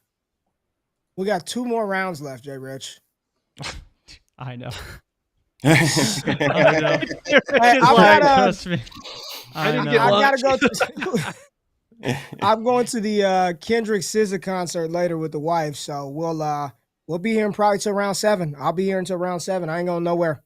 We ain't going nowhere. Tyler Claire, what are you doing? You dipping? No, you had me on the screen twice there. I was moving him around. Yeah, I'm just look at me twice on here. No, I just want to see lots of Josh. That's all. Josh is our overlord. Just Josh. Before you reorganize, I'll probably dip as well. I need to eat. But I appreciate y'all having me on. That's it. Thank you, Jeremy. Appreciate you, man. Thank you, man. Appreciate you, man. Jeremy, I mean, if you enjoy the Trinity tool, if you enjoy War, if you enjoy just Dynasty Fantasy Football, I mean it sincerely. Like the tools and the things that Jeremy's able to create and build to integrate with your leagues. Jeremy, just let people know what you're going to be working on post draft and new things for the website and where people can find you in conjunction with everything you're doing with DD, man. Absolutely. I mean, obviously the big product is the dynasty-daddy.com, completely free, best tools out there. I'm a little biased, but I'll say that. Say it. And I'll give you a sneak peek. I've been reworking some of the portfolio tool things, so I have some ways to make that better going forward. So definitely stay tuned to that. Also, I have some YouTube stuff that I post on my own channel, Dynasty Daddy. Want to be able to do some more stuff here as well, so we can talk about that. And then I got a free Discord, so probably the best place to stay up to date on everything going on and talk trades and all that. So appreciate you, Jeremy, and we will get you on this channel more. Check out his site. His tools are the best in the business, and the way that it integrates with your leagues is just, it's seamless. It's seamless. So thank you, Jeremy, for coming on. Appreciate you, man. And go to dynasty-daddy.com. Check it out. Appreciate it.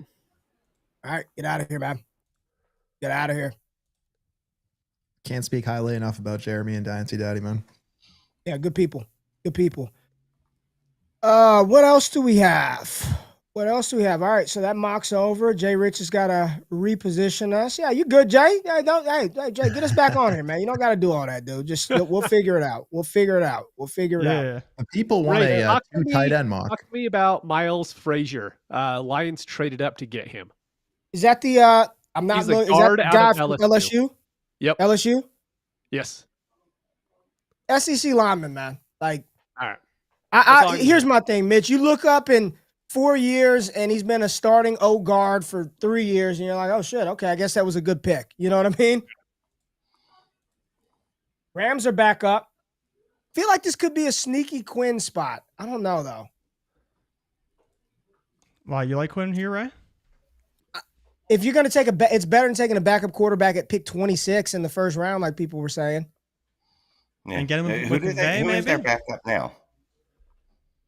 Oh, great. Jimmy G, isn't it? Pick. Ooh, Chris Paul. Great pick. Great pick by the Rams. Position of need. Chris Paul, off-ball linebacker out of Ole Miss. Great pick. I didn't know Chris Paul was draft eligible. CP3. Yeah, very good pick there. Buffalo back on the clock again.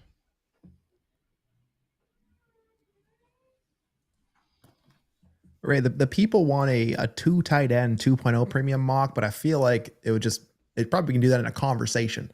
So I mean, I know for me, if I'm sitting there in a 2.0 tight end premium and you have to start 2 of them, that's where scarcity and the points in the flex are to matter.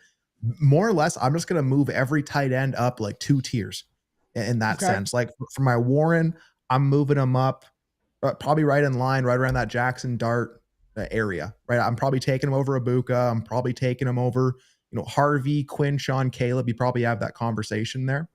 Yeah. Like same with Loveland. I'm taking him over Golden, Harris, Skataboo. You just basically have to move everyone up like about 2 steps of what you would if you're playing with the scarcity and the points in the tight end spot. I mean, if you want to see me aggressively rank the tight ends, I need 2.0. I need a point bonus for a reception for a tight end, or they get some crazy bonus for first downs. You do that. You introduce that into the equation. I'm taking Loveland and Warren inside the top 7, 8, maybe. They're up there. That's what I was going to ask. How many of these tight ends would you be willing to take in the first now in a 2 tight end, 2.0 tight end premium? At least 2, without a doubt. I mean, it'd be those 2, and then Mason Taylor, Ferguson, Aurora, they all high second. Yeah, definitely. Another tight end off the board. Another tight end comes off the board just now. Jackson Haas. Oh, Jackson Haas. Wow, Jackson Haas. Oh, wow, that's a great pick for Buffalo. Yeah. The Quentin Morris. They actually have a blocking tight end on their roster now that can put their hand in the ground Yeah. and play in line with the tackle with Jackson Haas. Yep. That's a really, really good fit for them. Really, really good fit. If he develops as a pass catcher, he could be really good. Quentin Morris replacement. I mean, that's on. It's not going to be fantasy relevant, but that's a good pick for the Buffalo Bills. It's a little bit bigger, I think, than Quentin Morris. Jeff said he led the NCAA in tackles and was a consensus All-American. How the F was he still available? Off-ball linebackers, man. I don't, I don't agree with it, but yeah. Haas is a big boy. He is a big boy. Warren and Loveland would probably be 102, 103. No, I don't. In a start 2 tight end, are you taking them that high? I don't think I could take. I don't see them as that level of tight end. I'm happy to be proved wrong there, but I'm not putting them in that, like, they're going to be the difference-making tight end level. I think they'll probably come in around that, TJ Hawkinson, George Kittle. Like, that is, like, the outcome level. I think, like, maybe the dynasty value you can expect there. But, no, I'm not taking them that high. I'm happy to... 104? I'd say, like, 105, 106. Yeah. Like, I'm thinking in like, the all-gas trade show premium, it's a 14 by 11, start 2 tight end 2.0. Like, Warren's is in play from 104 onward, but I'd probably take him closer on 106. Okay. So, but that to say, if you're willing to take someone at 104 or 105, it's not absurd and crazy to think that they could go at 103. Like, you know what I mean? Like, you wouldn't blush if someone did that in your league in that setup, as opposed to just a regular 2.0 tight end premium, or even just a start 2 tight end. Then you're kind of like, I don't know what you're doing over there, cuz. Yeah. I wouldn't blush, but I'd be rubbing my hands knowing that I have another player falling to me now that they've reached on that tight end. Right. That's why I know we're lower here. I know we're lower here. Like, these guys are coming in, and like, I know we don't really value it exactly as what it's going as, but these guys are coming in at like KTC tight end 4, tight end 5 off the board right now. Like, I know we don't value them here, but in your standard leagues, these guys are going to be incredibly valued just because of the hopeful upside that exists with them. It's the same thing that we've done with Dalton Kincaid type. I don't think that the production matches either, but they're going to be valued in a standard league. They will. I mean, it's huge. We've seen it in the comments. Each time we do a mock draft, everyone's, hey, you need to get these tight ends higher. And we're trying to say, well, no, you really don't have to do it. But if the majority of managers are going to, in a 0.5 premium league, be like, hey, it's tight end premium, you need to be picking these tight ends higher, then those values definitely go into effect, because each league has a little micro economy, and you have to look at that no matter what. Even if I'm like, hey, I don't love these tight ends in 0.5. If everybody else does, and in those leagues, then I kind of need to do the same thing. But people like them until they have to pay for them from me, without a right? doubt. Like, I get them on my roster, and then I'm like, all right, where's all that shit talking about how if you had the 103, you would trade it for him? Like, here, give me your 26 first and a something. And I'm like, oh, I don't know about that. Let's calm down. And you're like, well, I'm calling you on what you said. Like, it's that fake value. You know what I mean? Where it's like, sure, you're the tight end 5, tight end 4, but what does that really mean? And would I rather pay for that, or just go get tight end 10, or someone that can, give me that value and pay whatever you would pay for the tight end 10? It's really about, like, asset allocation. I'm more comfortable going into other positions and going, you know what? I'll find a David Njoku. I'll find a Hunter Henry. I'll find a Jonnu Smith. Sorry, I mispronounced it the first time. Jonnu Smith. Good pick right there by Anderson. I was going to say, good pick by the Cardinals right there. Denzel Burke. Yeah, Denzel Burke's a good player, man. Loading up on that defense with another Ohio State guy today. Yep. Very good pick. Very, very good pick. Who has some questions in the chat? We got some IDP questions with Travis Hunter. But someone was asking about Jordan James and where you kind of see him fitting in with this 49ers team. How do you guys feel about Jordan James right now being drafted to the Niners in round 5? I mean, he's another replacement of Jordan Mason. That all he is? So I think, CMC is still going to be the guy who gets 80% of the touches. So the reason why we would hold him is because CMC goes down, right? Because, what is everybody else getting? 3 to 4 touches max? Like, that's not something fantasy relevant, but it's NFL relevant. It's just if you're betting on Christian McCaffrey being injured again, which I think isn't a bad bet to make, especially at the price point you're going to have to pay for Jordan James. I took DJ Giddens, in the mock draft because he should be the backup for Jonathan Taylor. But Jonathan Taylor stays healthy a lot. Like, he doesn't miss, he gets a little banged up, but he doesn't miss full seasons to where, Christian McCaffrey, all last season, it was nonstop injury issues. Even the season before, he had issues. So if someone wants to buy into Jordan James for like an early 3rd round pick, I don't blame them at all, because the second Christian McCaffrey goes down, Jordan James, whether he's stepped on the field yet and he's only had like 2 rushing attempts for the last 10 games, someone's going to give you a 2nd round pick for him. Yep. They're going to have flashes of Jordan Mason, of Isaac Guerrero. Like, that pathway is there already. Yeah.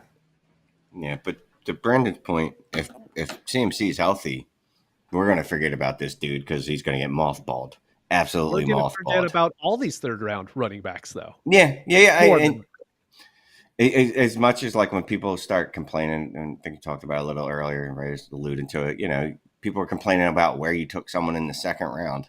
Like, bro, I look, we love talking about this more than anything. Mm-hmm. I could just auto pick the 2nd round, and my chances of getting a hit on it are probably as good as me actually selecting who I want to pick. You know what I mean? To be quite honest, very true. You. It's very true. I know analysts don't want to admit that. Like, oh no, I'm the smartest dude in the world. You gotta listen to me. This is my 2nd round sleeper, and he's gonna hit.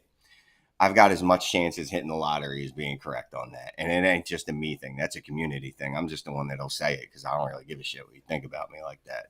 But Shane, that's exactly why we always talk about diversifying in the 2nd round, because good players will come out of the 2nd round, but trying to pick those players, we are not very good at that at all. And so just making sure you get pieces of every player based off hit rates, expectations, all these things is very important, because hits will come from the 2nd round and maybe a couple from the 3rd round, but it's the 2nd really where you can make a lot of money as long as you diversify. If you just go all in on one guy, I've done that before, and it did not end so well for my Elijah Moore shares. Let me tell you that.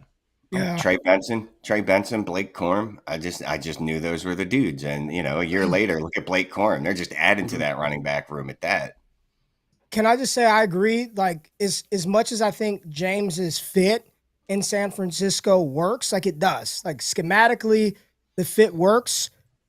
What a boost for Guerrero. Like, this has got to be good for Isaac Guerrero. Like, I'm looking at thinking through some fantasy risers and fallers. I saw somebody in the chat. People are still worried about Dylan Sampson with Quinshon Judkins. You've got, these Guerreros, and I don't want to get out over my skis and be like, oh yeah, it's locked and loaded Guerrero, go trade first for him and do stuff like that. But immediate right now opportunity, it's good. Like, you've got some, I'm not championing the Dallas running backs, man. Javonte Williams, Miles Sanders aren't very good, but there's going to be opportunity there. So I think you've got to, as you go through this process of ranking these players, Mitch, Josh, it's not so much of how much you think these guys are going to be great for you in Dynasty long-term versus how much of these guys have immediate opportunity right now. Like, they're not all the same. Some of them feel like these are good bets for the right now, and some of them do feel like maybe it's a year from now, maybe it's a year and a half from now. So it's,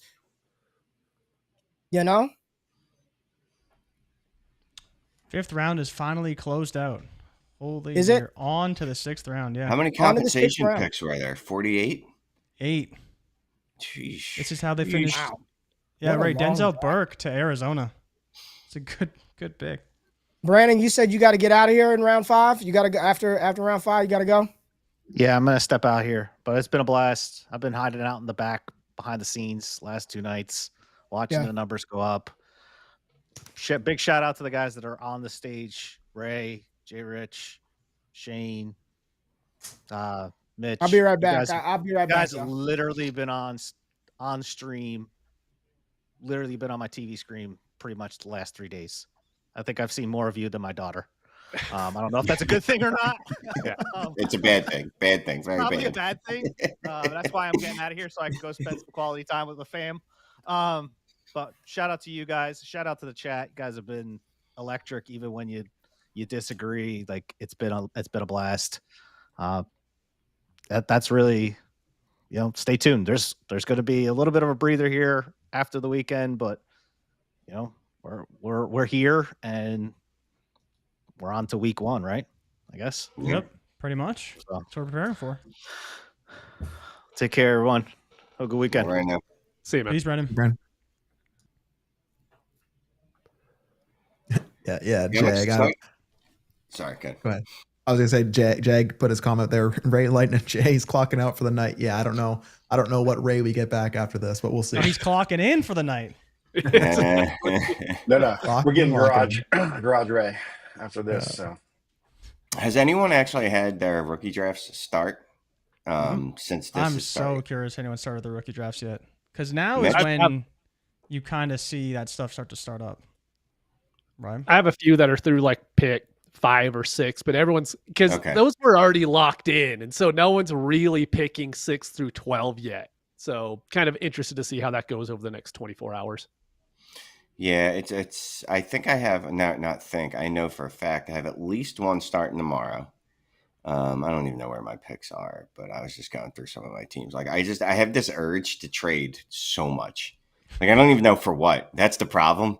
I'm just aimless. You know what I mean? Like I'm literally just going in the leagues and like I could move this for that, but there's no purpose behind it other than it's fun to trade.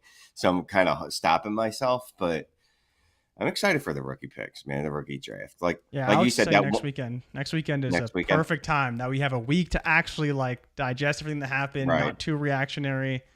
But yeah, like there is people starting tonight, early tomorrow, to where once you get past that first round, people are still trying to figure things out. Like we're trying to figure out basically that first tier is Genty, most likely. Second tier is like 4 or 5 guys, but after that, it really is a smattering of players that could all go different spots depending on how people feel about them. And obviously we're going to cover a lot of that in the post show. We'll cover that. Destination Chill is going to be big tomorrow night and beyond kind of all week with the content, but it's some big decisions need to be made because these picks are big. And as you mentioned, Shane, like picking the second round picks is tough, but there's going to be some good players from the second round that hit for fantasy purposes.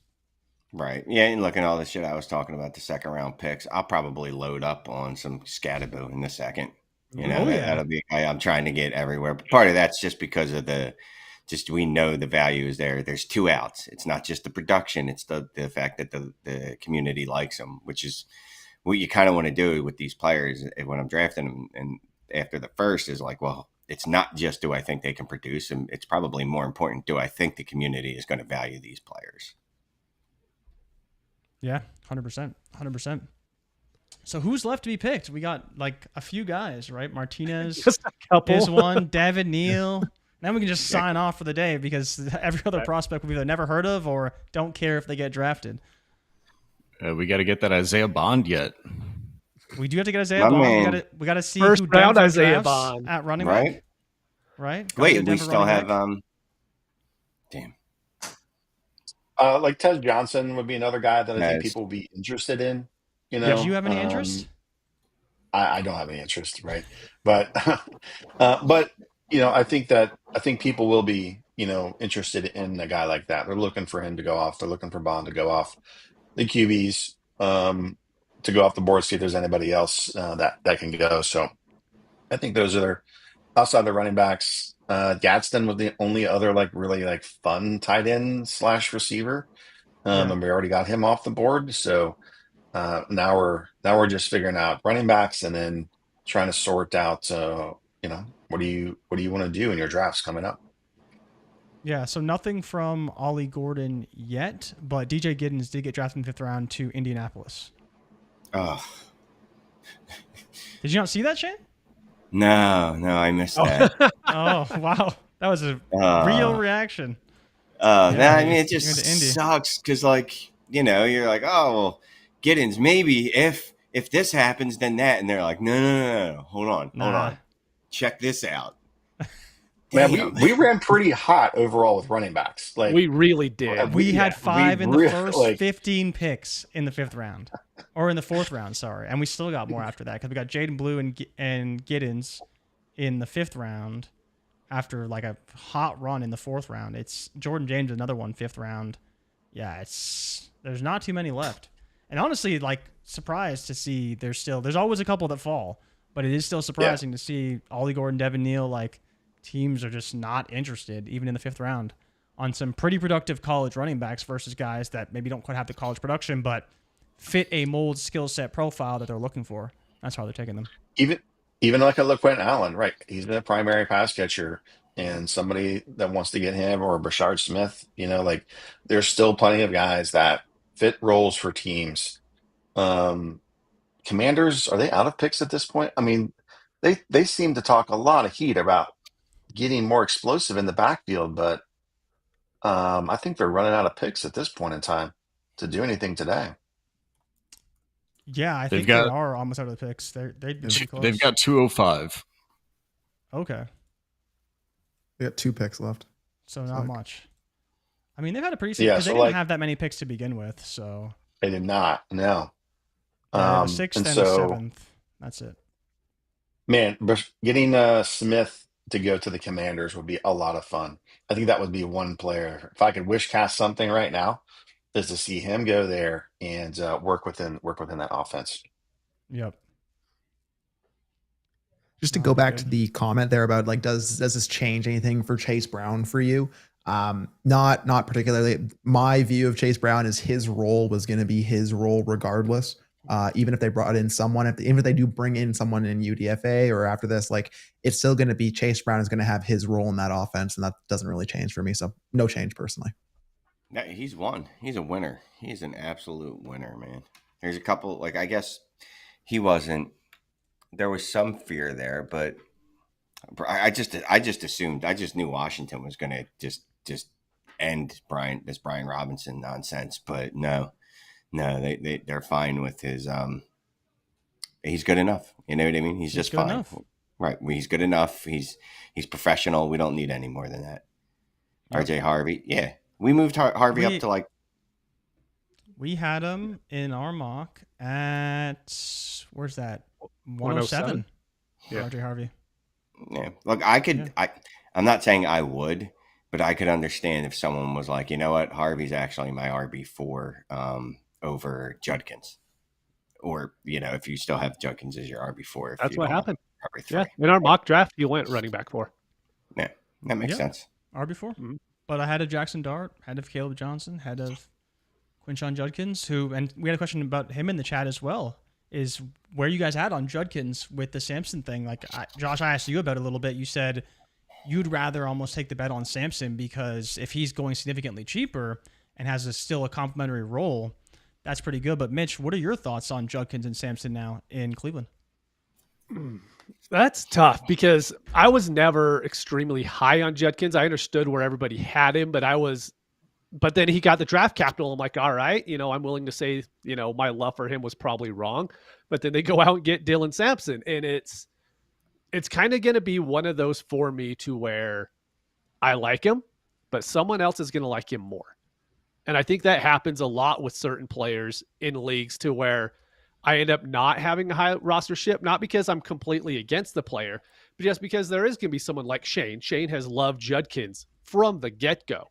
So there's going to be someone like that in my league that ends up just drafting him before I do. And so I end up, in my 50 leagues, I have 4 shares of him. It's not because I really hate him. It's just because I'm completely okay getting RJ Harvey and not Judkins at this point. To me, it's whatever. It doesn't make a huge difference. Okay. Shane, do you feeling differently? I shouldn't, right? Because I should have realized, that it's likely that he was going to see the same kind of, I don't want to say split, but he's not a receiving back, right? Like that's not, I should have expected that he's not going to see the ball 90% of the time, but there's that 14-hour window where you're like, this dude's going to see the ball 90% of the time. Now reality sets back in and it's like, well, no running back's going to see that unless your name's Kyron Williams. So I still like him fine. I'm guessing with Mitch, right? I'm not going to go out of my way. Like if I'm at 106 and those two players are on the board and I can get either one, I'm not going to move up one spot to make sure I get one or the other. I don't care. I'll just take whoever lands to me when I have the choice between the two. Yeah, no, I'm with you. But so the question for me to all you guys is like here, we had Judkins at the back of that tier, but yesterday, as you mentioned, he was kind of at the top of that tier. So where would you feel comfortable taking him, kind of seeing the board unfold this way? Genty, Hunter, Hampton, McMillan, Ward, Henderson, Harvey. I think you'd probably start looking at Judkins after that, depending on how you feel about him at 108. Where would you guys want to take him? Yeah, I have him right in that 108 to 111 area. I'm probably taking Harvey. I'm probably taking Caleb over him. I think you can have the conversation team need, Quinshon versus Ibuka, and then based on the tight end premium, depends whether I take Warren or not above him. It's a big point. At Ole Miss, he was the guy as a freshman in the SEC, right? Then he went to Ohio State, split carries, and people said he was a complimentary back. So it's interesting how the narrative changes. But Mitch, I think, Mitch, you had Sampson pretty high, didn't you? Mitch, did you like Sampson guy? I love Sampson. I mean, going into it, I loved him. But now they're both going to have to compete with each other. So even though, but I love, you brought it up earlier, I love Sampson at his price point now compared to Judkins at his, because with Judkins, I could go, you know what, every single time I'll just take Jackson Dart ahead of him. Then I don't have to worry about that running back in that tier. I'm going to take the quarterback that I know is going to hold value for the next while. I'll figure out that running back scenario later. But if I could, do we think Sampson's going to be a third round guy more so than a second round rookie? No, I think he's going to be in a second. Yeah. If he's in the second, then I don't even know if I'm going to end up buying into either of them. And I loved him coming in. He was, the guy that I kept, if he gets a good spot, he could be a bell cow. Neither of them are going to be a bell cow at this point. Josh, can I interest you in Ollie Gordon to Miami in the sixth round? This is an anti-Miami pick. Wow. Yeah. A dude with no juice and a bruising running back. He's doesn't different. Quite fit the mold. But yeah, finally they're taking a running back that does something completely different than everyone else on the team. I mean, maybe they're going to play him a fullback. I don't know. But I don't know. But don't say that. No, it is that is interesting. I was not expecting Miami to take an Ollie Gordon.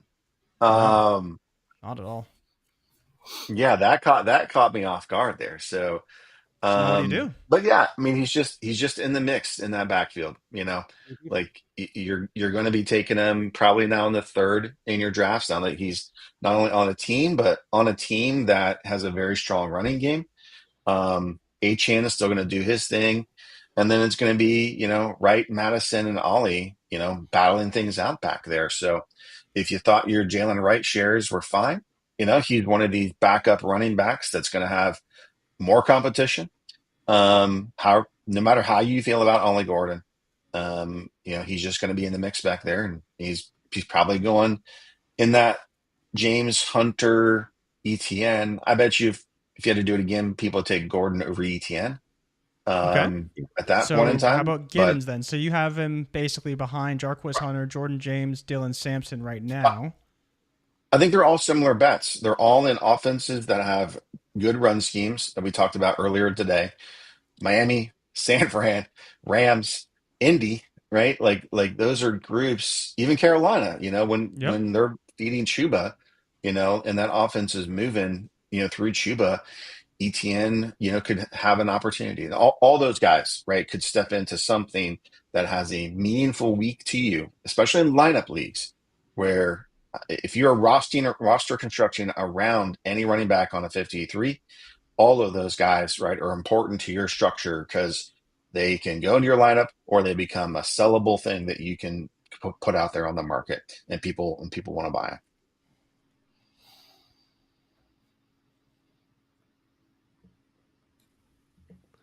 And we got another fullback right after the Ollie Gordon pick, JJ Pughs. Who? Tell me all about him there. Cody Smith, give me that analysis. He's the defensive tackle that he rushed for 5 to, I forget what the touchdown number was, but he was actually running as fullback, and he was their basically tush push guy. at Ole Miss. 7 touchdowns, So. 21 7 carries, touchdowns. 69 yards, and 7 touchdowns. Yeah, We got another That's QB. pretty good. We got another QB off the board. Oh, Dude, we got Kyle McCord. Kyle McCord. Shane, you want to pick this one? Ooh, Shane. Need your instant reaction here. Yeah. Who was it? Kyle McCord. Eagles. The Eagles took him. The Eagles took him. Is he mobile? Not He's the opposite of mobile. He's the opposite of mobile. I'm just looking at him. He looks like they dumped him for Will Howard because Will Howard was mobile. He looks like a chubby fat kid. This is one of those, look, they hope that they can flip him for a 4th or a 5th round pick in a year or two. That's all it is. It's all it is you just keep getting those guys in your building and try. It's like the paperclip trading, right? You just keep using that paper. You start with a paperclip and you trade up to a house. And that's all the Eagles are going to do with this guy. He clearly doesn't fit the Jalen Hurts mold. So I don't know what that offense will look like with him in there. If he were to, first of all, if he's ever playing in the game, everything has gone wrong, and we're beyond repair at that point. So I'd expect that we'll see him moved in the next. We're still in the 5th round. Quarterback factory. No, we're in the 6th round. No, 6th round. Yeah, Sixth round. 5th pick. 6th round. Yeah, like if they can get a 5th out of him at some point, that's a win. So yeah, only 40 picks in the 6th round, Shane. Don't worry. We're on pick 5 though, so we're moving. They need to lower this to like 30 seconds. Like there's no reason this shouldn't have. Well, because they gotta go to this country and that country and over here and over there. Take some time, Shane. Take some time. I wasn't watching, but driving to running my errands, I did have the draft on my phone. And I did see that. That's great that we kept going to all parts of the world. That was pretty awesome. Yeah. France, Mexico, Germany. So do you think that Kyle McCord can beat out Tanner McKee for the backup job? Absolutely not. Absolutely not. Kyle McCord led the country in passing yards last year. I mean, he was the leading passer in the country last year. I don't know. Has Tanner McKee ever done that? I don't know. Yeah, he hasn't. He hasn't. That he hasn't. Yeah. That he hasn't. Yeah. Kyle McCord threw to Marvin Harrison at Ohio State, right? That's what Marv drafted. That's what McCord exactly, passes. Josh. That is exactly how it went down. From high school to the NFL, Kyle McCord got Marvin Harrison Jr. drafted 4th overall. Don't you forget it. And then you see what happened to Marv in the NFL when he doesn't have Kyle McCord. Exactly, right? Exactly. Slightly above average, right? So that means A.J. Brown and Smitty are going to have some excellent games if he ever gets in there. Right, because he is going to just sling it down the field, right? That's what he does. does. Hurts now. Apparently, he wants to play in the Olympics in the flag football, so he can start. He wants to play running back. A running back, is that what he wants to play? He wants to play running back. Yeah. Okay. So get that flag football career going. Throw Kyle McCord and Tanner McKee. Let them battle it out. And so Kyle McCord over the Arizona quarterback. Yeah, no, we're taking him over Kyler because he produced for Marv. Give me the truck. We're trading Kyler. We're trading Kyler to where? Yeah. And then after the season, Kyle McCord's going to get traded to Arizona, and boom, we have an offense. Exactly. Like and then in 2027, you draft Jeremiah Smith. They better suck then. Kyler better he better get hurt, and they just tank. That's why in 2026 you trade Kyler, you roll out Jacoby Brissett. Are you back? Get me back. Come on, man. Still got 7,400 people. We got more people are watching now than when I was here. This is Kyle McCord just got drafted, right? And you missed Ollie Gordon. Yeah, we need your Kyle McCord takes. Kyle McCord on the Eagles. Wait, y'all. Hold on. First of all, I'm tripping because I'm watching the YouTube. I'm watching the YouTube and not the actual. Hold on, man. Hold on, I'm confused. Hold on, man. Hold on. Where are y'all at? Oh, we have a kicker. Ray Inception. Is this the first kicker? First kicker. Let's go, Pats. Wow. You know what? I wish the Eagles would have drafted a kicker. Why? You got Kyle McCord.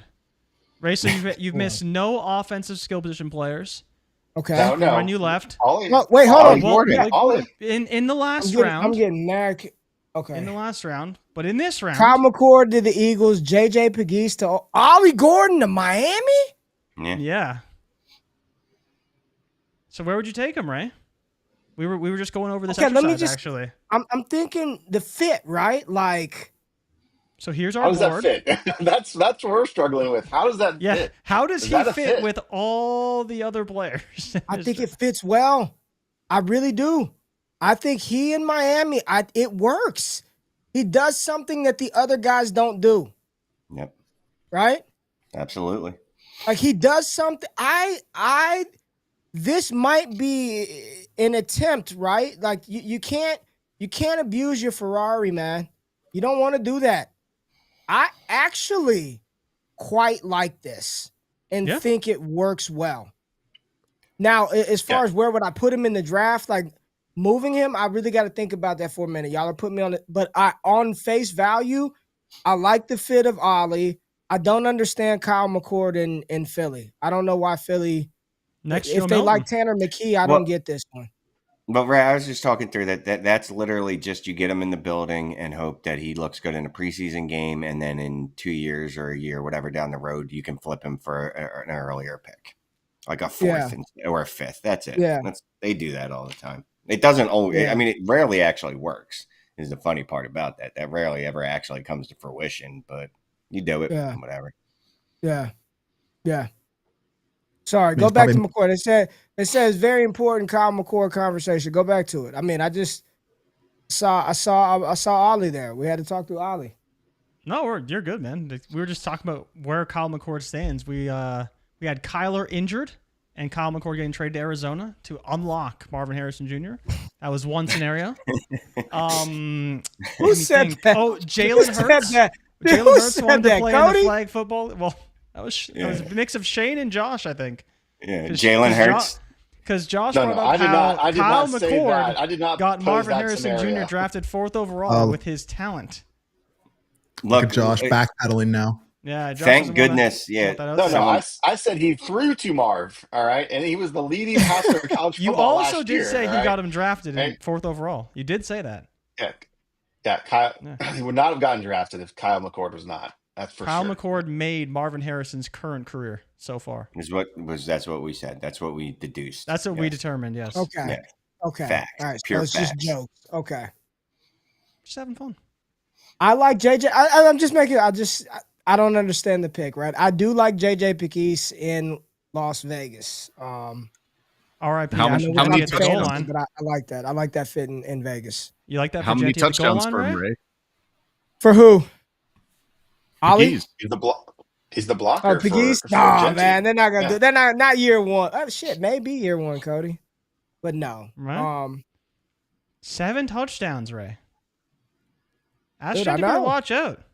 Is he the next 310 coming downhill? Ashton Genty's gonna lose like 2%. Better watch out. Oh, okay. Here we go. We're back. Okay. We are Pump still the back. scream up. Pump the right. scream. Let's go. That's so. Devin Neal, How about that? back Kendra out of Miller. Kansas goes to New Orleans. Cody, is your boy dead? Your boy out of TCU. He hasn't been my boy since he was put in the doghouse by Dennis Allen. Goodness. Poor Kendra, man. Find somebody who loves you the way Dennis Allen hated Kendra Miller. But I mean, he's RB2, right? Like he's stepping in RB2. And Alvin Kamara at his age currently, I mean, it's a 6th round pick. Stop there. Because I know that sounds crazy for a 6th round running back, but he should assume that RB2 role. That is the projection, right? Yeah, for sure. Kendra Miller is better. Shane said it right here. Dude, who else do they have? Who else do they have? They have Clyde Edwards-Helaire. Jamal Williams. They do have CH. That's true. I forgot about that. Jamal Williams. He's not going to be RB2. He's not out the gate. It's going to take a little bit of time. I'm just being real. He's not walking in and just usurping them, Mitch. Is he? Kendre over Neal. Who's he? Neal usurping, RB4. Though? I mean, they're not good. But they're there. They're they better. They were trying to get rid of Kendre Miller every second they could. Yeah. I mean, and then it's Jordan Mims. Clyde Edwards-Helaire went there just because he went to LSU. I like him too. I got a whole video on the channel, man. I love him. No, I know. I want to say but it's okay. Where do we put him? Where do we like Devin Neal in New Orleans with Kellen Moore better than Ali in Miami?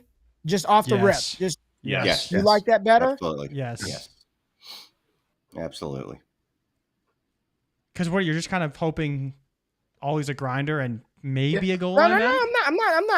I'm working back. So do we like this better than DJ Giddens in Indianapolis the round before? Yes. Josh? Yeah, I'll take Neal. I'll take Neal over Giddens. Okay, no more analysis. That's all you get. Do we like Neal in New Orleans in round 6 or Jaden Blue in round 5 to Dallas? Neal. I would take Neal. Neal. I have to think about it. Put a lot of deep contemplation into it. Josh? Oh, I'll take Neal. Yeah. That's a bias. Do we it's like a bias Neal in It's round definitely a bias. 6 or Jordan James to San Francisco? Slightly prefer James. Same. James. I think Neal has more path to opportunity. So That's what I'm looking at. I sort of agree there. Yeah. I just want the upside of if James starts one game. Yes. Like The that last one. This is the last one. Well, I've got 2 more. Neal or Dylan Sampson in Cleveland? Sampson. I kind of like Neal more personally. Sampson, baby. Sampson. Ray, got a big pick here. Chat should be excited. Will Howard. Oh, Will Howard. Hey, The Pittsburgh Steelers said, heck with Shedeur Sanders. We're cooking. We will take a national champion instead. We're cooking in round 6. I mean, this has been. Has this not been a great start to round 6? It's been a lot better than round 5 was. Round 5 was a little. We started getting sniped out the bill. It was just boom, boom. I mean, it wasn't looking good. We've got Ollie, McCord, Neal, and now Will Howard here. We're so back. We're so back. And now we got the Ravens flock on the clock, Ray. Okay, we're not done with Neal because now we're in the round 4 running backs. You'd prefer a round 6 back over, right? If you're talking draft capital. Mm-hmm. Devin Neal or Trevor Etienne? Devin Neal. Take Neal. Somehow Etienne's still more buried than Devin Neal would be. Agreed. Neal. Wow. Devin Neal or Jarquez Hunter? Jarquez. I would kind of want to lean Hunter. I'm going Hunter. But wait, where did Jarquez go? He's behind. He's behind the third leading rusher in the NFL. And he's going to play as much as me. So give me Neal. Yeah, but that guy fumbles consistently, though. Wow. Who, Kyron? Yeah. Yeah, dude. And you know every what? Game. Every game. It didn't matter. Trust me, I was the one telling people, I hear what you're saying, Shane, but here's my counter argument to you. They had no one to bench him for, Josh. Are you taking now Neal? They do. Like, are you taking Neal for that complimentary role? Hey. Yes. Versus, like, for me, I would take Hunter because if he starts, he's way more valuable than Neal in a complimentary role. It's the same argument as James in San Francisco. Yeah, it's the same San Francisco argument, which I think you did take Neal in that argument as well. But Real talk, again, that upside. Kyron was fumbling the ball a lot. It felt like every game, like the last 10 weeks of the season. Yep. He had no one to pull him for, though, Josh. There was no one to pull him for. But now you've got Corum. They spend they traded up to get Jarquez. We're sitting there watching the draft, and then, oh, man, the Rams are on the clock. Yep. It could be Shedeur. Fucking Jarquez Hunter. Did they trade up for Corum last year, too? I think they did. I think they did. I mean, I get it, but I don't think it's that strong of a signal. Neal or Woody Marks? Woody Marks. Woody Marks. Woody Marks. Neil.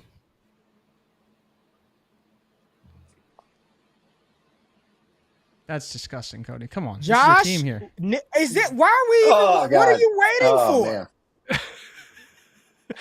Man. Josh, what are you waiting for? Woody. Dear God. All right. I think we're at threshold now. Neil or Skataboo? Skataboo. Scat. Oh, Skataboo. Universal. Yep. Neil or Tutin? Yeah, Tutin. Okay. Ray. All right. I mean, Tutin's got two other backs in his backfield there. Are you sure? Hold on. Stop. I asked this question and I was dismissed very quick. Oh, it's Liam Cohen's first pick. ETN is still there. And as bad as you think Bigsby is, he played are you sure Tutin just jumps into that role? Yes. No. I wouldn't say for sure. It's going to be a camp battle, and good luck telling me who's going to win that thing. And which two running backs get the primary workload? Oh wait, so you're including Tank as part of that battle for the league? Yeah. The league Yeah. role? Yeah, of course. I mean, He's on just the team, look at you look at what they did with Tampa between Rashad White and Bucky. Eventually, they found their roles. They figured out which ones they like doing certain things. And I'm not going to just say that Tutin comes in and just takes things over. Like, they're going to figure out which ones do the things that they like. And then they're going to deploy them in a way that is effective to go and scoring points. Maybe that's Tutin, maybe that's ETN catching passes out of the backfield. Maybe that's Tank, doing some of the grinder work. That's what a lot of Bucky did. Bucky did a lot of grinder work, and then that White come in at goal line and catch passes. So, it's hard to say at this point in time which one is going to be more important. And so, if people want to just toss aside those Bigsby's and ETNs, I'll take them. If you want to give me those free players, right? I'll take them in my 14 running backs I've got on my roster. So, me too. All right, super chat from Tyler. He's got the 105, can't trade back. His QBs are Patrick Mahomes, Josh Allen, JJ McCarthy, and Justin Fields. His running backs are Bijan, Gibbs, Breece Hall, Najee Harris, and apparently stacked at wide receiver too. But can you justify taking Travion Henderson over Cam Ward with that 105 pick? Yeah. Which one of those two in your mind? I'm not saying I have a particular opinion that I'm sharing here, but in your mind, do you have an idea of which one of those two players could be elite at their position?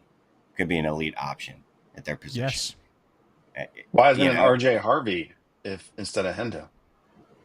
Because he's not as good, Josh. Because he's not as good. That's bias, Jay Rich. That's your bias coming out right now. No, there's no bias. There's no bias. Roll back the tape.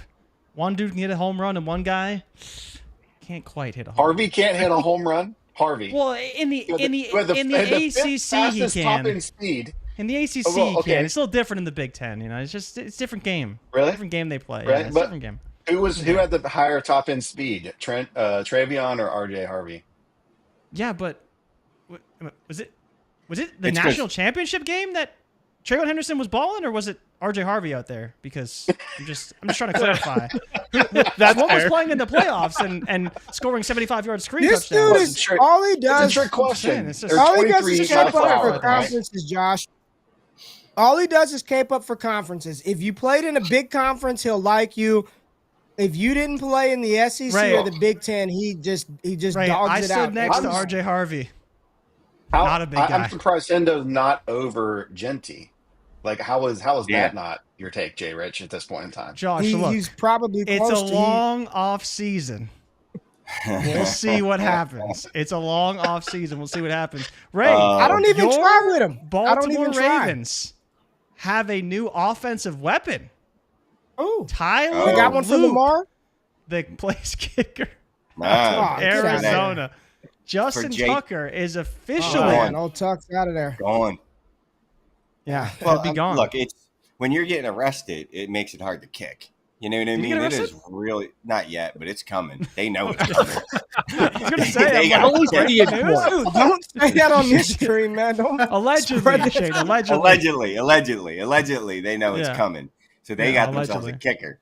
They allegedly they know someone in the PD and is like, bro, just yeah, you might want to go ahead and get a kicker. I'm not saying anything. I'm just saying keep an eye They're on. telling you without telling you that maybe right. they may be looking for a new kicker soon. Exactly. And then Jalen Reed, the Penn State safety, got drafted to Houston. There you go, Cody. You got yourself another safety. You don't even need a safety, but you got one now. 6th round, you throw darts and you fill special teams positions with Jalen Reed. Yep. Ravens. Just to go back to that super chat. No, Ravens. Yeah. Just go back to that super chat real quick. Like if I have a quarterback room that includes Josh Allen, Patrick Mahomes, JJ McCarthy, and Justin Fields, I'm going to assume that you can't actually move those quarterbacks for what you want. So I think I would just be happy just taking the running back there versus adding my 5th quarterback. And trade Brees Hall, man. He's no good anyways. Nobody wants Brees Hall right now. That's the problem. We Brees talk is about getting that. traded. Remember, he's getting replaced. What Oh yeah, round you is gotta it? wait for him to be traded. It's 6th round. Still could happen. Damian Martinez in the 8th round. Want to hear what number?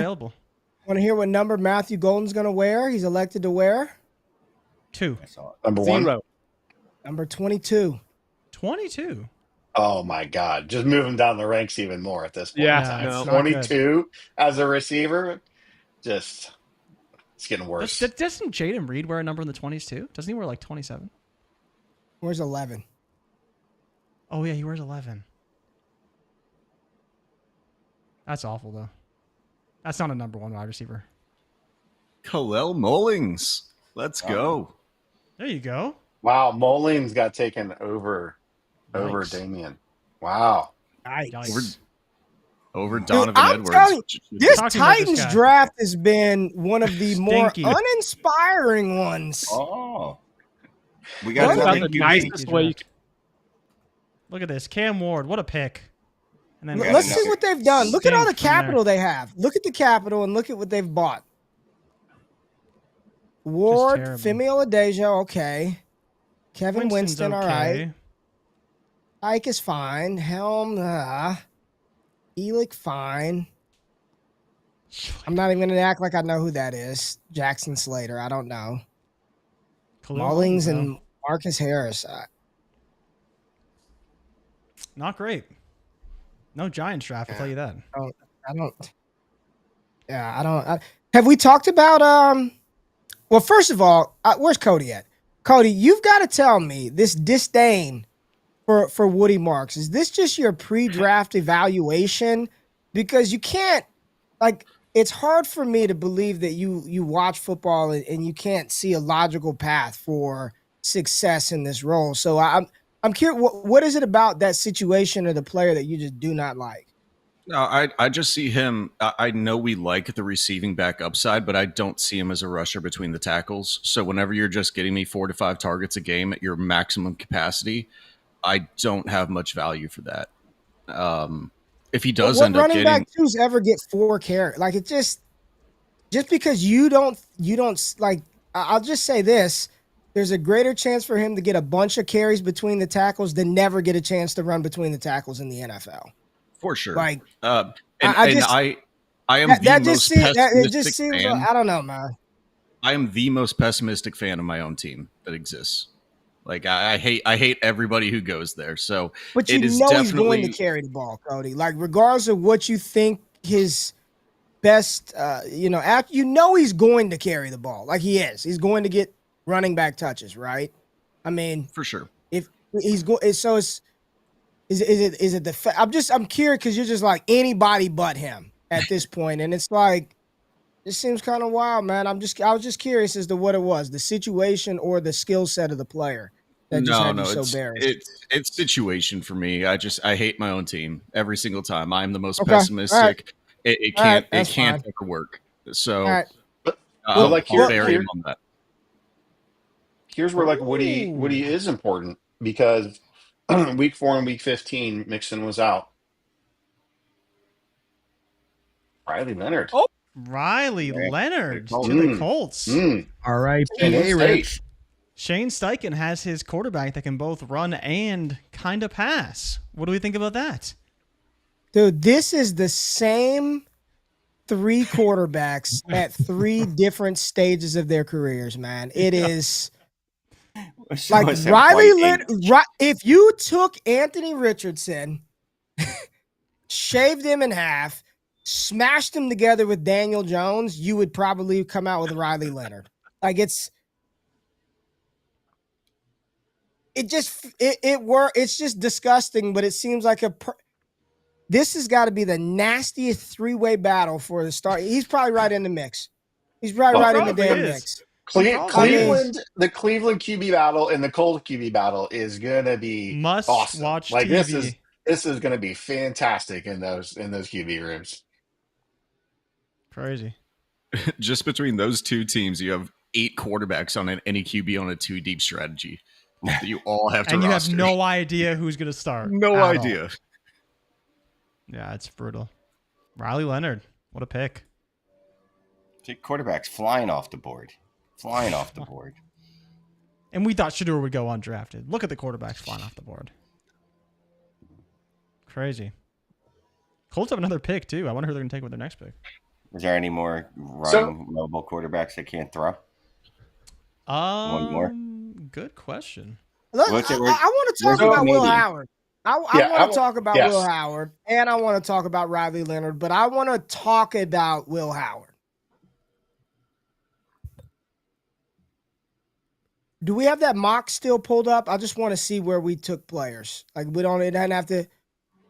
Where was Gabriel and Sanders? The back of the 3rd? Yeah. Mm-hmm. And then the last quarterback taken was Howard a round after both of them. Where's Howard slot in now? Where do you think he slots in now? Because, man, great pick by Indy right here with Tim Smith. Really good pick. Yeah.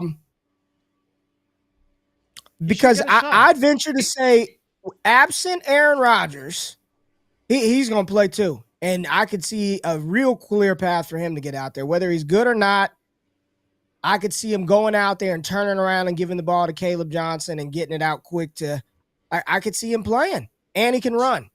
Ray, do you have any concerns about the Steelers just like in their philosophy? Of course. Only because I think one of the issues you have with a team like the Steelers is that they're always trying to compete. Like, they're never a team, or very rarely in a spot where late in the season you can give Will Howard 2 or 3 starts to see what he's got. But that's not always their choice, right? Rudolph, right? That's not always up to them. And we know that on average, there's like 68 quarterbacks a season that start in the NFL. So your plan is not to start him, but I think this is maybe the type of quarterback that, of course, I do think Mason Rudolph would be up first, and another veteran, but there might be a point where he's got to play, man. And my question is, how valuable is that asset in a rookie draft? For that opportunity to happen, which I don't think you have to squint too hard to see that, especially with where the Steelers currently sit. What's that worth? I think the problem is, what is the upside of a Pittsburgh Steelers quarterback today? What's the upside of a Cleveland Browns tough. quarterback, though? That's perfectly fair. That's perfectly fair. But I think because we haven't really seen any consistency from the quarterback position in Cleveland outside of when Flacco was lighting it up and Jameis was lighting it up for fantasy purposes, not necessarily in real life, we know there is a world where maybe the volume could be there. But in Pittsburgh, under Arthur Smith, whether it's in Pittsburgh or in Atlanta, there's never really been a fantasy viable quarterback there. Like, you got to literally still go back to Ben Roethlisberger to find a fantasy viable quarterback in Pittsburgh. And Arthur Smith hasn't had one since, 2019, 2021, whenever it was, when Ryan Tannehill was crazy efficient. So I kind of agree with, you could slot him into the 3rd round, but you probably got to sell, like, immediately. Because the moment he plays and he's kind of just okay, even if they're winning games, like, I don't think there's going to be a ton of fantasy value to extract there. But maybe there will be if he really runs, but he's got to run a lot probably. Oh, Who's got the vacuum going on? Oh, somebody go on mute.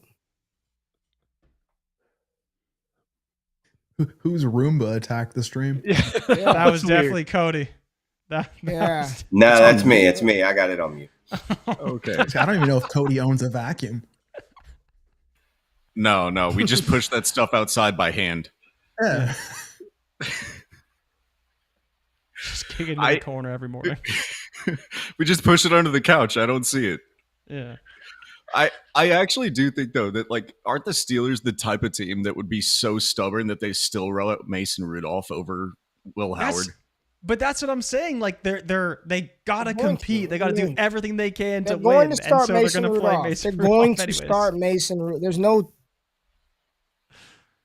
Yeah. It wouldn't be. He's not starting Mason. If that's what they got, he's playing over Will Howard to start. It's not. It's like a Brock Purdy situation where like everyone has to get hurt ahead of him for him to get a shot, probably. Yeah. And then they still start Skylar Thompson over him too. Nah, I don't think they do that. I mean, he's in the building, right? He's in the building, so I think he'd play. But yeah, it's probably taking multiple QB injuries. Titans should have gotten more help for Ward. Yeah, the Titans have. I don't know. They technically got some kind of help. They just scattershot it in such a way that I'm uninspired. Yeah, Ridley's getting 180 targets. Yep, it's interesting for sure, but Curtis Rourke or Ewers would have been a much better pick. I mean, my Canadian boy Rourke. Who cares at this point? Yeah, I don't know. People like Rourke though. Ewers, man. Oh, Maple Missile, baby. Wow. Love that, JR. Can I interest anybody in some Taj Brooks to the Bengals? Oh, in the Bengals get 6th there. round. Third RB. I mean, lightning. Hey, I kind of like it. That's Chris Evans' replacement. Hell yeah. That's a good pick right there. I like Taj Brooks to Cincinnati. Yep. He's a bowling ball. He can run and he can catch. Chase Brown, you want to have that banged up ankle? Yep. We got somebody. Yep. It's a good, definitely a wide open situation. 6th-round pick, man. He is in the mix. We have not drafted him at all. He is now we've never said his inside name. of your top 48 picks. 100%. Anyone disagree with that? Nope. Haven't talked about him even once. And he is Not now once. firmly in there. Has to be drafted. He's good. This is a good, like, people are, even in the chat, people are like, man, Taj is dope. It's a good pick. Yeah. No running back for the Bears, which shows they love Swift. I doubt it was Johnson's choice to trade him in Detroit. Only player with multiple 1,500-yard seasons, school record in rushing yards, third in school history in touchdowns. Chase Brown, no longer 5'9", 215. Yeah. Good player. You want that Taj Brooks or Chimere DK at the 410? Chimere Dyke is more fun to say, so I'm going with Chimere. But that's how my kids pronounced it when they saw him come off the board. I had to correct them. And this was just Bears are on the clock. Pick. Bears are on the clock now, yeah. Bears are on the clock. Can we get a running back? Can we get even if they get one, don't boost it up. Like they're not overtaking Swift. Yeah. You know, Swift, Brian Robinson. There's been some quiet winners, man. Quiet winners tonight. This weekend, I should say. Well, let's get Larson off the board. Yeah, people kind of sneaky like this pick. Tosh is I bet you he's undrafted in that damn pipeline league, Josh. Probably. I was going through there earlier. I think they need to load some more rookies in there. I was flipping through earlier, and there was not a whole lot in there. Tesla was there, but some missing players. So yeah, Tesla was there. Martinez's fault. Martinez is the one. Man, what's the NFL telling us about him? And it seems like he aced the pre-draft process, but man. Well, Ray, when we talked to him, I was like, man, this dude's like very well spoken. Seemed like he'd be a really good interview. So I'm kind of surprised if that would be a reason why he falls. But clearly they saw something. What was his college story exactly? He went from Oregon to Miami. State. Is that what it was? Oregon State to Miami. Oregon State, he was good though. Like he was real good at Oregon State his first 2 years. Transfers to Miami. has the lowest career touch count of his career, but Luke his Newman, efficiency went through the roof. But that's the story. He played on that Miami team, but he didn't put up monster numbers. Yeah, unfortunately, if an offensive coordinator sees him on the field on third down, he has a heart attack calling a timeout to get him off the field. Cannot catch passes, cannot run block, and just a 2-down back grinder. Yeah, I mean, he just had a lot of steam, it seemed like, where people liked him and wanted to pump him up. Maybe that was too much fantasy side of things that was pumping him up. Maybe not as much NFL side. But it just felt like he was always in this conversation. You got to be on the lookout, for this guy. But him, Donovan Edwards still has not been drafted, right?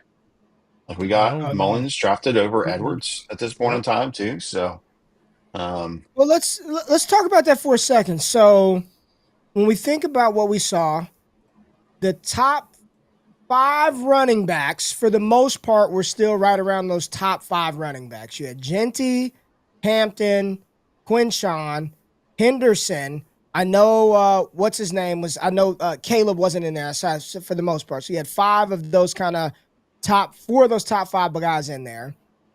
Harvey jumping up was a very big surprise. I don't think a lot of people saw that happening. Not jumping up to be in the 5th running back off of the board. And then after Harvey, who was next? Was it Caleb? Was it from Caleb? In the draft? Was it Caleb? The mock. It was Caleb, right? So Caleb was within the range of where he always had been in those top 5. And then it was Tutin, correct? I believe Tutin. So. Skataboo. Yep. Marks, Hunter. Okay. So Tutin and Skataboo already had been there. So we felt great. That's why Scott felt comfortable. Tutin is locked in. Soon as Skataboo got drafted, we felt comfortable there. The first thing that disrupted two things that disrupted it is Trevor Etienne and then Woody Marks and then Jarquez Hunter all going ahead of Dylan Sampson, DJ Giddens, Devin Neal. Like all those guys went ahead of players that I don't care whose mock you looked at. Ollie Gordon was going ahead of Woody Marks every single time. DJ Giddens, Devin Neal, those Dylan Sampson. So we had 3 running backs disrupt our natural thought process, and then after that, you had a couple of more, James and Jaden Blue going where they went. So I think just recalibrating where we think and prioritize them is probably good to take a beat on that real quick.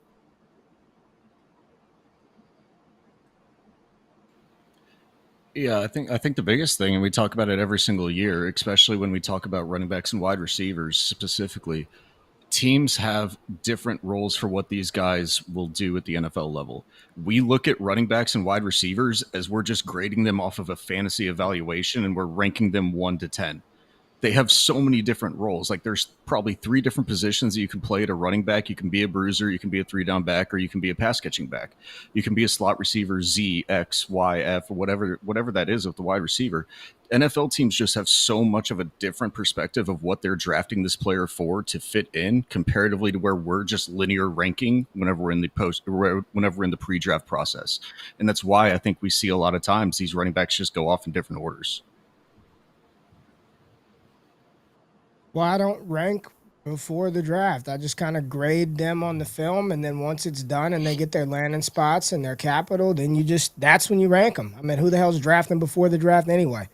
Why do you? Who's doing that anymore? There are some lunatics that still enjoy that, man. Yeah, I don't like that anymore, man. No, I go back to Hakeem Butler. I think that was his name. I drafted him good callback. At 3 overall in a rookie draft, and said after the NFL draft, I said, I'm never doing this again. I will not be in a league that does this. Yeah, just absolutely awful. Yeah, these are your best available running backs: Davey Martinez, Rashard Smith, Quinn Allen, Kyle Monunga, Marcus Yarns, Montrell Johnson, Ja'Cory Korsky, Merritt, Rocket, Raheem Sanders, Phil Maffa, Donovan Edwards. Some good names. People are going to excuse away wherever Martinez lands and wherever Smith lands. It'll be excused away. Yep. And they'll be in line to be the RB2 in a matter on their team. And it's like, nah, man. Yep. Josh just needs Martinez not to land here. to Denver. We got some time. I mean, we got some time. Oh God, are they on the clock again? Not till the very end of the sixth round. Man, we got on the clock now. They're on the clock now. Oh, they traded now. Yeah, they traded. traded. Houston Unless is back. Yeah, Houston's up. Yeah. Let's get the better running back at the end of the sixth. Let's go. See if Washington can get it back.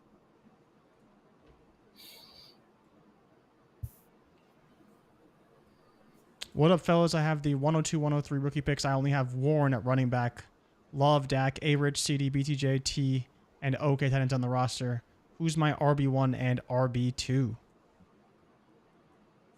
Hampton, and who's your other option? Hunter.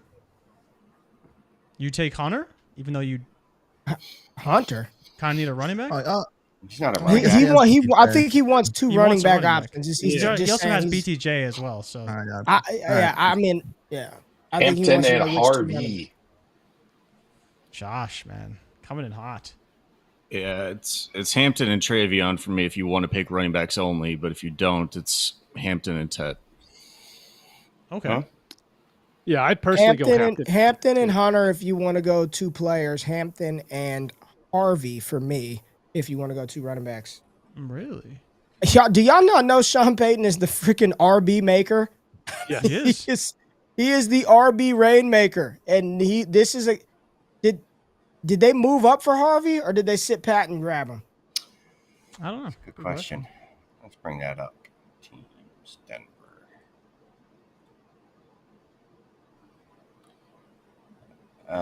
They did in fact stay pat. They just came from Detroit at one point. No, it came from Detroit. Came from Detroit. No, so this was it just shows that they were the 60th pick. No. Yeah, but on ESPN, the pick came from Detroit. So yeah, this is Detroit's 60th pick. Interesting. That's weird. Just because I'm looking on the NFL Network, they have all the other like arrows and where the picks came through, but not for this one. I'm looking at what you're looking at, Shane. I see the same thing. So the sixth round pick is fun. Compensatory greater than Cleveland, which is greater than Houston. It looks like Detroit traded up to take Tate Ratledge at 57. Oh, Denver dropped back. Yep. And Denver dropped back and got Harvey. They didn't. Okay. So then that's actually a bad omen. We want you trading. I don't think it's any omen. Come on, man. And RJ Harvey was projected to go in the they saw that he was going to be there and was like, oh no, move back. And then they moved back further. I'll say, RJ Harvey, Ashton Genty led the country in runs of explosive runs. Just led the country, right? Number 2 is RJ Harvey, man. Number 2 is RJ Harvey. It is definitely we were shocked by that move, and getting comfortable with taking him up there in the premium, the most premium landing spot is what's going to be very difficult for people to reconcile. I'm already there. I'm reconciled. I am too. I mean, I sent the super chat last night. So you got RJ Harvey as your RB2? No, I will still do RB3. I'm sorry. Yeah, RB3, right? I mean, I was having a lot of fun when I sent that. So, but like he's in a role that few have an opportunity to capture on, like just flat out. So, I had him graded high pre-draft too. Yeah, I had him graded high in the pre-draft process. So and I love me some Caleb, but I would take him and his explosive out. And the crazy thing is, Caleb, you know who was third in the country last year in breakaway runs? Caleb Johnson. Ashton Genty, RJ Harvey, and Caleb Johnson. I'd love to have all three of them. But it would still be Genty. When I rank them, it's going to be Genty, Hampton, and Harvey. I mean, my very first fantasy mock with our DD crew of this process, I took RJ Harvey in the first round and was laughed at. Like, I felt after watching him in person and my own film analysis of him, and I saw him in Mobile, I was like, this dude, man, I think I'm going to take him in the back of the first. People thought I was batshit crazy. I didn't know he would get drafted this high, but I'm already reconciled, man. He will be top 5, no doubt. He's number 3 right now. outside of anything crazy happening, but which it won't. He's third for me. All right, Scribbles has a question for us. Thank you, Scribbles, for your super chat. 14-team Superflex, half PPR, 0.5 tight end premium. Start 2 tight ends. Would y'all rather the 103 with Hunter on the board and a 26-second, or the 107 and 108?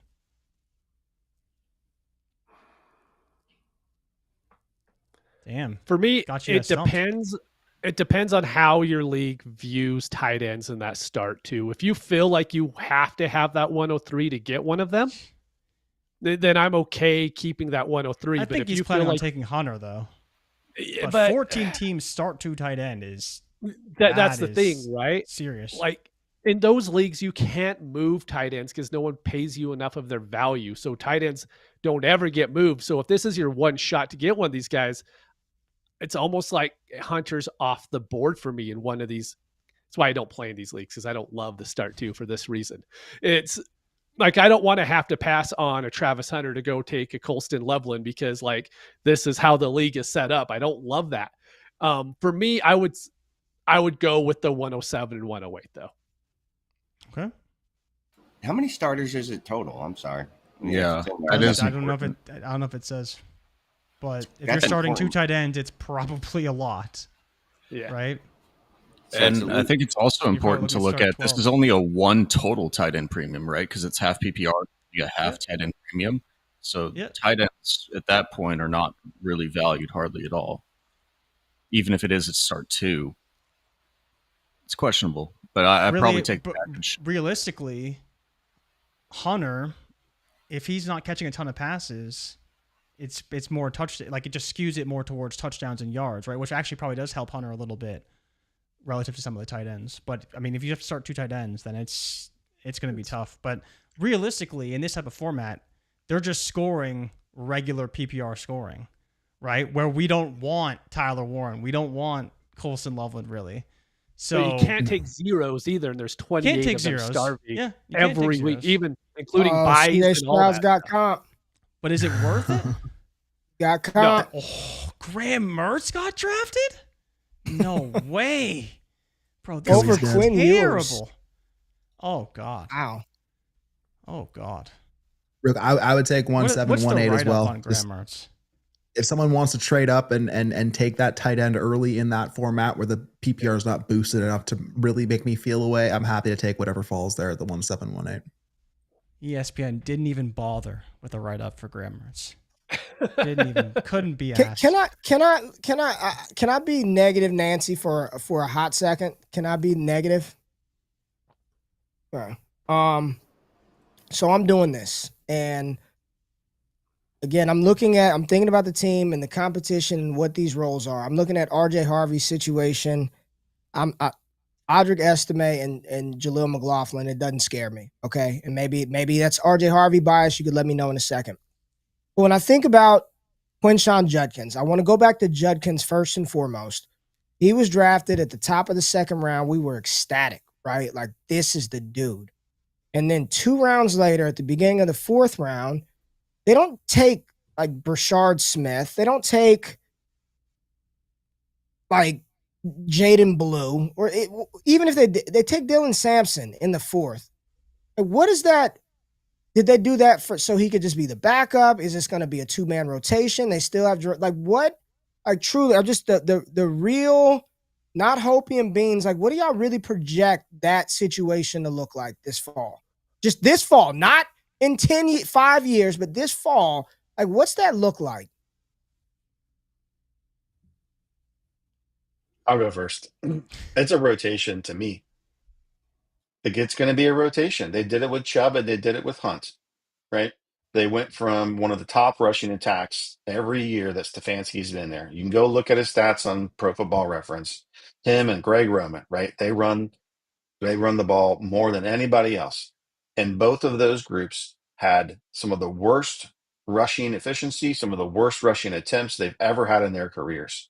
And the Browns, they decided, you know what? It's so bad that we're going to taking 2 shots at this, and we're going to fire 2 running backs at this problem. Maybe one outshines the other, but we're going to take both shots, and we're going to see what happens from here. because they need to figure out this run game. Their offense is predicated and built around this offensive run game being successful. So do you think Sampson's going to get an opportunity to carry the ball in this offense alongside Judkins? Absolutely. Absolutely. You can't convince me that you know which one is going to be the primary running back at this point in time. No clue at this point.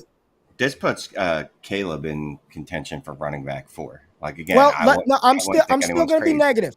I'm not done being negative. Let's move on to Caleb, right? Let's move on to Caleb. Jaylen Warren is still there, right? Yeah. Right? Mm-hmm. Right. Warren is still there. Can we just confidently say, at very worst, he is the primary weapon on passing down situations out the gate? Yes. That's how it should be. So what are we hoping for here? Najee Harris. What are we hoping for this You're season? hoping for Najee Harris. That's exactly what it talented. is. We've been saying the Pittsburgh have been telling us the entire offseason that they want to run the piss out of the ball. So I want the running back who's probably going to take the most workload there, just in general. Right. He's not getting passing work, Ty. If he gets Najee's workload last year, are you happy with Najee's workload from last year? Because that's like the most likely outcome. Yeah, I mean, again, it's 11 points per game. It's 11 points per game, right? Well, but part of that is because it's Najee. It's not like just because it's based off. Yeah, he sucks. He's ass. I mean, he's got 1,000 yards every season of his career. I get that. You didn't. He's not good. He's not. We have eyeballs. Every one of us has watched a football game where Najee Harris is running with the football, and not one of us was like, "That brother is good." No, we're like, "This dude sucks." At least me. That's how I feel about him. I think Caleb is significantly better. I could be wrong. Shane? Not a scout. You obviously. said that brother is not good. Is that what you said? So I'm not. I don't think Najee is particularly good. So I do think that Caleb is a significant. Okay, so he goes from 11 points per game to 12 points per game. Like, or are we talking about he's so efficient that he's gonna score. He's going to score. If he gets 11 expected points per game based on his workload, he's going to score 14. He's going to 3 points above expected. That's what we think he's going to do. Why not? That's a hard bet. That's a hard bet when the expected I'm being negative. Josh. You guys let me be negative, right? I'm the one being negative with these guys. So the last one, and I saw somebody say if I'm getting Travion because somebody's taking Ted or RJ Harvey over him, I'm laughing to the bank. What is the expected outcome here? Okay, because if what you're thinking is they're going to turn around and just load him up to be the primary, that's what got him broken in the first place at Ohio State, which forced him to go bring in Quinshon Judkins, and he had the best season of his career since his freshman season, not having to carry the workload between the tackles. By being able to be explosive, and yes, he can catch the ball, but don't spare me unless you've seen it, which I've watched. I've seen the tape. He's not Christian McCaffrey in the receiving game. Okay, he can catch the ball, no doubt. He's not one of the swing pass specialist. Yeah, he's not this route running savant running back. So again, I'm just asking, what's the outcome we're hoping for with Hendo? 200 carries and probably 50 receptions. Oh, I think that's a ceiling, to be honest. Yeah, I think that's like you think that's a ceiling, really? I do. That's a pretty. It's a lot of touches with him. It's a lot. I think it's a lot. Somebody said 100 targets this year for Henderson. If they throw him the ball, if they give him 100 targets, that offense is probably downright putrid. This is not Christian McCaffrey here. Josh, I just said it. It's not CMC. He's not that kind. Najee Harris had 100 targets. Remember that? I'm just saying it happens when your offense doesn't have. Najee Harris was also on the field like 100% of the time when he got 100 targets. That helps. That did help. I think they threw the ball like 650 times that year. Yeah. And he was with Ben Roethlisberger, who could only 2-step drop and check it down for 5 yards. All right. Everyone's just tagging me from all sides. Fine. It was a moot point. It wasn't correct. My bad. Just saying. No, I'm not knocking it. I went through the list, right? It's not a Hendo. I'm just trying to reel the high, like I'm trying to reel it back in a little bit, okay? I think they're in there, and Ramondre is still there. I know none of us like him, but he's different. He's a different type of running back, and he's been in the NFL for multiple years. So I'm looking at these guys, and I'm excited to draft them. I'm going to draft them, but I don't think there's, and maybe it's the Harvey bias, but when I look at what Denver currently has and what they've let go, his pathway to being able to do the most of both of those things, carry the ball and catch it, with a offensive mind and Sean Payton that has had great success doing it when he picks his guys, it feels pretty clear that maybe the name isn't the name we thought, but I've got a Harvey right now at 5 on my board. It goes Genty, Hunter, Hampton, McMillan, Harvey. I'm just walking through the football process of it, and I'm not saying I'm right. I'm just telling you where I'm at with his pathway. That's it. The funny thing is, if you went on X 2 weeks ago, Caleb Johnson was getting crapped on 24/7. If you went and looked at what picks we liked out of last night, RJ Harvey was getting killed on X all last night, all this morning. Hey, look at how far he's going to get overdrafted. I saw it multiple times from different people. And like I said from day one, I didn't care which one of these backs went to Denver. I don't care which one. I'm going to love that back. Like, I don't care if it was Caleb Johnson that went there. I feel the same about him that I feel about RJ Harvey. Sean Payton, I don't doubt that dude. He's a Hall of Fame head coach. And if he says, hey, this is the guy that I want, it's the guy that I want too. And a big part of that is that's just where we expect a ton of volume, right? Like we expect, mostly because who's the best returning incumbent running back? Ardrick Estime?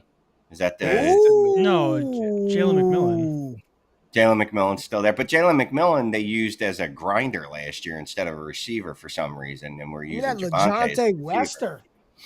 Oh, Lamar. I mean, Ray, help. We need your analysis here. Hey. This is what the people came for. That 8th round LeJohntay Wester, man. Let's go. Yeah. I mean, you are the resident CU truther. So tell the people all about LeJohntay Wester and his skill set.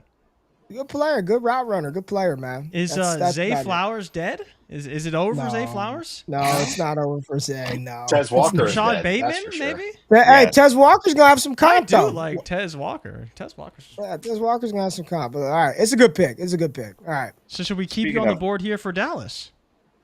We are in the 6th. Yeah, keep it up. But yeah, Dallas and then Washington. See if we can get any Hopian running backs here.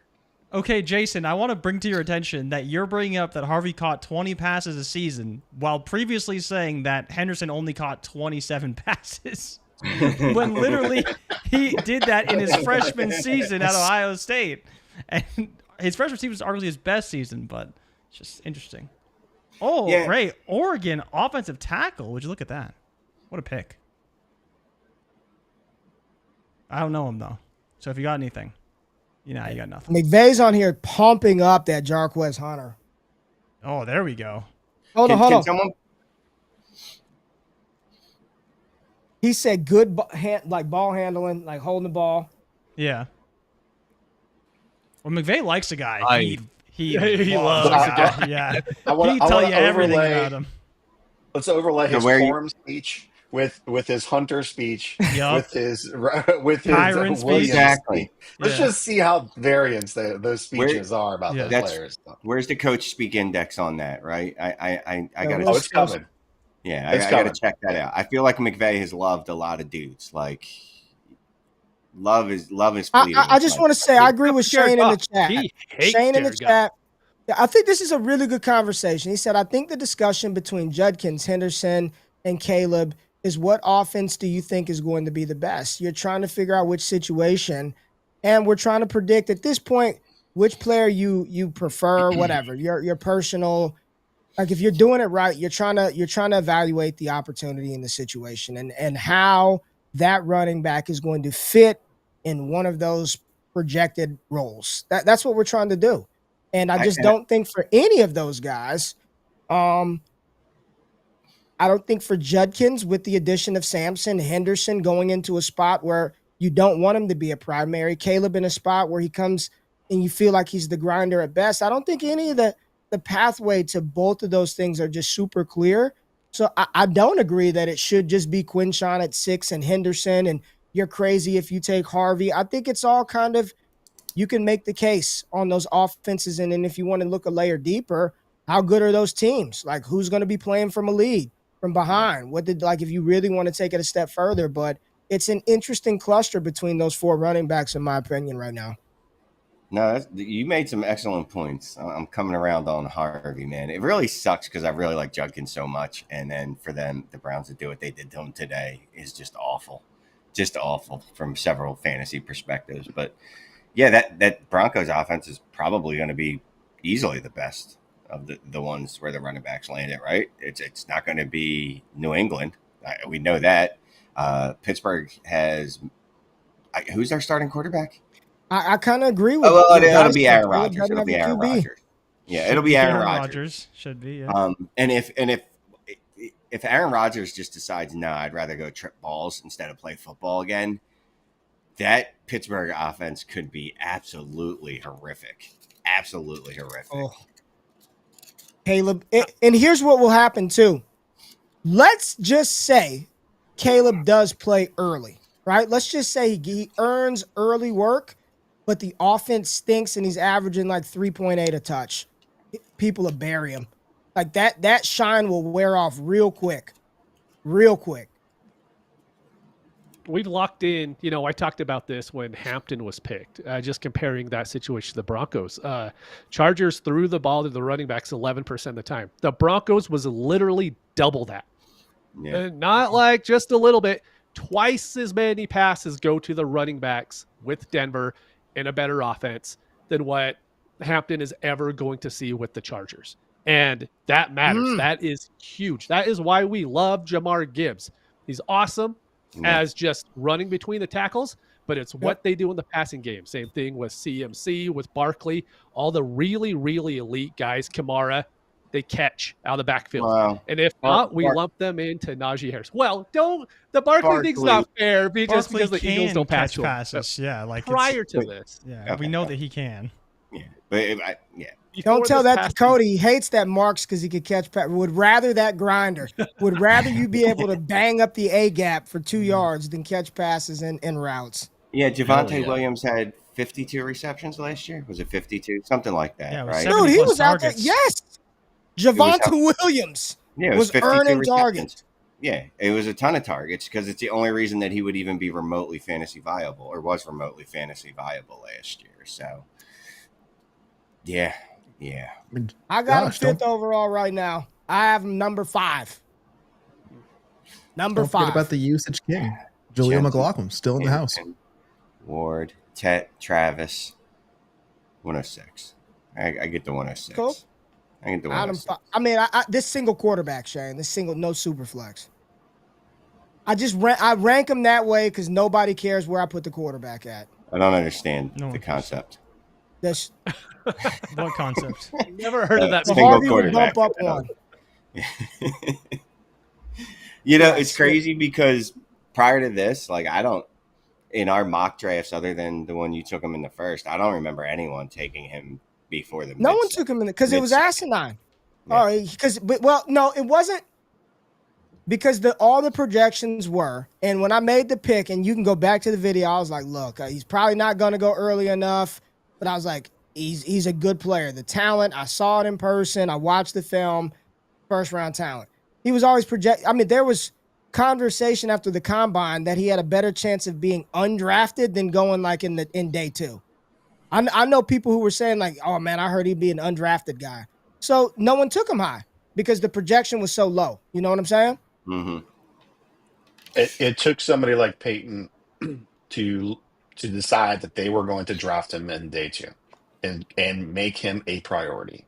And if that wasn't going to happen, we wouldn't be sitting here talking about it at all. He'd just be in that same grouping with Devin Neal, and DJ Giddens and all those guys, but it matters based on where he went. And he has the historical production from what he produced in college to be a fit there.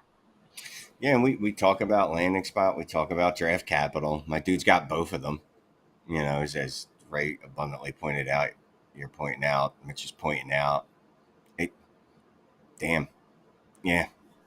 It would be Judkins. Can I give if one not for counter Hampton. argument to Harvey? Can I give one counter argument to Harvey? Are you sure?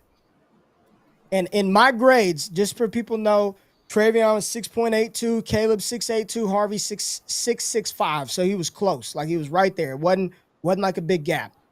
But are we not doing what people did in 2020? I'm just asking.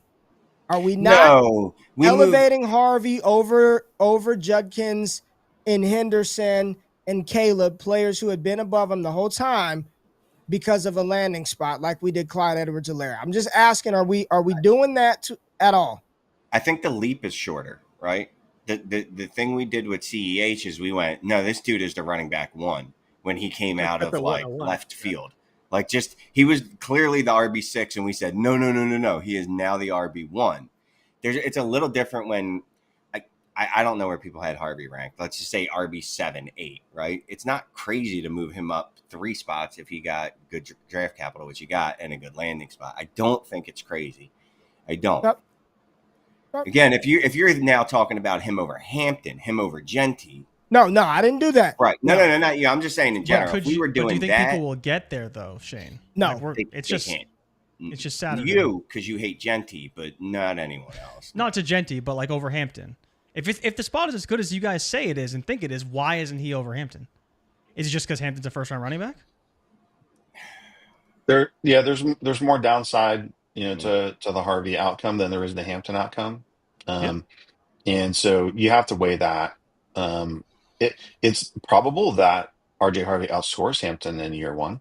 That's definitely in the range of outcomes, right? Wide open. So, right. So, but you still, I think that cutoff is the fact that Hampton was a first round pick. He's going to have a bit more there because if Harvey doesn't fire in year one, then Payton should draft another one. Hampton, you're kind of sticking through it. Even maybe if it was just an average year, you're continuing to fire him in the next 2-3 years. Yeah, and you're just betting on the hit rates at that point. And there was just a lot of talk about Hampton not being that far removed from what Genty is, right? It died down as we got closer to the draft, but there were people out there. That's like folklore, though, because it doesn't really matter what people say. It's what do your league mates feel? What do you feel? How are they valued, right? I don't think many fantasy people are out there saying, yeah, Omar and Hampton just because Aston Genty. At least I wouldn't say many people would say that. But I will say Hampton, the same way that Genty has been Genty has been penciled in as the 101 running back. Hampton for just as long has been the 102. And it would have taken something pretty severe for him to get moved off of it. The worst thing that happened to him is he's in a backfield with Najee Harris in his first season. And you're like, well, he can survive that because, well, at least I think he's infinitely more talented, right? But no matter what, Najee should not be an impediment to him. Najee's on basically a 1-year deal, or not basically a 1 year. It's a 1-year deal, yeah. Right. So there's no. But the Mitchell's point, their pass rate to running backs is low, and so you could even see him getting like 20 touches a game, but and is he a better receiver than Najee? 89, yeah, right. So you could see a little bit of grinder work, and you look up and you're like, man, I feel like he touched the ball a lot, and you got 8.9 points, and you're like, what? Give me a touchdown, give me something, right? Like what happened this week? So yeah, you don't want that between the 20s grinder when Najee Harris is probably going to be just fine in pass pro and can still catch passes, and so if he's the third down back, then you're really looking at a grinder in year one for Omar and Hampton. Where did Josh? Because I don't know. Do you do rankings before the draft, player wise? Obviously, players. Did you have running backs? Where did you have Harvey? Because just noticing Gabriel in the chat saying he had Harvey's was RB 15. I had him as running back 6 post combine. I did one pre and one post, and I had him as running back 6. All right. Do you know where John had him? We're just going to say RB7. I'd have to go back to look. I'll say it's RB7. He had him at RB7. Yeah, that works. He was my RB8. Yeah, so I mean, it's not crazy, right? It's not crazy. Like, again, if you put him up to RB1, I think then you're probably like, all right, we're doing this. I think the reason we're doing why too much. It seems a little more crazy is because that third tier or second tier, however you want to categorize them, of running backs felt like there was a massive gap between them and everybody else. It was Caleb Johnson, Quinshon Judkins, Omarion Hampton, and Travion Henderson. And, obviously Omarion kind of separated himself in the draft, but I think a lot of people viewed them fairly similarly. But after that, we were like, it could be anybody. Like, whoever you think is the next running back could easily kind of fall to that spot. And it seems like that player's RJ Harvey, but RJ Harvey's landing spot's so good, he's even being vaulted ahead of some of the guys we had initially pegged in a higher tier. Bet you if you go back through the last 3 months worth of rookie mock drafts on any YouTube channel or any podcast and just listen to where Harvey was picked, it was probably somewhere in the third round. Maybe you got a bullish person that picked him in the second, but like that's where he typically went. So like just trying to reconcile that movement of him up to this spot is hard. And I wouldn't be shocked at all that people still wanted to take the other running backs ahead of him. And frankly, I'm not going to argue with it, right? If that's what you want to do, that's fine. Like I'm not here to tell you that's wrong. I'm just explaining the process, of how we're thinking about this. I've had multiple pre-draft drafts, and he went somewhere between 302 to 308 in every single one of them. Yeah. Someone tweeted at me, we're way too low on Henderson. We have him between running back 3 and 5. Nah, you guys have buried him. You guys have buried him. Why? That was Jay Rich. You guys have him buried now. Crazy. No chance. Do y'all want to do Scott saying some? Hayden Winks had Harvey RB3. I loved Harvey's vision. Like, his vision is stupid good. And it's Chris, funny, Mitch, that you like Samson, because I thought that Samson was probably the least impressive of like that group of running backs. And, I thought Samson was and it's for just the exact fun to opposite reason. Yeah, he's fun to watch, but I remember I called Ray and I was like, Ray, I know people like this guy, but I just see Darrell Henderson, but like a really souped up version. Like, you give him that runway and he's gone, and he can break an arm tackle like on the edge and make a small little wiggle here or there. But like, I just see a dude that could run real fast, real straight. And I love Darrell Henderson. So that makes sense. I love Darrell Henderson. I was like, man, he's got to be just a better version for sure, and more versatile. But I was like, oh my god, I just see Darrell Henderson at Memphis all over again. I mean, isn't that Garendo as well too, right? Like he just needs to get the open field and let him go, Yeah, just run. They just need that runway, and they're good to go. You sound like you're talking about a really good upgrade there, though. To me, that's a really good upgrade. Darrell Henderson was decent, and you're like, except this guy's, a better pass catcher and better at everything else, or whatever it was. Well, I think he can be a better version, but I wouldn't say that I liked the tape necessarily. That column didn't exactly inspire confidence for me, because you have to be in like the perfect system, right? Is the Brown system like that? I don't know. I thought they ran more of a gap scheme, and Samson be a little bit better in his own scheme. But, you look to where you have Sean Payton now designing this rushing scheme for Harvey, and I think you give Harvey the right zone scheme, and he's going to smash, because his vision and reading the holes and his patience and the way that he plays is just so good. It's impossible not to look at his tape and say, wow, like this guy really knows how to run when he knows where to go.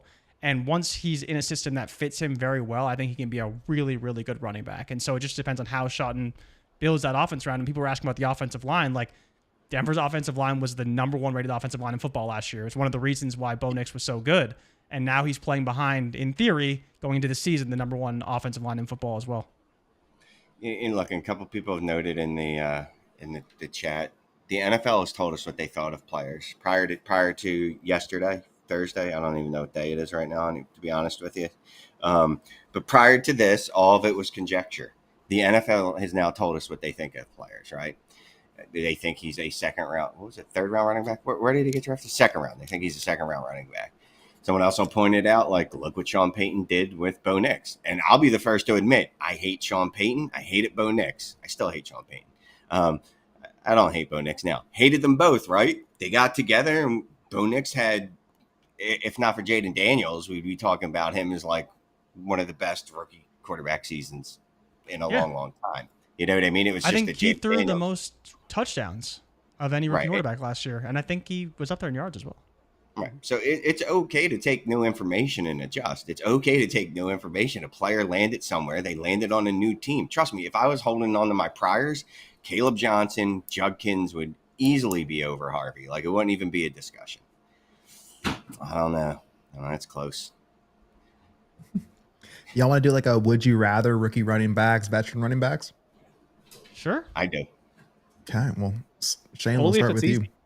Okay, not the pick, not the pick, but the player, right? The player. Not the pick. You got it. Gotta be the player. Marion Hampton or Breece Hall? I don't like this game. Never mind. Let's move on. We're one in. I'm panicking. I got the sweats. This is going to be easy. Give me Breezy. Yeah, I'm still taking Breezy. Breeze for me. Hampton for me. I'll take Hampton. Okay, we're split. I like it. Same question for Bucky Irvin. Hampton or Irvin? Hampton. Hampton. Yeah, I'll take Josh. Hampton. That's tough. Josh, I think I'm gonna go Bucky. I think I'm gonna go Bucky. Okay, I think it's a better I offense, like it. so. I like it. It's close. Yeah. It's close. There you go. Okay. How about Jonathan Taylor or Hampton? Taylor. Hampton. JT. Hampton. JT. If you're convicted on any of those, I think those are deals you can get done like today for like let's JT ain't got much time left, man. He's good. Jonathan Taylor. Are we playing in 1 year windows, Jay Rich, or are we playing in their careers? If you want to play in a 1 year window, you could take JT, but you can take that 102 by JT and get something else that you can use, right? Mm-hmm. That's So true. That's true. It's not like I got to trade we're talking one players for one. only, though. We're taking players only here. Yeah. So like if that's it, the market price is then much different, right? So if I like somebody this year better than something else is going higher, then why not play that market? Right. Someone has in there that Hampton over Taylor is easier than Hampton over Bucky. Wow. I mean, Bucky's going to be in that offense for at least 3 years. People love Bucky. And Bucky it's going to be good. It's going to be sad when Bucky fades away. It's just going to be sad for so many people in the community. Like I'm gonna be here to like comfort you guys. I will be, and gals. I'll be here for all of y'all when it happens because it's going to happen. Shane, what do you have against Bucky Irving? So here's the thing, right? I love underdogs, and I loved Bucky actually last year. As soon as they're no longer an underdog and everyone likes them, I dislike them. Yep. I don't know what it is. It's this weird thing. It's just. Do you like Saquon Barkley?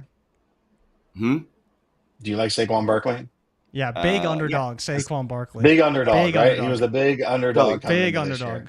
You're Philly. Yeah. You're always an underdog. He always lets those naysayers know. That's what he does. He always root for the underdog until everyone starts to say they like the underdog. Shane, you're just a contrarian, bro. Like that's basically. You're just a contrarian for contrarian's sake. I love an underdog until they're no longer an underdog. Then I hate them. But like Mitch's point, remember how we all loved the Pats when I think it was Carolina was at their first Super Bowl that they won. I think whatever their first Super Bowl was, I remember going, wow, these guys are really fun. I'm really happy, excited for New England. That's great. But like that third one, I was like, all they do is cheat. I hate these guys. They're terrible It's the Chiefs right now. Everyone loved the Chiefs after their first. That is so cool. Great for the Chiefs. Small market team winning. And now they can't do a thing right. The Chiefs. Yeah. Everyone hates the Chiefs. Yeah, Mitch, how many people have become Lions fans in the past like 2 years, right? Exactly. Like yeah, they're rooting for the Lions. That piss you off? Dude, that must grind your gears. Than you imagine. Because everyone now, when I have, like, I'm wearing a hat outside, they're like, oh, yeah, they're really good. I remember when people stopped me in the mall, they would be like, oh, you like the Lions. That's nice. That's cute. How'd that happen? Yeah. Are you a Pistons fan, too? So, nope. All right, Ty, you got another would you rather? You got another would you rather RJ Harvey. I was going to say, I want to go RJ Harvey. I want to go Hendo here. We need to solo cam Josh for that RJ Harvey. Would you rather? Oh yeah. Well, if you set it up, I'll take it there. But Well, let's start with Hendo. Let's just go a little Hendo. Okay, Kyron Williams or Travion Henderson. Kyron. Kyron Williams or Travion. Yeah. Oh, I'll go Hendo. Same. Okay. Same question. Hendo must be an Kyron underdog then. or RJ Harvey. On Kyron? Over Kyron. Yeah, Kyron or Harvey. Kyron. Harvey. Kyron. Yeah. Harvey. I feel like Kyron's run is coming to an end. I do. Clearly. So he's I like would a take cockroach. Kyron. Okay. Ray, is this like his third outfit today? What? Outfit change, Ray. Show the He's people on what you mute. got. You're muted, big dog. You're on mute. Full screen. Oh no. I've had the same thing on since we started, but no, I'm about to roll out. We're about to roll out. Head to Arlington for the K-Dot concert. But listen, the show don't stop. They're gonna close it out. We're here. What round we in? Where we at? 7th. What round Still is in this? round 6. Oh. Round 6. Do you want to Almost comment around on six Jimmy Horn compensatory picks. Jr. going to the Carolina Panthers? How you Y'all feel gonna about Ted stay? Y'all McMillan gonna now? stay? Y'all staying on, right? We're staying on, right? Yeah, we'll stay on. All right. Much love. Appreciate y'all. I'm not done. Me and Scott Connor will be live tomorrow night going through every single offensive pick. So a lot of the stuff that we've talked about, we'll do it again tomorrow night. Much love. Appreciate y'all. Jay Rich and them going to take over. We're going to go sing Not Like Us. Get me off the screen, Jay Rich. Appreciate y'all. All right. Have a good Y'all one. tomorrow. All right, bro. You have some fun, and Yep. honestly, I hope You're it's off the boring. hook. You're off the hook tomorrow night, Jay Rich, and you're off the hook. Okay. I And appreciate tonight. Scott said they're not appreciate doing that. anything. That. All Yeah, right. we are not doing the post day 3 stream. Hate Oh, to we're break it not? to Oh, everyone who's good. still here. No. I was a little worried Yeah, I was going no, to have to do that one too. No, we made a judgment call. The post day 3 stream is not happening. This is your post day 3 stream right here. If you got questions, start firing them now. We can do We it right are now. doing a 9 live all gas trade show with a couple of special guests here tonight, 9 p.m. Eastern. I was excited to find Right. out the other day about this. It was really cool when Scott let me know about it at the last minute. I was wondering how that conversation started. It literally you on the started in the chat. In the chat was like, "Oh, we're doing this," and I was like, "Oh, okay." Yeah, that's fine. Are you on the trade show? Is that what's happening today? I don't know. It could be. Yeah, It could be me and yeah. Scott. It may or may not be Scott, Shane, and I, but we'll see. Ooh, RJ Harvey or Caleb Johnson. I'm firmly Harvey. Firmly. Harvey. Firm. Yeah. Okay. Yeah. Yeah, I'll take Harvey too. Man, I love Caleb so much. I just love big dudes like that. Like I have a thing for them. I just do. Like Big, thick running Please backs. say that again. Yeah. Please say that again. Not a word, man. I just have a thing for big dudes. I just love them. bro, we're All talking right. about from a football perspective. Clearly. I know we are. Yeah. You got big Yeah, dudes back exactly. there, and you didn't invite me. Hurt my feelings. Yeah, literally. Shane It's all would be about that very girth, upset. man. Yeah. All right, Shane, this one's just for you. Caleb. Puka or the 103 and 111? I mean, again, people put these questions up. I need circumstances. I need context. Like how many Circumstances starters? is they need an answer. Is it 8 Puka. teams? Is it start 8? No, Is it 12. start 12? 12 PPR. 12 by 12? 12 by 11? Does it matter whether it's 12 by 12 or 12 by It 11? does to me. This is Okay, what's your answer in both circumstances then? Puka. Yeah. I'll take it. I knew that was That's what I thought. That's what I thought. And that's All right. circumstance. 103 or JSN? 103. 103 for me. All day. 103. Yeah. Yep. Yeah. 103. Shane, there was a question earlier. I think it was like 12 by 10, Puka and Swift, or 102 and 103. Puka and Swift are 102 and 103. Wow, that's more interesting. Loveland, Warren, or Golden? 102 and 103. Ty. Let's go. No tight end Loveland. premium. Give me golden. No premium. No premium golden. Warren. Warren. Okay. Bucky or Rasheed Rice? Rice. Let's say Rice. no suspension. Rice. Rice either way. Rice. Absolutely. Damn. I'm surprised. Rice. No love for Bucky. Even if you like Bucky, you have to acknowledge how good Rice was before Patrick Mahomes decimated his knee. Tommy Mellott out of Montana State to the Raiders at pick 213, quarterback. Ooh, yeah. The next Taysom Hill. Oh, really? Yeah, Tell he's me more, supposed to Cody be. Smith. He's supposed to be a quarterback convert that's going to play running back, wide receiver, tight end. Oh, I like that. I like that. And so I got to go adjust my offer to a tie that involves Puka and some of those picks. Revoke. No, I saw that one come through, and I was like, man, I don't know if I'm spending 1,418,19 or whatever. I was, I don't know if I'm spending all that for Puka. 101 or Neighbors. Neighbors. Oh. Yeah, you got to. Neighbors. Genty. 102 or Garrett Wilson. That's so easy, the 102. Oh, yeah. 102. Yeah, 102. 103 You know what's funny? or Lad in a 12x10. 103. Yeah.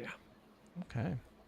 I want to hear Mitch say that louder. I want you to say this with your chest. You're taking 103 over Lad. I love why Lad. do you hate Lad? No, just no. don't lie to us. Be love honest. Lad, dude. Can I tell you the real reason why I'm taking the 103 now? And it's changed because Lad's not an underdog anymore. We know. Yeah, there you go.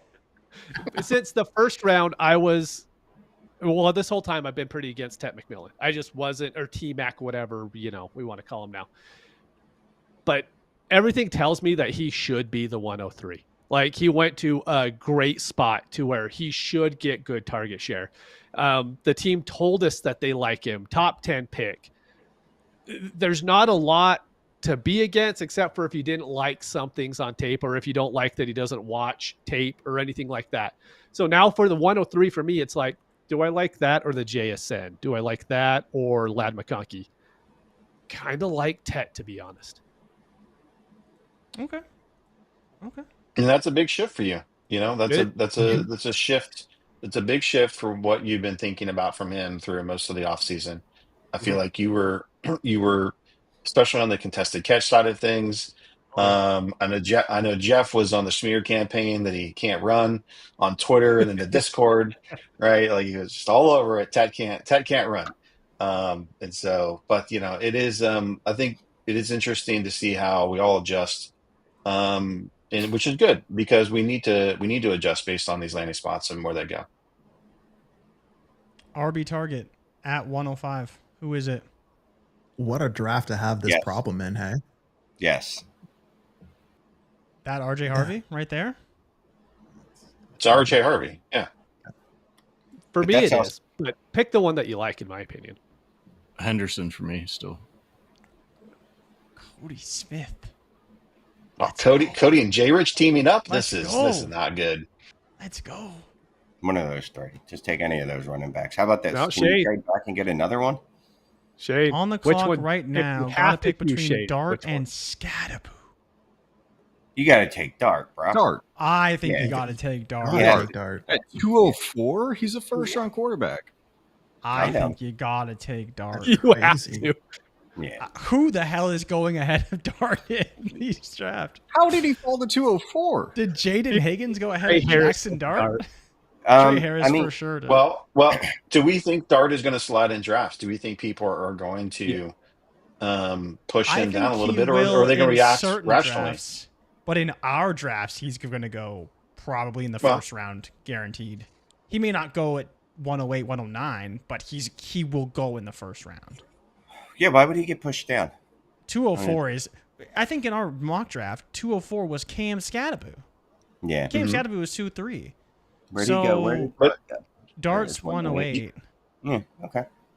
But like, even if you prefer Judkins, if you prefer Warren, maybe Loveland for some reason, like, it's hard to get to 204 and not have Jackson Dart off the board. Like, that's pretty tough. That's a pretty good value. I agree. But are people going to want to take the running backs and the tight ends ahead of him? I mean, that's just what happened in that guy's draft, right? So, I think you have to. I'm not saying it's right. Probably Loveland, Tutin, Skataboo, Burden, like all these guys, because basically you slot him in right where Trey Harris is right now, and you drop all those players ahead of him. If we go to DLF ADP and we pull this up and where Jackson Dart's going to be, what do we think is ADP going to settle into in this rookie draft season? 111, 112. Right? So back into the first, probably, 111, right? 112. Right around where like Will Levis went, where we're like, is Will Levis a first round pick? Maybe, maybe not. It depends on the league. Sometimes he falls to 202, 203. But like an actual first round quarterback with a pretty decent path to playing time, you know, in theory, handpicked by Brian Daboll to hopefully save their jobs in New York. Like, there's a lot of reasons why Jackson Dart should be playing reasonably quickly, and if not, he's still a first round quarterback. I think that's where the value of the late first round lies right now. It's not to me. It's not the running backs or the tight ends or it's Dart, getting Dart in the back end of the first. That's probably the best pick on the board. That's going to return the most for your teams. And that to me is the one where, you know, if he's one that I would willingly trade up for, like if he's falling down in drafts and try to do that. Cody, you got to see this. So they changed Tommy Millott, and he was reclassified as a wide receiver. Let's go! All right. Wow. Yeah. So and then they drafted Cam Miller out of North Dakota State to be their, I guess, third string quarterback. But yeah, that's funny. So now, obviously not a quarterback anymore. He was announced as a wide receiver. Let's go. The new Hunter Renfrow. I mean, the he's new got Matt Jones. 3,000 rushing yards and 6,000 passing yards. So get him that tight end designation, he really is the next Taysom Hill. 6 foot, 208. Like, definitely interesting off of waivers. He's legitimately interesting. I don't know how played. Has he ever actually played the wide receiver position? He's a full just scramble around quarterback. Like he was their entire offense. All right, I got some waivers. His upside as a receiver or running back makes him interesting pick late round. This is the guy you want to pick up off waivers. Yeah, I'm literally about to do that right now. I love this. He's the nobody that could randomly hit and be like decent. Yeah, there's your Taysom Hill pick right there. All day. So fun. All day. Nothing really notable since Ray left. We kind of talked about the picks. Is this guy even in Sleeper? No, I doubt it. Probably not. I doubt it. Absolutely not. Not unless I'm spelling his name incorrectly. Is that M-E-L-L? Yeah, M-E-L-L. O-T-T. No, he is not a person in Sleeper. No. So are we saying we're going to have some fun packages with Chip Kelly and him? Is that what we're saying is going to happen there with the Raiders? I mean, maybe. Chip Kelly's a creative play caller. You know, take Geno off for a few plays and throw Millott on there. Boom. Got ourselves an offense. Imagine him and Genty in the read option. Oh, buddy. Oh, right? Buddy. And you're sitting at the 6-yard line. Jeez. But yeah, I mean, you want to talk about deception, you know, in trying to figure out who's going to get the ball. Certainly Geno's handing it off, but maybe this guy and Genty add a little mixture in there to throw some confusion. That could be fun. Okay, Smooth Criminal. What did you send in? Let me see this. 12 by 10, half tight end premium inbox offer, 103, 109, 209. Okay, a whole bunch of picks. Oh, yeah, 103, 109, 209, 302 for JSN, Jonathan Taylor, and Justin Fields. Trying to get his 106 instead of 109. Thanks, fellows. You get the 106. I definitely want that side. I don't hate it. This is players pretty easily for me. Really? Yeah, I don't have enough separation between JSN and 103, JT well over the 109, and then you're giving me Fields for a 209 and a 302. Like, this is easily players for me. Even if you throw in a 106 instead, I'm still probably players. Yeah. Same. Okay. Right with you there, Cody. Me and Mitch disagree. I think the only thing for me is I kind of think you're overvaluing JSN a little bit. Like, JSN's worth a lot right now, but there's a world where JSN's value goes south pretty quickly when we get to the season. I don't necessarily like JSN either. I'd probably rather just, like, if I got JSN, then give me, like, a London or something in the same range. Yeah, like, could you get a similar type of player? Like, you're saying him versus 103, I think you'd probably take the 103. Correct. We just went through that process, I think, here like 10 minutes ago, and I said 103. But there's not enough separation there for me to devalue the rest of it. For sure. Whenever I put in Fields. For sure. For sure. Now, if you were getting Travis Hunter there, would it change you at all? Because then you get Travis Hunter to replace you. But then the rest of the deal probably doesn't go through, right? So like again, if you're this is like a trading all your draft picks, for three players, right? And if you're trying to like push your team in a direction, I don't mind selling a Fields right now. Maybe you're selling him a little low, but I don't mind selling him right now. And then JT is JT, but his value is probably going down. Without the team context, maybe you're trying to add to your team, right? And these 3 players, can slot in as a QB2, an outcome for some RB1, starters, right? RB2, and probably a wide receiver 2-3 easily. Right. So I think it's a fair deal. Like you could, whatever your team is set up for, like you could say this goes either way. It's probably even a win-win for either team based on the direction that they want to go, right? Is anyone totally against the package if you get the 106? Because 106 makes it a little more interesting, especially when you talk about replacing JT and JSN. Cody. Yeah, if I'm getting the 106, I'm taking picks. Cody's against it. Yeah, I'm still going to take players, but I love JT. So yeah, I'm JT against could have a consensus on massive that year one. this year. I don't think it's crazy to still want JT when it's 1-6. I don't, but yeah, it's definitely a lot closer with 1-6. And you have to have a plan. You have to know the rest of the roster. That could be your Harvey, right? Yeah, exactly. But I'll still take JSN, JT, and Fields. But again, I can do a whole hell of a lot with 1-3, 1-6, 2-9, 3-2. And he also said he has Achane and Bijan. Just give me players. Let me win. Let me win. I'm not taking So now, does that change anything for you? I didn't want to give you guys that context quite yet. I wanted to see what you thought. So he has JT, and he could trade him away because he already has Achane and Bijan. See, this is a weird class to do it in, right? Because I could justify it like, I don't want all this equity in the running back position, right? So I make that deal, and then you know what I do with it? Draft 2 more running backs because that's the strength of the class. Yeah. So can I get a 26 pick as opposed to the 109? Well, you could take McMillan, right? You could take McMillan or Hunter. They'll be available. And then you're running back at 106, 109. 106? Like 106, 109 could be a running back easily. Or Jackson Dart, if you like some Jackson Dart. This is true. This is also like, where else am I weak on my team? I don't need JT, right? Like, need JT. Do I not have a smash quarterback and I can use this to go buy up into that upper tier?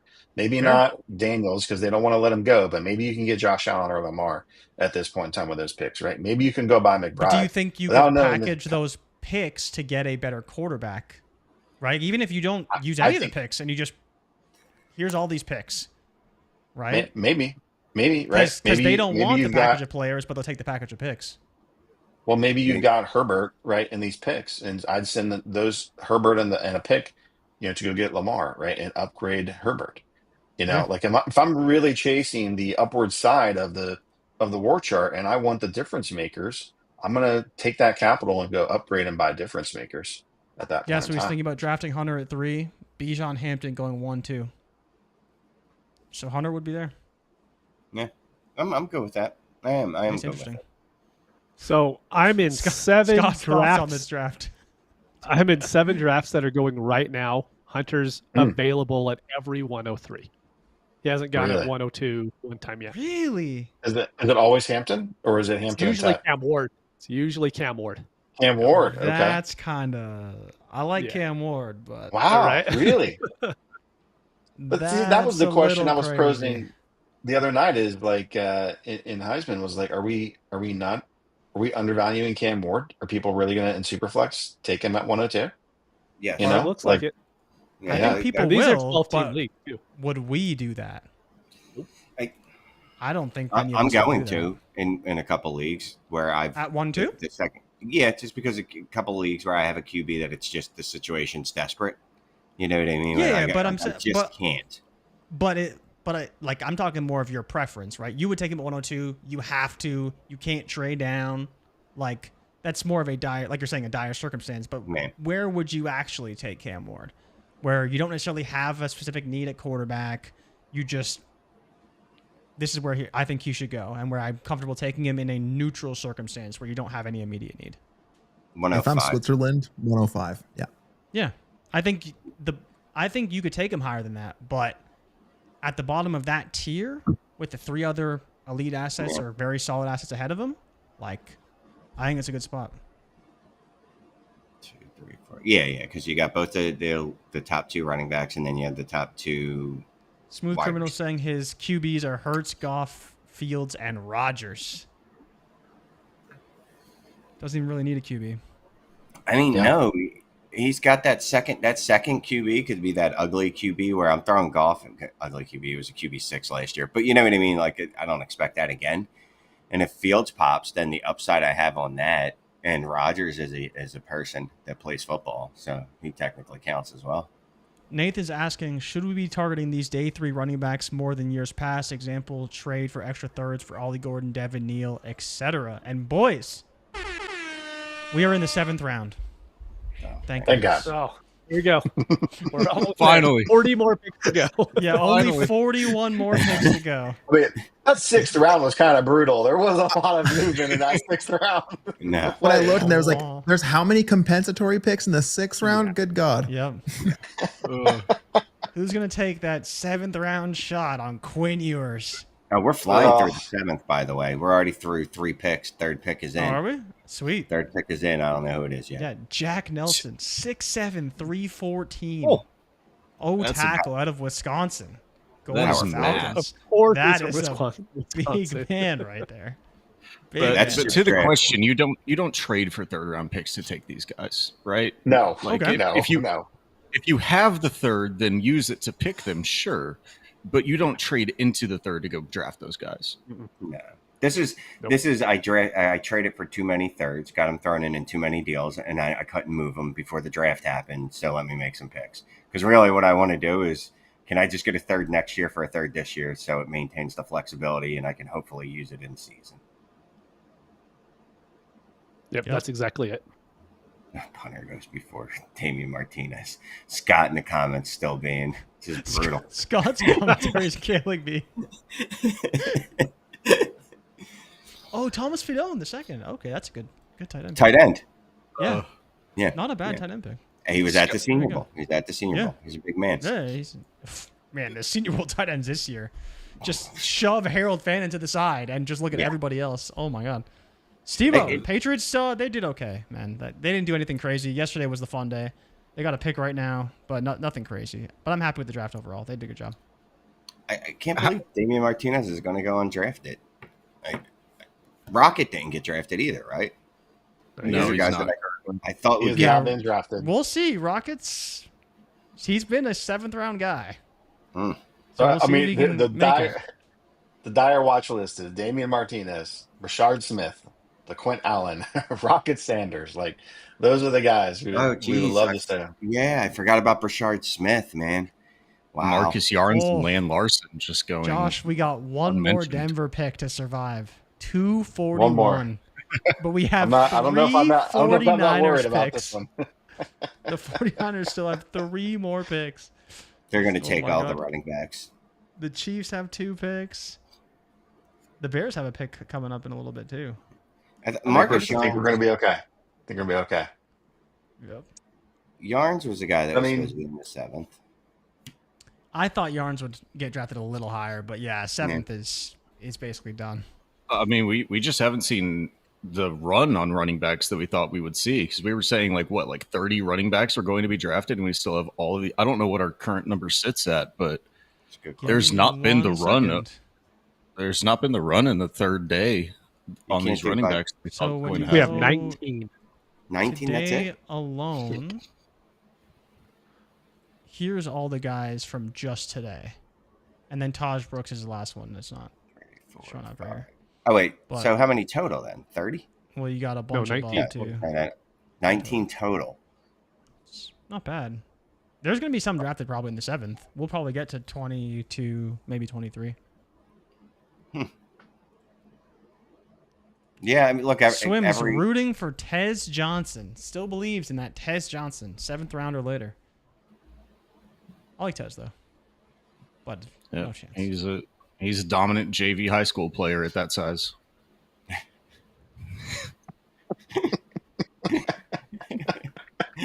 Cody, what did Tez Johnson do to you? I hope your Texans. That's what he did.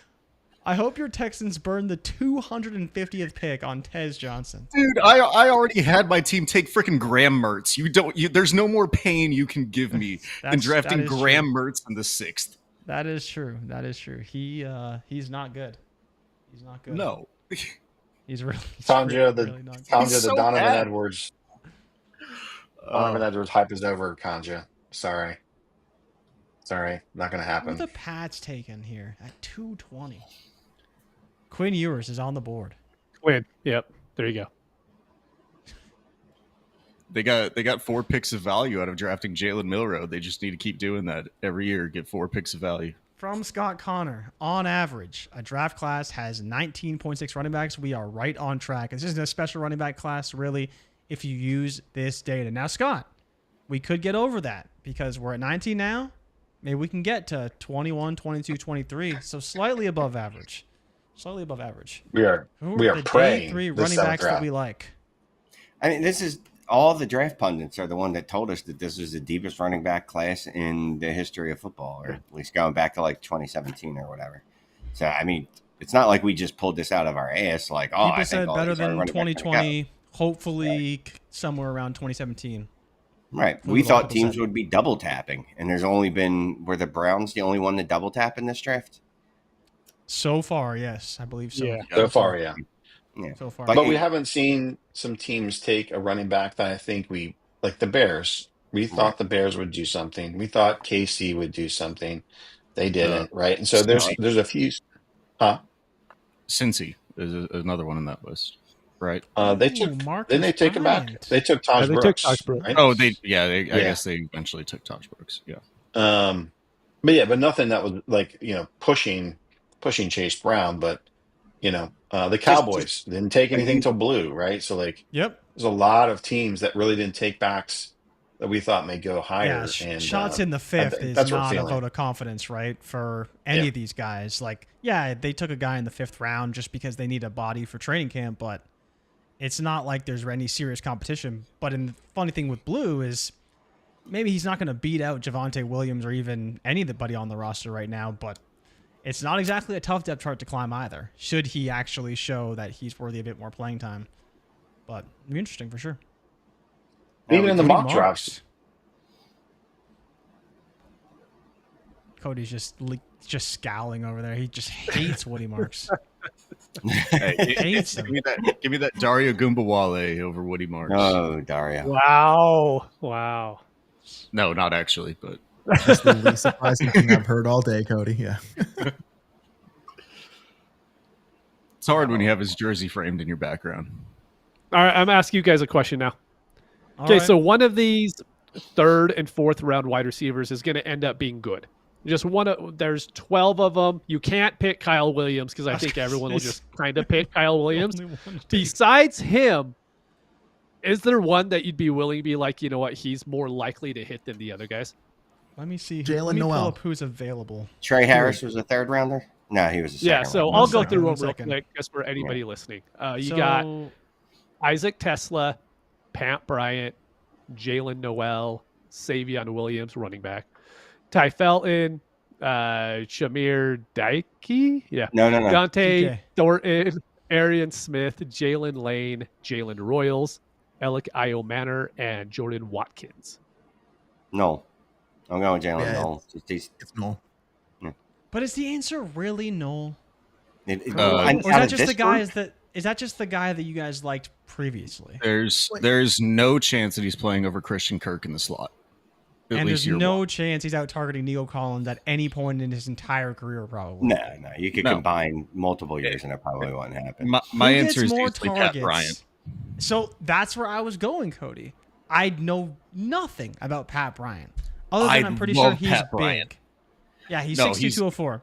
Yeah. So not crazy big, but decent size. Contested catch guy, absolutely scrappy blocker, definitely fits the Sean Payton system. He was my wide receiver 13 coming into it on pre-draft process. So I love Pat Bryant and I a good love depth chart. A good depth chart, good offense. Like, everything's there. Jalen Lane's interesting. I kind of think Arian Smith could be the one.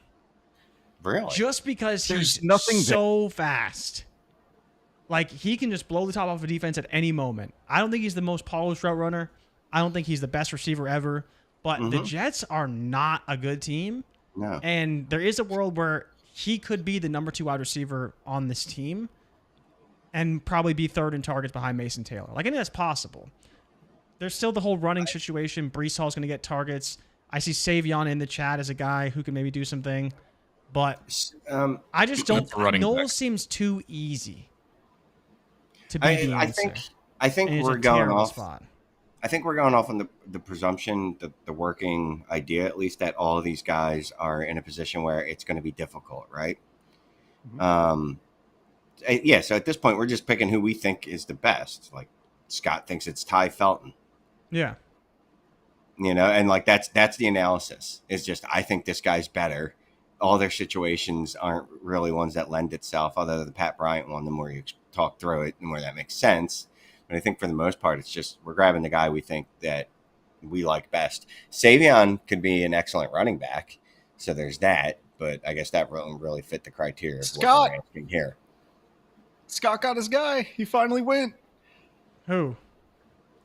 Damian Martinez to the Seahawks. He's the next. He's the next Kenny McIntosh. Horses to the Seahawks. I mean, where else would he go? So live right now. Let's go. Oh man, what a pick! Hey, but they're trying to move charge. Remember yesterday we talked about if Ollie Gordon went there, so they just have 3 massive running backs, and instead they just take Damian Martinez instead. There you go. In the 7th round. What a pick, man. That was a tweet, right? Someone shared it in the Heisman the other day. I believe it was like they were looking to move Charbs, or they were taking calls on him. Although I guess you're taking calls on every player. Yeah. Yeah. We didn't see one veteran. Ricky's saying, who do the Raiders have? Thornton Jr. can't emerge. Well, they did draft Jack Betch the round before, which isn't great. And they just drafted a quarterback who's going to be playing wide receiver for them. So it's just Tommy crowded. Morello. Yeah, Tommy Morello. It's just a crowded spot right now, honestly. I think the Raiders could have some value, but trying to pick the guy is going to be real tough. Like, really, really tough. Dante Thornton does one thing very well. He runs straight and for 40 yards. I believe his yards per catch was 25.5 in college. Yeah. Like, but Trey Tucker's great at getting deep too. Yeah. Right? And he's done it in the NFL pretty successfully at times. And the problem for Thornton is I think that while he's faster than Betch does everything that he would do well. Like, he does get vertical fairly well. And he is great in the air. Like, he's a good big receiver. He's limited, but he's a good big receiver. Like, it's funny that he ended up going there because he reminds me of like what Jake Bobo does well. And of course, Pete Carroll drafted Jake Bobo in Seattle a few years ago. They're not going to be anything special, but Betch could be a better version of that type of receiver. Just fill in for DK Metcalf, and they don't have a DK Metcalf right now, so they're trying to find that role in this Raiders offense. I wonder, just with Jack Bash, are the Raiders going to be looking to move Jacoby Myers? I thought they should have last trade deadline, but they didn't. They didn't end up moving him. But yeah, I believe he's on an expiring contract after this season. 28 years old, right? It feels like you would be drafting Besh there to at least, I don't know their play styles, like how they correlate. Very different. Very different. But at least from a target, at least from a target share perspective, like Jack Besh, you would think would be your second option in the offense, like Jacoby is now. No. Bowers and Myers. You think of it? No. I'm saying if taking Myers out of the equation, I understand he wouldn't be. No, he's not surpassing Myers as long as Myers is there. This is a win now team. They are not preparing for the future here. They are drafting to win in the next 2 to 3 years. Yeah, like that's what they're trying to do. Pete Carroll and Chip Kelly are not here to jog this thing out and return around the franchise. I don't think Myers is going anywhere. You're trying to pick basically who you think will be the third option in the Raiders offense. And I think we can all admit, like, there's not a ton of value there. There's just probably not. Like, it's going to be Bowers. It'll be a lot of Genty. And we didn't even bring up Genty, who they just drafted really high. And while, he's not going to take away from the offense a ton, like, they're going to use him in the passing game a bit as well, which they didn't really have much of last season. They might run the ball 300 times. I mean, just him. Maybe not that much because you don't want to run the wheels off of him. But we saw what he wasn't. They're going to run the wheels off of him. Yeah, if he showed that he can do that, right? So you look at if there's a player equipped to do it, it's him. Yeah, you look at Marshawn Lynch is rolling that offense, and then you look what Genty did in college, and it's like, that handshake emoji. So I would say the two guys that fell the most from consensus mock draft database is Elick and Jalen Royals.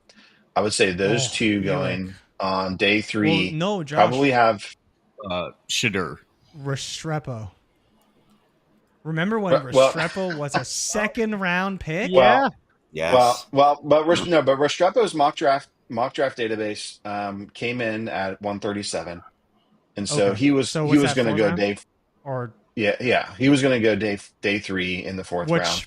But after Royals and Ioman both got into the 2nd, settled into the 3rd in the mock draft, all the board consensus boards, and then ended up in the 4th, right? Like they ended up in the 4th. Royals, I think, was one 4th, one with the Chiefs, and then one with the Titans. Was Tennessee, the Titans, so the Titans have the least, competition outside of Ridley. So, like, I mean, this is a prayer, right? Like, this is a straight prayer between either of those guys. But they were both very well graded. If you looked at Zerline stuff, if you looked at a lot of the consensus boards, I would say, like, if I'm placing a bet, it's probably on one of those two in this, 4th round Hail Mary option here. Yeah, it's the same reason why I'm fine taking Pat Bryant, right? Like, you're just betting on that Denver offense and hoping that things can kind of work out and he can find a role. That's where I struggle with even the Raiders because I just don't know what they're going to do. And we know who their top 2 guys are, and there is no way, or maybe not no way, but very little chance anybody's penetrating those top 2 options. And that doesn't even include Ashton Genty as one of those options as well, right? So you're betting on that wide open Tennessee situation where we don't know that maybe Eilmaner and Cam Ward like get along really well, and like that whole rookie quarterback, rookie receiver, like the chemistry will be there more than it will be with some of the other guys early on. And I think that can definitely be a factor, but it's very interesting to see how people will value these types of players for sure. The more you talk during the war, I really do like that Pat Bryant one. They third is not nothing capital wise, right? Yeah, and I mean you have Devon Vele, who I liked as a little, he was great last year for what you got out of him. Clearly, what was he, a 7th round pick? So it's not a guy that they thought all that highly of. 6th maybe. Right, and Mims is just a gadget player. He's not gonna. Heaven forbid they just get Mims out there for even 60% of snaps. It's crazy. The problem is Peyton will literally roster like 9 wide receivers and just have different packages and plays that each one of them individually fits to. Yeah. So it's a little bit Shane, tough do you whenever know you get old Devon Vele is. He's 27. 26. He's 27. He's 27 now. Yeah. I remember because I remember last year picking him off sleeper. 235. That is crazy. Super late. Whenever someone comes out of Utah or BYU, they're always he did a 44, 26. He did 2 years missionary work? Must have, probably, like yeah. Right. Yeah. So good for him, but it just delayed his career. Velas Jones was also the other one that came out like 26 years old. Oh, he was old. Yeah, he was just old.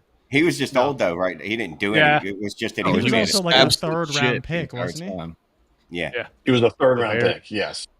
Yeah. A little different than being a 7th rounder.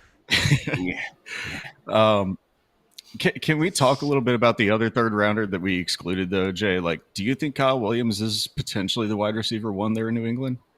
I do, yeah. Like, Diggs aside, because he's probably not taking over from Diggs, but yeah, there's a real world where he could be a go-to option in this offense. Like, he was a player that a lot of people liked, a lot of people pegged as an exceptional route runner that can get open, can operate inside and out. So the funny thing is like, I think he could take over Pop Douglas, and that's what should scare people. Like, I like Pop Douglas. I think he's a fine receiver, but if Kyle Williams shows he's a little bit better in kind of every little way at every point along the field, like he should probably be playing. And this is where it'll be interesting to see what Vrabel chooses to do, because they brought in Hendo, they brought in Kyle Williams. Like Henderson, no one thought they would take a running back, but Kyle Williams was a player that a lot of people had pegged to New England in that exact spot. And so clearly there's not just a reason for that because we know they need pass catchers, but also people seem to think that they have a plan for a player like that. So I do think there's a world where he could be very, very good. What's the ceiling? Because it's still New England, and again, drafting a running back in second round and still having Ramondre on the roster, the volume may not be crazy, but they revamped the offensive line. The defense should be significantly better, but they may just run the ball a bit more than we're hoping for. But if they're putting up more points, maybe 2 receivers can be viable. Maybe not week to week, but viable overall. Wait, who's the first viable one in the offense? Diggs. Oh, yeah. I'm sorry. I forgot about Diggs. Yeah. I honestly, last night, forgot about Diggs as well in that offense. Yeah. But I still forget that we have Diggs because it's like we haven't had a good receiver in God knows how long. Yeah. He is coming back from the surgery, right? Like but he's coming back from a torn ACL. And even before the ACL, whenever he was in Houston, at least with what they were scheming up for and what he was able to do, he's slot only now at this point, I believe. Yeah. 4 straight years, his slot rate has increased. And last year was his career high slot rate. It was over 50%. I forget what it was exactly, but I was looking at that last week for whatever reason. But yeah, he's a slot receiver now. Scott has a question for you, Shane. He wants to hear the logic and theory from these wide receivers round 3 or later. They're low bets, but what constitutes a flash in the pan, and what's the time you wait to see the data before you drop them? Yeah, my brain's not even comprehending what that question is, to be quite honest. At least I'm not the only one. At least I'm not the only one. For me, Shane. it's like, when do you want to sell these guys? But okay, I play a lot of DFS. So usually when I know that the value of them is rising up is because their price is going up in DFS. So if I see like a Jalen Noel all of a sudden hit like 6K on DraftKings, I'm like, well, hey, he's obviously doing well enough for people to want to play him daily fantasy wise, which is going to mean people want him in their lineup for Dynasty. So for me, that's when I know when to sell. So I think this is the Puka Nacua type of conversation, right? Because he was a 4th round pick, and then we see him start to flash. And our process every time would tell us, hey, whenever you get that type of a player that elevates up to like a 2nd round pick of value, you just sell, because that's profit time over time again, except for the fact that Puka Nacua is now like wide receiver 6 in Dynasty. And you probably, like, if we're just playing off a process, you sold out for a 2nd round pick, and now he's worth potentially 3 firsts if you really extracted the maximum capital. So I think that's the question that it goes to, but I will still just go to process on that and still sell out. I'll say Puka was more than a flash, though. That was like a supernova. You know what I mean? So that's why that's just a little different. But in general, yeah, as soon as I can get anything, whatever the plus is the plus another 3rd? Sure. All right. Hey, Richard. Ladies and gents, City. we have 2 big picks. Curtis Kansas Rourke, City. the Wow. quarterback That's out of fun. Indiana, to replace Brock Purdy when they don't extend him. And more importantly, running back Brashard Smith out of SMU to the Kansas City Chiefs in the 7th round. Tell me, all of you folks who are much smarter than I, why I should care about a 7th round running back to the Kansas City Chiefs. Because Andy Reid knows how to scheme stuff up. There's been a plague in the Kansas City offense of guys like your Mecole Hardmans, like your gadget type guys. But if you have someone like a Brashard Smith who has multiple facets to how he can win, I'd like to see what Andy Reid could do in that offense. And we all know that, at this point, Pacheco's not really inspiring a lot of like sexiness to our game, and Kareem Hunt even less so. So I think as far as places people can fall, I love Brashard Smith in Kansas City. I'm just going to say Andy Reid has a 100% hit rate on running backs drafted in the 7th round. Now, mind you, the only other running back he's drafted in the 7th round was Isaiah Pacheco. But look, you can't argue with percentages. But Shane, how many years back does your data set go? Does it only go to when Isaiah Pacheco was drafted? Yes. Or is that actually true? No. I'm on sports Pro Football Reference right now, because that was the first thing that popped in my head. Like, oh well, they probably draft 7th round running backs all the time, and literally Ray's fired up. He wants that 7th round Bashard Smith in the second of his rookie drafts right now. Put him right up there with Cam Skataboo. Third round is third round too high for Bashard Smith? RJ Harvey. You tell me. Where would you slot him in? Let's go down the board then. Cam Skataboo, we're taking him, right? Obviously, yes. Bashel Tutin. Just Woody Marks, Cody Smith. What do you think? Go to the 4th for me. We don't have a conversation. Dylan Sampson, Jordan James, Jarquez Hunter, Trevor Etienne, or Bashard Smith. That's actually, I might take Bashard Smith there. Ollie Gordon or Bashard Smith. Ollie. Jaden Blue. Jaden. Bashard Smith was drafted 4-4. Damian Martinez in Seattle or Bashard Smith in Kansas City. Bashard Smith. Devin Neal in New Orleans or Bashard Smith in Kansas City. Devin Neal. No.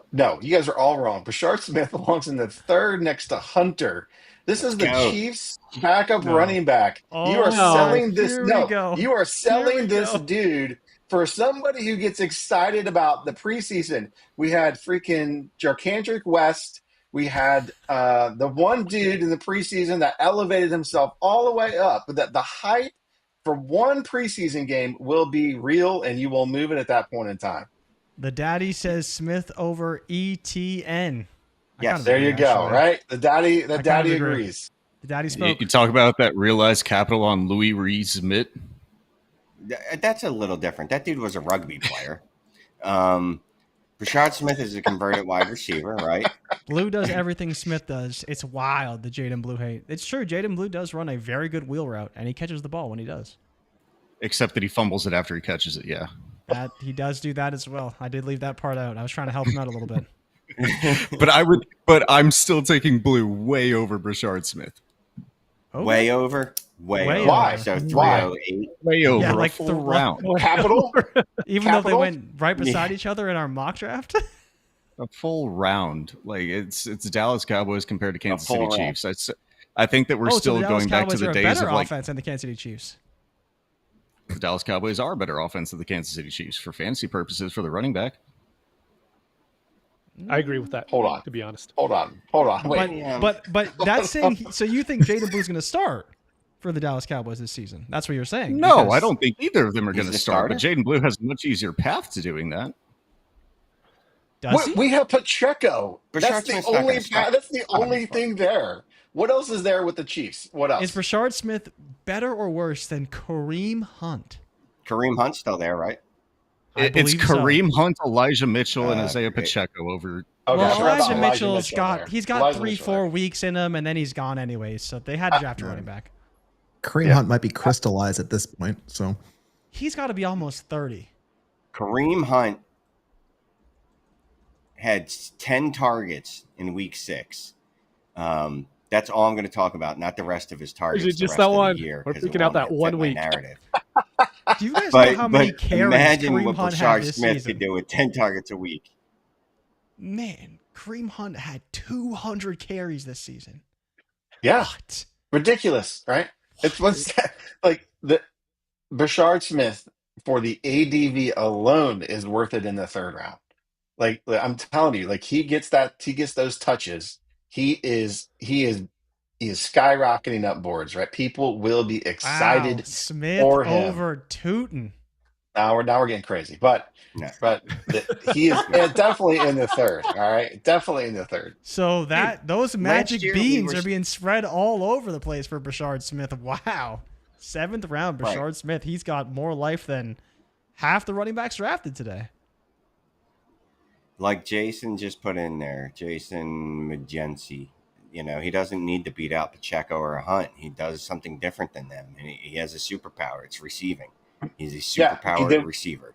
Dude, we got excited about Deneric Prince landing there last year. No, you got excited about like anytime there's been it was just me all alone. Yes. Oh, boys, we have life. Oh, this is a great pick. Oh, no. Quinn Ewers to the Miami Dolphins in the 7th round. Let's go. I can't deal with it. No. Tua, you better watch your back because the golden mullet is on your ass. You know what? This is great. This is great. What does Quentin Ewers do better than anything else? Throw screen passes. We're going to get dump offs to Achane and Jonnu, right? Just left and right. That is exactly what he needs to do to keep this team alive when Tua is out for a few weeks.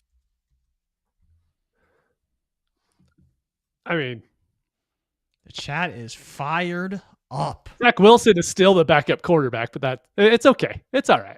It's okay. It's okay. It's all right. Look, Garrison, it's the 7th round. There's only so much excitement I can give you here. We got a little time left. We get a little fired up, right? Come on. A little bit. I think we got plenty of excitement over Bashel Smith in the 7th round. Yeah, we did. Just we did. 2 minutes ago. We did. Yeah, Curtis Rourke too, man. Freaking Bashel Smith or RJ Harvey in the 1st is now apparently the conversation we're having. Yes. Rashard Smith over Genty. That's what the streets are discussing right now. That's what they're discussing. On that note, I'm going to go get some dinner and sleep, and then I will see everybody back here watching hopefully at 8 o'clock to do 9 o'clock all gas trade show with the dude Ty DeClaire and my friend Scott. So I appreciate everybody hanging out, watching. Jay Rich, you are an Iron Man. Mitch, you are an Iron Man. I'm pretty sure you two are going to be the only two that did the whole stream. So you guys are better than me and everyone else that was on here. But all right, guys. Appreciate you, Shane.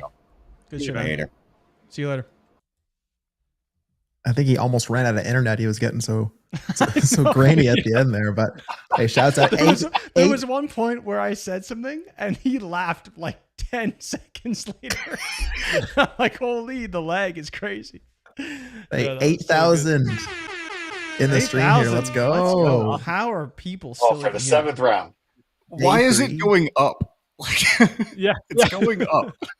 I swear, if they delay this draft for Run Rich Run, I'm gonna lose it, man. There's nothing going on right now. But Josh, we do have a big pick here because if Rashard Smith has value, well, let me tell you, if the Bears draft a running back here at 233, they are very LaQuint Allen. Listen, LaQuint Allen. LaQuint Allen or Rocket Sanders, right? That's what we need. Get Rocket Sanders. Oh man. Even Ray's like, wow, what a pick that would be. This is great. This draft is just grinding to a halt here. Patrick, shout out the degenerates. Let's go. Smooth criminal. I mean, all gas.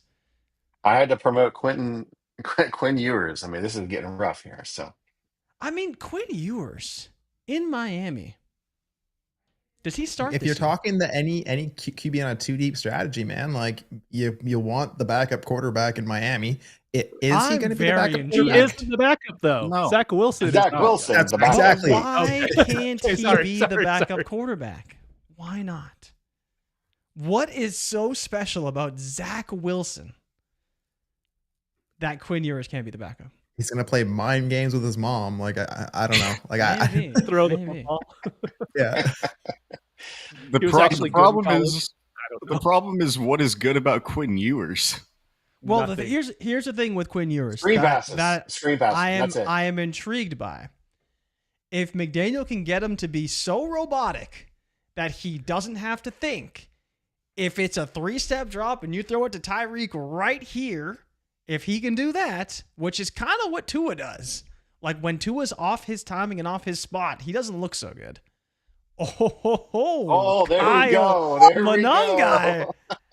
There kind of we forgot go. about Monungai there. Little Kyle Rutgers. Monungai, Yeah. Rutgers running back to the Bears. DeAndre Swift, your days are numbered, my friend. Your days are numbered. Kyle Monungai over Bashel Smith. Don't do that, Cody. Don't do that. Yeah, I'm not doing that. I'm not either. No. Retract. We need to clip only that. for the lulz. Don't do that. Only for the lulz. Don't do that. Clip that. Oh, boy. But, Josh, how do you feel about it? Not a bad spot. Yeah, I mean, sure, sure. I mean, Not a bad spot. Monangai, when I'm with the Bears, he's going to be on the depth chart. So, just continue to add it to your fourth round. These are your guys that are going to litter your fourth round or Roshan Johnson your draft. cooked. So, yeah, Roshan's cooks, right? Silver. So, yeah, I mean, I am more excited. It takes another running back off the board before Denver, right? Just continue to dwindle down these running backs before Denver picks. That's what we want. The new Jamal Williams. Love that. No, this is the new Travis Homer. New Travis Homer. It's Kyle Monangai. All right, Josh, at this point, are you actually Brady Cook? Brady Cook is one of the worst quarterbacks I've ever seen live. Like ever.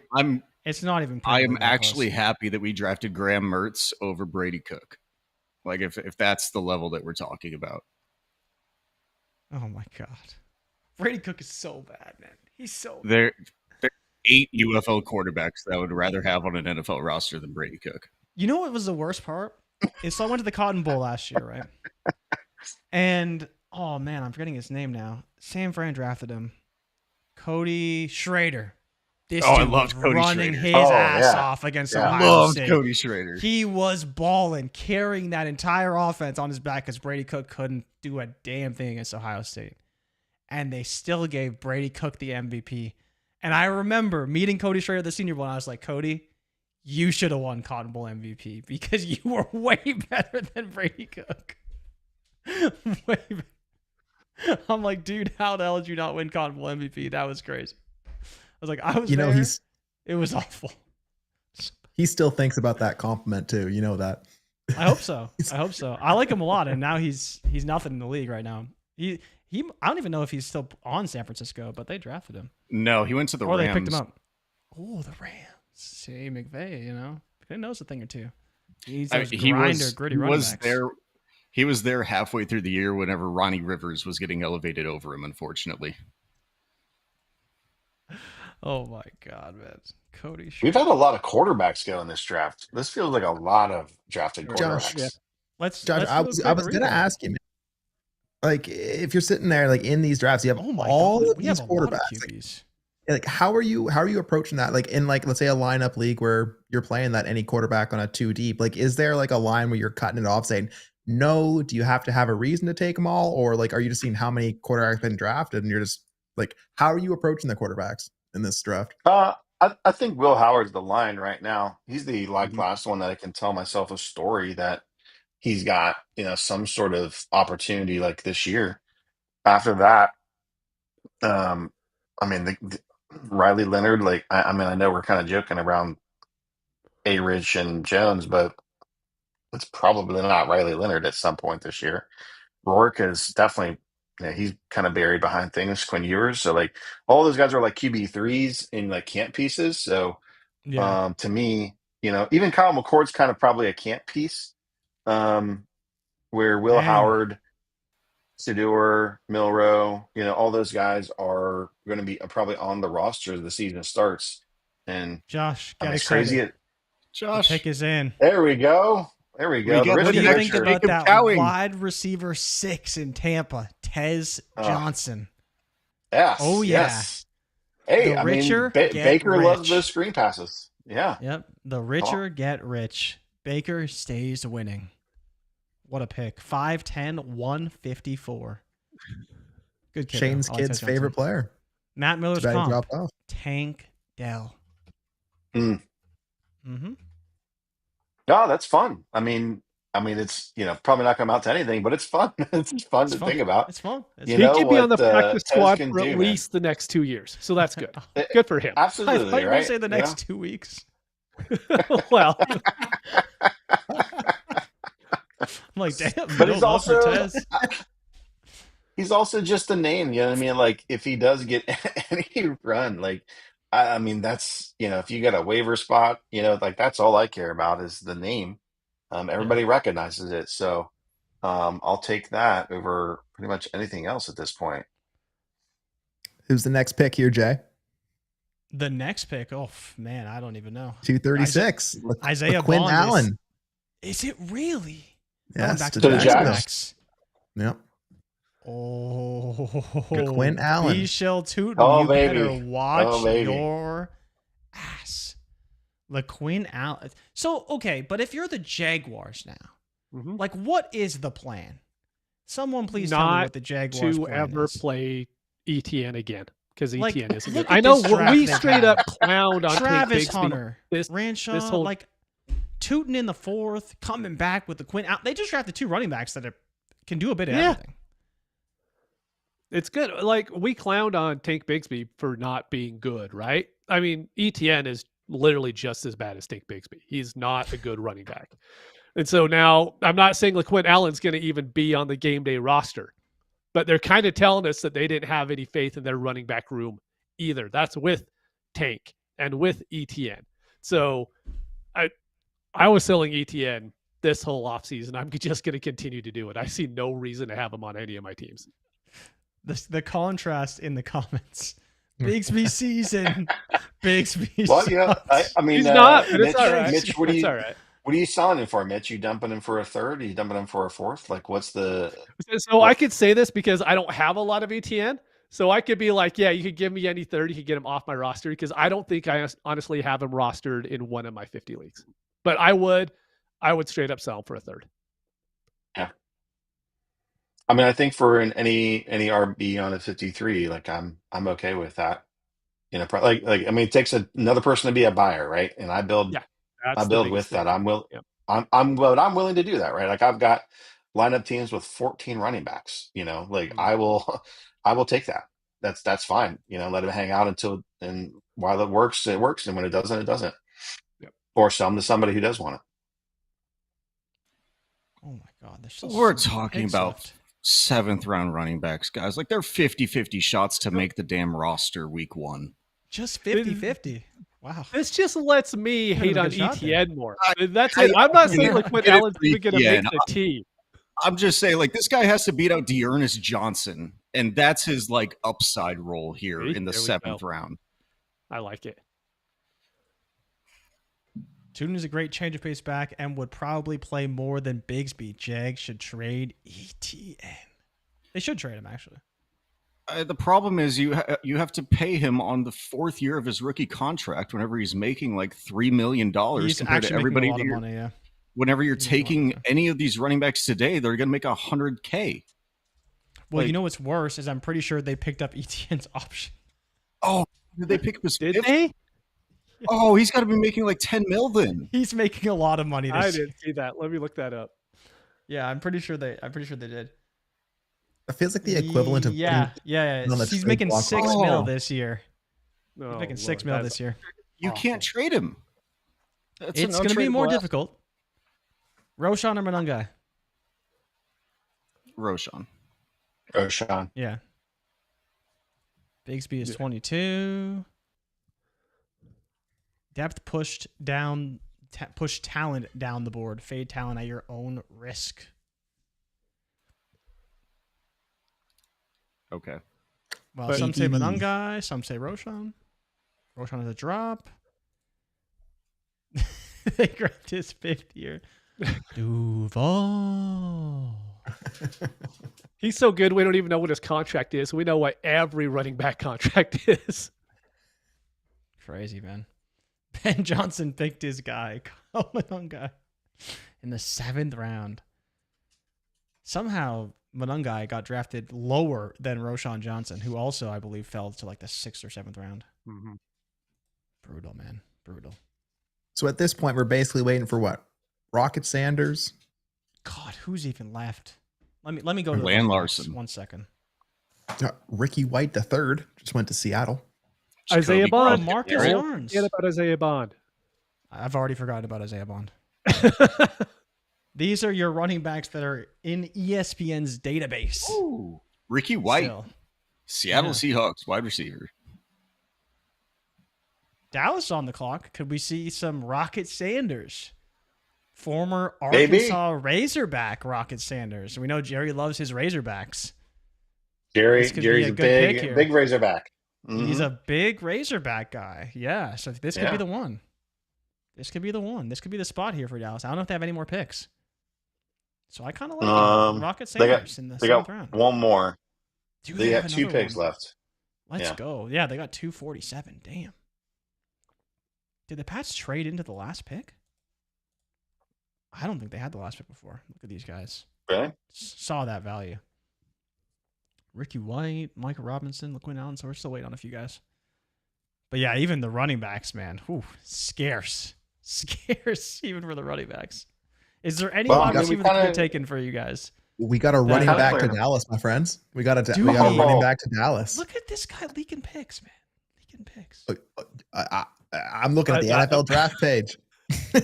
Let's hold off. It's a 7th round, right? Oh. Let's hold off. Let's wait for everyone to see it. Yeah. Yuck. Oh no. What is this? Oh God, Phil Maffa. I remember when we did a mock off of a mock, and he was drafted in the 3rd by somebody.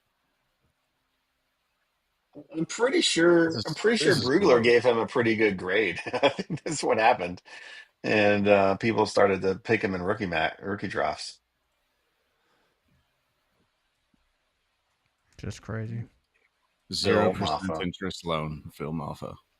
Yeah. Phil Maffa, Javonte Killer. Javonte Killer. It's a Deuce Vaughn killer. I mean, Jaden Blue and Phil Maffa killed Deuce Vaughn.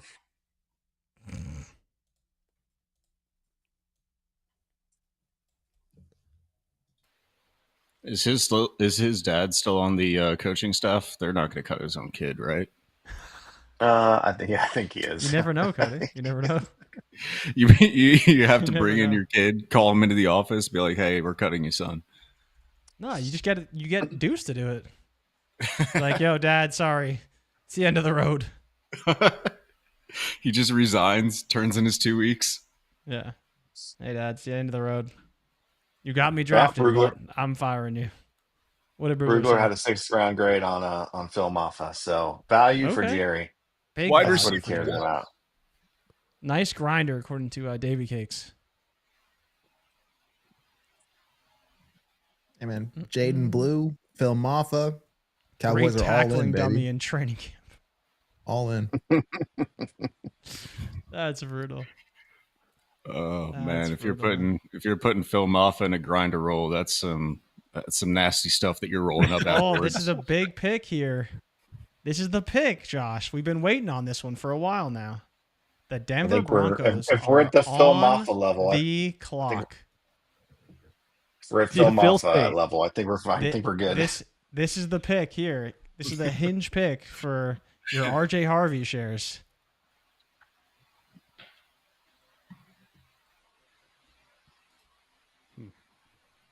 I don't know who is Denver taking here. Who knows? Probably a receiver. 41. They'll cut the dad first.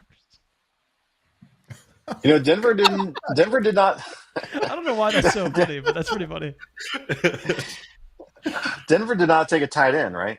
So we're just firing Evan Ingram back in there again, right? Evan Ingram should be a top 5 tight Garrison, end. big wide receiver, Caden Prather out of Maryland, 6'4". Don't know anything about him otherwise. Who's the guy that they have on there? He's out of Florida. Who's the one that they have on their roster already? Who, Buffalo? Yeah.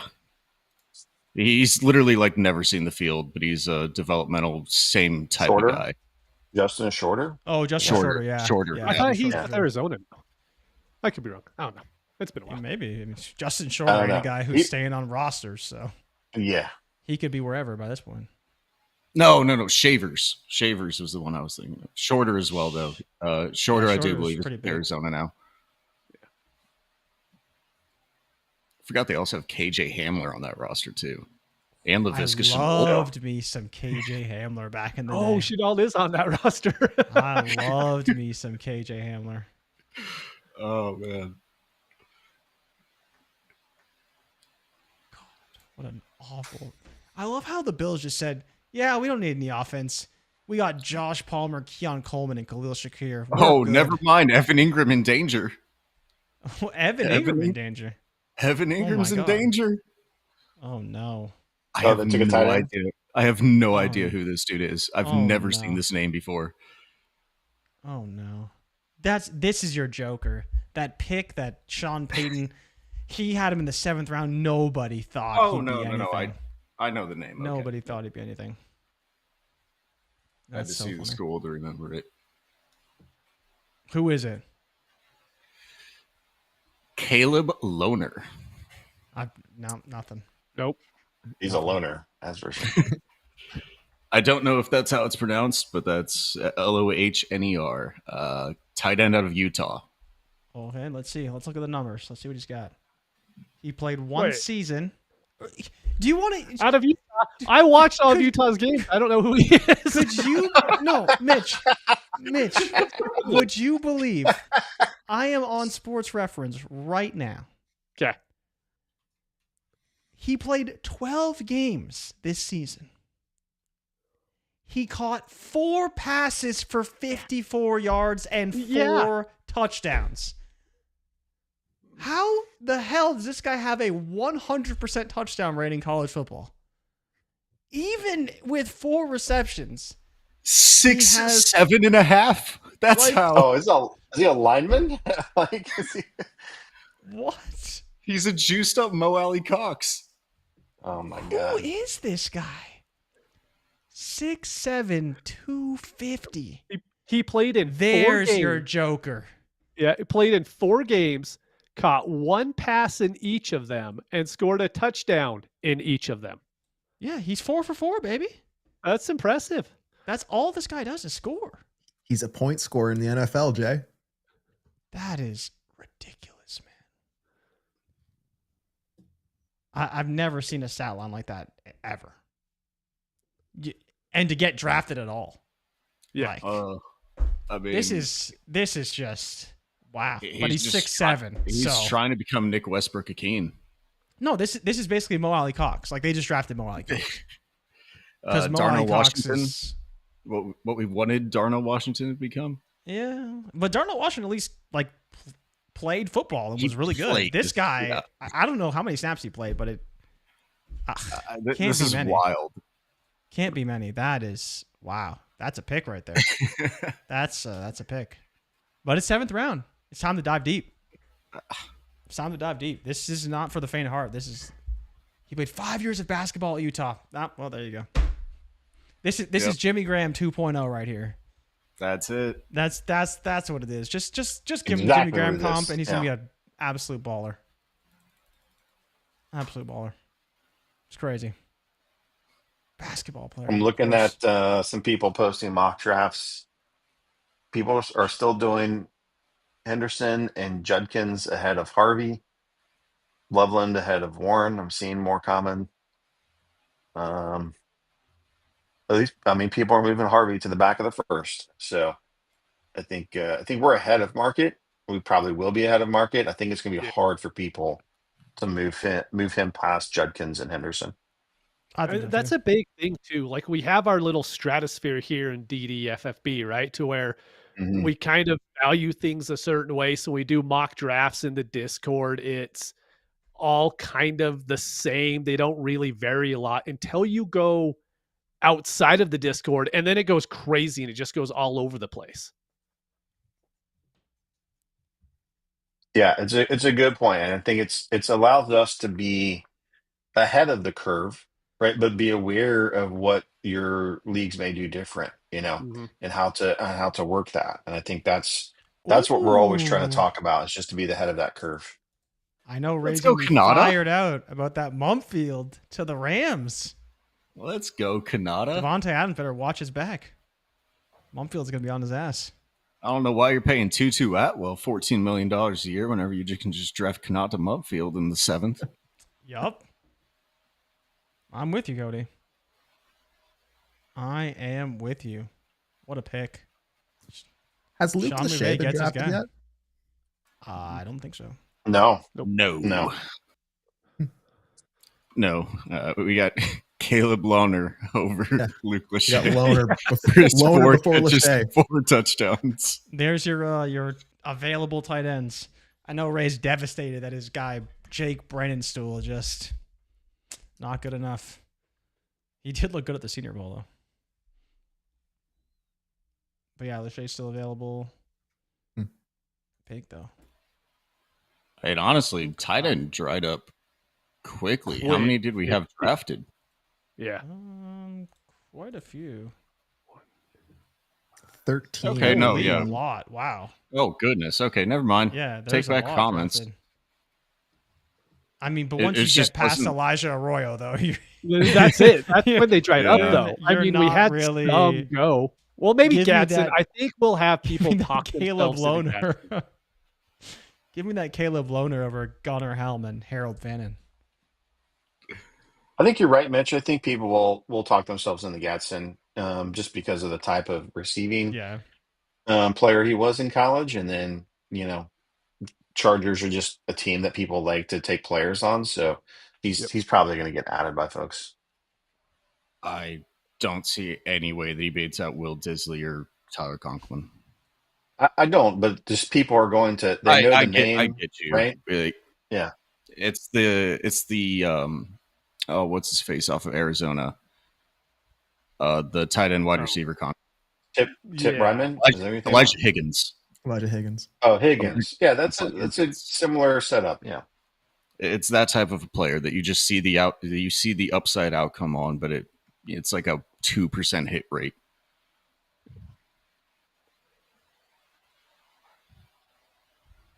Just get him the ball. Garrett Dellinger, LSU guard. Lamar Jackson gets some help. There we go. Yeah, Tommy Millot. There you go. He plays everything now. Now that he's not a quarterback, he's everything. Sleeper literally just lists him as Superflex. That's it. Yeah. You can put him anywhere. That's it. Anywhere you want. Oh, Austin members, I did love Elijah Higgins. He was sick. I love myself some Elijah Higgins too. Yeah, I did like Elijah Higgins. I also had a picture of him making a sick catch at the Senior Bowl. Oh, I do remember that. That was sweet. Yeah, it's really good. We stuck on the sidelines. Mitch, we got the Lions' last pick here. What are you hoping they do with it? I was just looking, when you do this, you don't look at your team all the time when they're drafting. So I just pulled them up, and I don't hate their draft so far. They got Tyleek Williams, a defensive tackle. Then they went guard, wide receiver, guard, edge, safety. I mean, pretty good. I think they gave away a lot of capital because they didn't have a lot, and they've traded a ton. So, we'll see what happens. Yeah, every pick that they have has been involved in a trade, other than the first one. Yeah. Yep. But yeah, not a bad draft. It's boring, but the Lions have a good team by doing a lot of boring drafts. Tesla in the third. No, Tesla I in can't. the third is rough. I don't get it either at all, to be honest. Because they did this last year. They traded up for Sione Vaki. I think Vaki touched the ball like 3 times during the season. And I'm a huge Utah fan, so I understood why they did it, but they kind of do this a lot. They'll kind of blow a mid-round pick on this really weird player and then just not play him all season. Yeah, they take guys that need years to develop. And then we're actually waiting to see if they become anything. But, they got that plan, that 1-2 year development plan to figure it out. Nuts. Lions need a big pick here. We need the Lions to do something. Pick is in, though. So I'm sure it's just, being announced from God knows where. And so we got to wait for them to set it up and deliver it from some soccer stadium on the other side of the world. And can we keep it in Green Bay for the last pick here, please? Yeah, one of these days, man, the pick will get relayed to the broadcast and we'll finally know what's going on. 0 for 8 ETN offers so far. Scott, I assume that was for a third rounder? I mean, for a third rounder, I'd probably just keep him too. We'll see what the panic is, Biggest wide receiver room winners and running back room winners post draft. Who are veteran winners? Definitely the Bears running back room by far. That's the big one that everyone talks about. Yep. Bears will be a big one. Washington too, actually. Washington didn't take a running back. Mm-hmm. And their running back room wasn't anything special, but them not taking one is pretty big. As a team, I think Cleveland had a great running back draft. Getting Quinshawn, getting Sampsons. They definitely set themselves up well. What that means for fantasy are the guys who were there before. Yeah, the guys are there. Not great. Not so good. Yeah, one of the few teams that double tapped running back, right? As disgusting as it is, Dallas. Like just the veterans already in place. Yeah. Yeah. It was like everything Dallas. Like the Dallas receiver room didn't get better. The running back room didn't get better. The tight end room didn't get better. Like nothing got better. No. Like we're firing out Jonathan Mingo as the 2. God damn it. Like this is Josh, you're not loving that Tyler Booker, Evan Ezra Rocco was actually a really good pick. Siobhan Rowe, they got Jaden Blue. Come on. Shamar James. They got actually wonderful. one of the few teams in the draft that double tapped running back. Jaden Blue and Phil Let's just go sign J.K. Dobbins at this point in time and fire him into the backfield as well, right? Like let's just something else at this point in time. But Jake sneakily got Tutin and Allen. Oh, Dominic Lovett. Damn. Lions back to wide receiver. Yeah, that's actually a good pick. Wow. What do you think of that? Sure. Yeah. I mean, completely unmoved.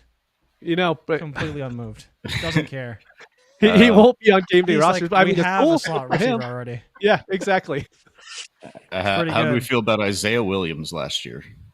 Yeah, I forgot they drafted him. Oh yeah. God. But was there really, outside of the Bears adding Burden, was there any other receiver rooms that were dramatically changed in a negative way? I mean, there wasn't that many receivers that were good in general. Yeah. Right. So like you weren't expecting much from this draft to disrupt rooms. Golden with the Packers, but like nobody was excited about the Packers anyways. And if anything, it boosts the Packers' interest, right? Noel and Higgins kind of hurt each other rather than hurting the veterans there. Like Kirk wasn't going to have a role really. I think it's the same when you look at Betch and Thornton going to the same place. Like it's not going to hurt the guys up top, but maybe the competition is stiff there. Like Jalen Royals, no. Lane, no chance. Felton, I mean, everyone there is pretty established. Maybe Ibuka. Ibuka could lower down, but I think we just have so much faith in Mike Williams and Godwin at this point that like we don't even really take into account. I just don't think we take into account how much Ibuka could hurt them just because they've been so established. But and I think like first round receiver says Jalen McMillan's in trouble, and like people know that. That's not sneaky, right? Like there's nothing sneaky about it. But I think, Josh, to your point, the Burden one is interesting because there has been the DJ Moore rumblings, right? And it's not that there's even DJ Moore replacement on the roster. I don't think Burden's that. I don't think necessarily Odunze's that either. They would just change the roles slightly and use the players differently, but maybe that's it sucks that it's Burden though, because everyone loves Burden already. So he's already probably higher drafted than he should be. But if there was a spot where maybe it seems crowded now, but could move on quickly, I think the Bears are probably that spot with Luther Burden. Things can shift. And I mean, that's why I took Burden at the top of the second, because he was a Debbie Darling. People do like him. That's it's a true, name that people will want, and especially if he hits, and has some weeks where he starts out.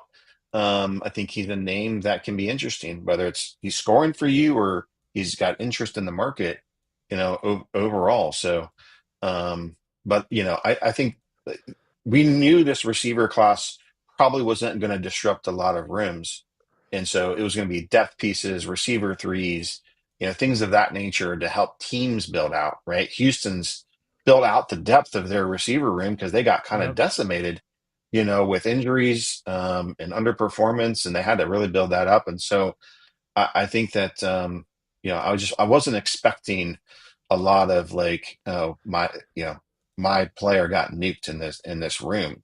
So it was more going to be on the running backs where that was going to happen. Jordan Griffith says Caleb's only excuse this year will be his nails being the wrong color each game. Womp, womp, womp, womp. Cook is not getting paid top money. He is going to be a drama that skips camp, and Ray Davis surpasses him. Any thoughts on James Cook and a potential holdout and what it could mean for James Cook in 25? If you hear anything I put out on here, you know I am biased against Cook. I don't know why. I just don't. I've never been on the James Cook train. I will not. I just will continue. Just blindly not be on the James Cook train. Yeah, I don't. Do I think Ray Davis is going to take over?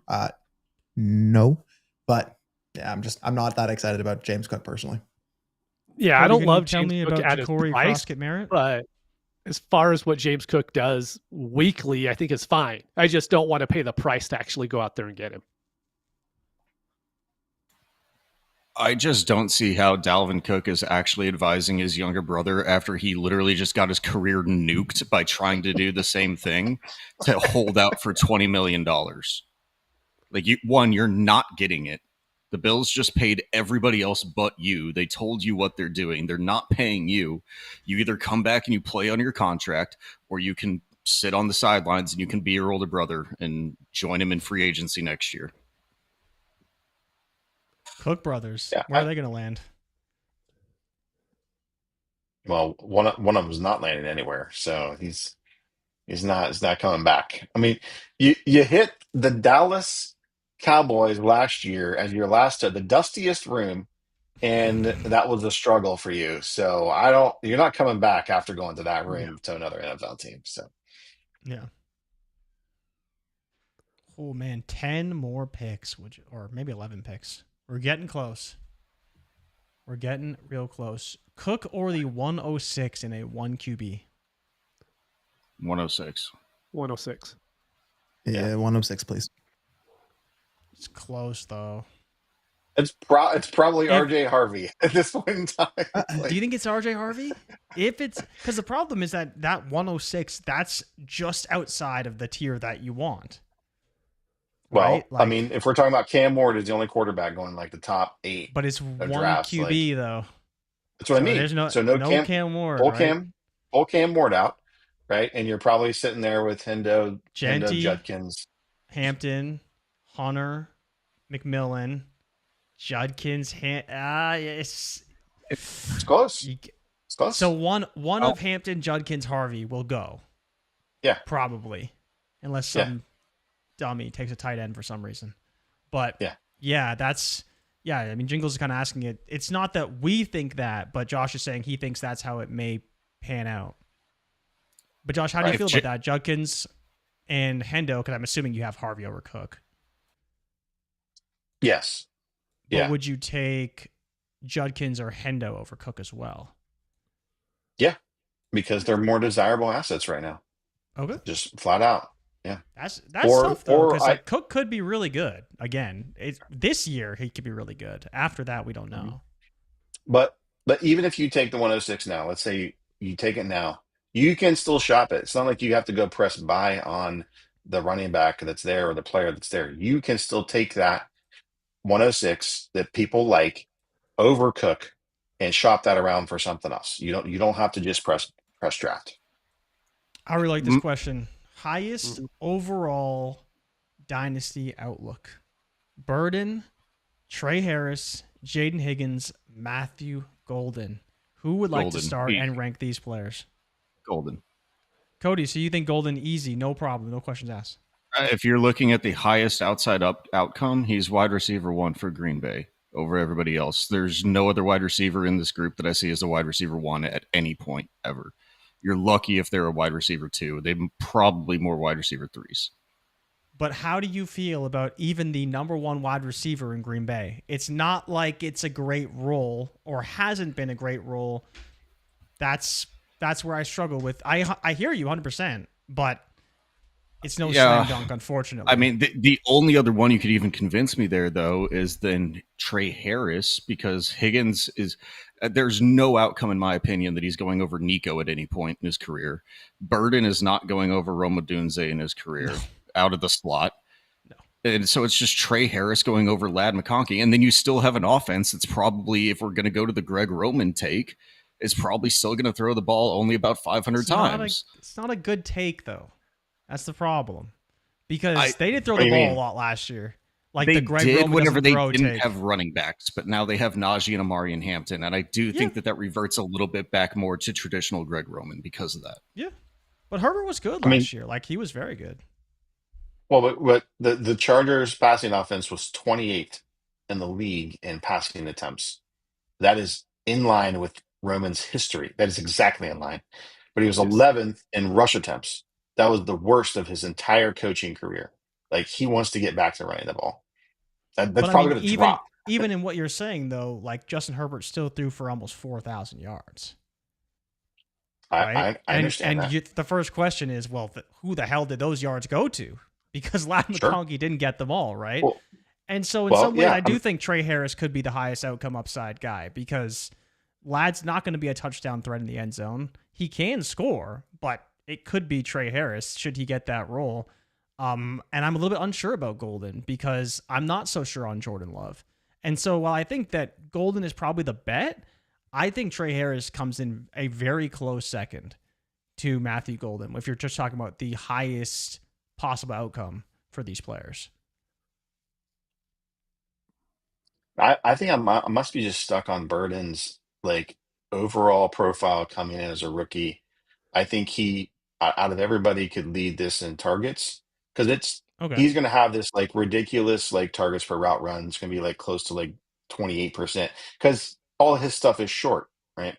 Yeah. Whereas like Harris may have 25% of the passing work, but then it's like 5 targets a game, and so I think that this is a tough group to say like who's coming out of this, right? Like it could be any of these guys. Oh, yeah, you can they sell all me a have story question on a marks. lot of them, Higgins. right? Yeah. I just say Higgins is at the bottom. Josh, you can't say 28% for Burt. It ain't Higgins. I said targets per route run. He when you run 70% of the routes and you primarily target on that, you're going to hit a 28% targets per route run. That's what Waddle does, and that's what Tyreek does, right? Like what is a target share share? is different than no. I don't care about target share. That's much different than targets per route run. So, because when they're on the field and they get targets, this was the Kadarius Toney problem, right? Everybody freaked out because he had like a 32% targets per route run. He got on the field and got a bunch of targets. They were all shallow. They were all crossers. The goal was to get the ball in his hands and do something with it. That's what's going to happen with Burden at this point in time. Yeah. But do you think that Burden has a you're saying you're betting on Burden, you're not betting on Burden? Because I thought you were saying that you were betting. I think I'm betting on Burden. Yeah. I think I'm betting on Burden. But do you think he can overcome that potential low ADOT? Mm-hmm.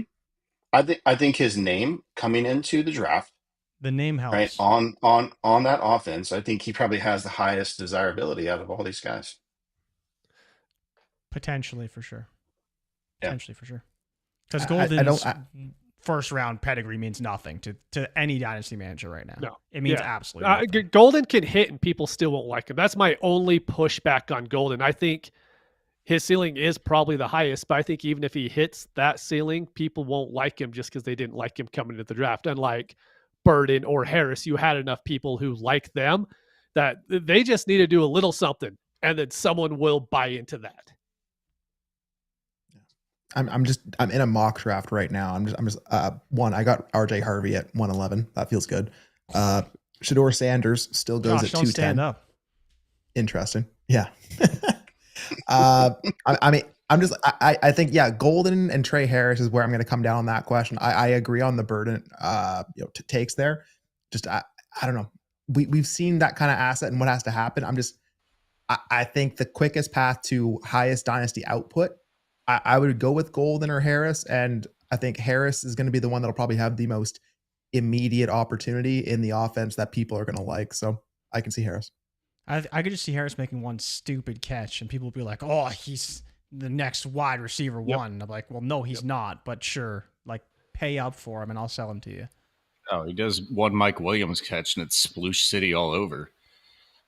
Yep. But that's why I like a lot of those players, and that's what's funny, Josh, is like I do agree with you from the standpoint of like I want a player like Burden on my team. Like I do not want to roster Trey Harris. Like I don't, but I would have him on a team to try and sell him to one of those Trey Harris believers because they're out there, and they're in Yeah. leagues, and I'm waiting to cash out when he does like some stupid catch. Like, look at George Pickens. He's a perfect example. George Pickens makes some stupid catch in preseason. His dynasty value goes through the roof. And you're like, okay, but that's not what scores fantasy points. And it's one of the reasons I've never liked Courtland Sutton. Courtland Sutton as a prospect would make a lot of highlight reel catches. And people were like, oh my God, this guy's so good. But I like players that just make plays consistently. It's not sexy, doesn't look cool, it's not flashy, but they all count the same. So just take the guy that's consistent, can get targets, can win. You don't need the splash plays all the time. People love drafting themselves fancy versions of Gabe Davis. Yeah. Yeah, then I think I need to move Trey Harris up a bit. I think that's what I'm learning from this is that I'm probably too low relative to consensus, and I Where do you have probably him need now? to adjust that. We just took a long snapper, boys. The Pats are flying. There you go. Julian Ashby out of Vanderbilt. Long snapper. What a pick. Sorry, Josh. I think like I'm after. I mean, Loveland definitely would be in front of him. I think I would have Higgins in front of him. I guess I'm selling myself more on the Stroud Higgins situation because people want that in that offense. And do you think Harris, that Higgins has more ADV than Harris? And everyone else feel free to weigh in. I thought that Harris had more ADV than Higgins did. I may be wrong. I thought Higgins did. I think Harris has more. They were back to back for me. Yeah. I thought Harris had some serious ADV. Like I mean the yards per route run bros definitely have the Harris, but yeah. I guess I was kind of putting him with like Kyle Williams. I guess I'm more back half of second versus first half second. I mean, putting him with Kyle Williams is fine, especially pre-draft, right? Like, but maybe that draft capital for you hasn't separated them, right? It doesn't because matter Kyle for Williams is in just as good of a situation, right? He can easily be the 2 for the Patriots. Now, again, the upside isn't there because of the quarterback and the offense, at least as it projects out. But yeah, Harris to me is just like, if there was a player in this draft class that could be Justin Herbert's new Mike Williams, like it's probably Trey Harris. And that's what for me I think is interesting is you kind of know how he could be utilized and how Herbert would like to utilize him. And he could excel in that role versus a Kyle Williams. You're like, well, Patriots never had a good receiver, so how the hell are they going to utilize him? Yeah. Because they don't know how to utilize anybody. It's a good group of 4 to talk through, you know what I mean, from an ADV standpoint and what people will like, so I don't think I can be swayed either way. I think it's fine. I think this is the range you're picking in, to decide which ones do you think is a better bet for people to like. So but and this is like what Shane was saying earlier, right? How we're not good at picking the right second rounders, and you have to just diversify those assets because you may take more Jaden Higgins, you may take some Kyle Williams, you may take some Trey Harris, but you just can't go all in on any of these guys because you never know who's going to be the one who shakes out. And as you guys kind of talked about, you can make a case for all of them, for Burden, for Harris, for Higgins, for Williams, for Golden. Like you can always make the case. It's just which one's going to be actually the one that pans out, or maybe none of them pan out. I think a big part of it is what kind of leagues you play in. Like if all of your leagues are from the Discord, all these players know Kyle Williams, Jaden Higgins. But if you go out in those random sleeper streets and you just pick up someone who's, hosting a $25 league, you're into that. I guarantee you Trey Harris is loved a lot more than what Jaden Higgins is just based off name value alone. So a lot of it is what league mates you're even playing with. I mean, I have league mates that I've played with for 6 years that I still can't get a payment for today. Like they're just completely out of it until after the draft. I know sometime this week they'll make their payment and everything will be good. But there's some people that are just so far out of it who do play Dynasty, who have 20 leagues, but they just flat out don't care between January and the draft. And I think those kind of players, like the Travion Hendersons, the Judkins, and they just flat out won't draft an RJ Harvey no matter where he goes. Well, I mean, I guess that's why I think Burden has been a name that's been around for a long time out of everybody in that group. And I guess that's why I went straight to there, aside from my feelings on the offense. But like, he's the most recognizable name out of that group. Yeah. How do you feel about Zeke Biggers out of Georgia Tech, defensive tackle to the Miami Dolphins here at 253? Great name. I'm not saying great that name. Great name. Great name. Great name. Wrong. Great name. But yeah, 4 picks left. 4 picks left for Rocket Sanders to get drafted. Saints, Cody's Texans, Chargers, and the Patriots. Oh, he should be a Charger. Come on, we need a third running back in that room. He would be a great fit with the Chargers. Not a bad spot. Is the pick in? The pick is in. We got a Corey Kiner on the board potentially. Oh, Fidel Diggs. Who's that? Edge. Okay. Saints. Oh my God. Is Isaiah Bond going to go undrafted? Isaiah Bond is available, Cody, and your Texans are on the clock. If they draft him, I will punt them into the universe. I will take down all of these things behind me, rip them down off the board, and just throw them out on the street for them to be picked up for trash haul. Well, I know what I'm rooting for now. Isaiah Bond is available. He is available. He is actually the second best available player. If they draft Jaden Higgins, Jalen Noel, and Isaiah Bond in the same draft, and Graham Mertz, the Graham Mertz one almost killed me. I legitimately almost left the stream whenever that happened. I watched you, and I didn't know what was going on because you saw it a couple picks. He saw it a few minutes early, yeah. Yeah, and I was like, what's going on over there? It killed me to my core. Yeah, you take an emergency third QB in the 6th. I'm not exactly thrilled with that one. But... yeah, and then he got cucked by Ted McMillan in the draft, so it's fine. Bond to be Mr. Irrelevant. I'm looking at available quarterbacks right now, just for you, Cody. Brady Cook is available. Seth Hennigan is also available, and he is okay. Give me Isaiah Bond. I'm sorry. Brady Cook is literally the last player. Oh, Luke Lachey, baby. Oh, now we're talking. Okay. Wow. Now we're talking. There's a pick. I'm okay. I'm very okay with that. That's a good pick. Cody's stuff is safe. Okay with that. Now, does that send Brevin Jordan to the ether then at that point in time? Does he even push Brevin Jordan? No. No way Brady Cook got drafted. There's no way. Brady Cook. Come on. Who's left? That's just got to be a reaction to us talking about him, right? Brady Cook is literally ranked on ESPN lower than the quarterback from Laurier in Canada. CIS superstar. Yeah, CIS Heisman Trophy winner, whatever the hell they call it here. I'd rather have the guy out of Memphis, Hennigan. Seth Hennigan. Yeah, no, Cody. Easily rather have Hennigan. Cody, Hennigan is horrible. I'd rather have Jim Gaffigan, to be honest, but yeah, Hennigan he's not very good, unfortunately. Neither is Brady Cook. That's fair. That's the point. When I stand next to a quarterback and I am significantly bigger than them, that is a problem. That is the case with Seth Hennigan. It's just crazy. Chargers are on the clock. Hurry up, Chargers. Why do the Pats have to have Mr. Irrelevant, man? 2 picks, boys. Oh, my God.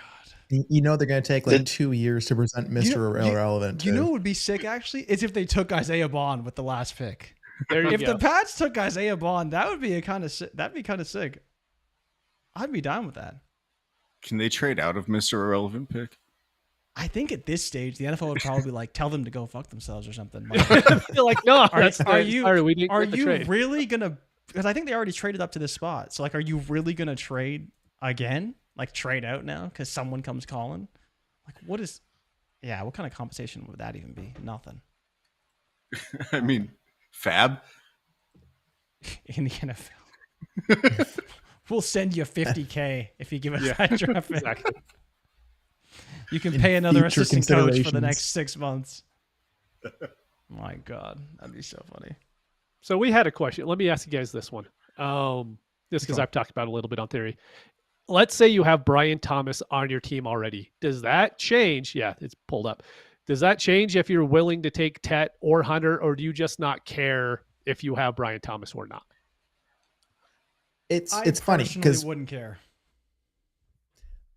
I thought I would say that, Jay, and then when I was answering that question earlier, when Buddy was looking for running back 1 and running back 2, I said Hunter, and then I looked and I saw BTJ in the Rosh, and I was like, is that the best play I can make? Because if I truly have Tet and Hunter tiered in the same tier there, would it not be like the most upside for my roster to take the opposite bet on both teams versus taking the same bet on the same team and betting? It just feels like maybe I'm cutting off my nose to spite my face if I don't go Tet there. So sort of. The only reason why I disagree is because if that was in a trade scenario, it wasn't like, do I take Tet or Hunter? And I just think Hunter has so much more upside, and the price they paid to get him, like BTJ is great, and I love BTJ. Like I'm happy to have him. But if you're telling me, do I want Tet or Hunter? It's just 100% Hunter for me. Like it just is. I'm just going to bet on what the maximum upside could be, and that's probably Travis Hunter. I just don't believe McMillan is that. And so there's a situation where maybe, BTJ becomes a 2 and Hunter's the 1, or BTJ's the 1 and Hunter's a 2. But I don't even project Tet McMillan to be a 1 ever. Right? So that's where I struggle. That's where I really struggle. And look who just showed up. Look who just showed up. Oh, look at GQ, do you have anything to say? I just had to come in because I heard Cody poo-pooing on that 7th round Bashar Smith. Oh, wow. Come on, man. Wow. Rashard Smith is the one that's going to get you back in here? That got me back in, Cody. Come on, baby. Oh, man. There's 3 other running backs better than him on the roster. He has to beat out, what's the fullback's name? He has to beat out a white fullback to make the roster. Who is Mr. Irrelevant? Just tell me who it is. I know, just say the name. Jay, to your point there, I think, if I'm drafting someone to try to maximize the asset, I'm taking Hunter. If I'm selecting a player and I know I'm not going to trade them, I have to play them and they're not moving, that's when I would have to balance between Tet and Hunter. Yarns. Ray said his internet dropped. It was too much for Rashard Smith, not dog. coming The back. internet had to cut him off. His phone was getting too hot and it shut That's down. enough.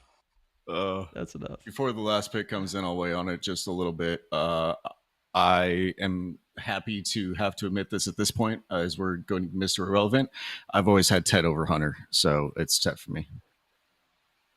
Really? Not dissuaded by the draft capital landing spot?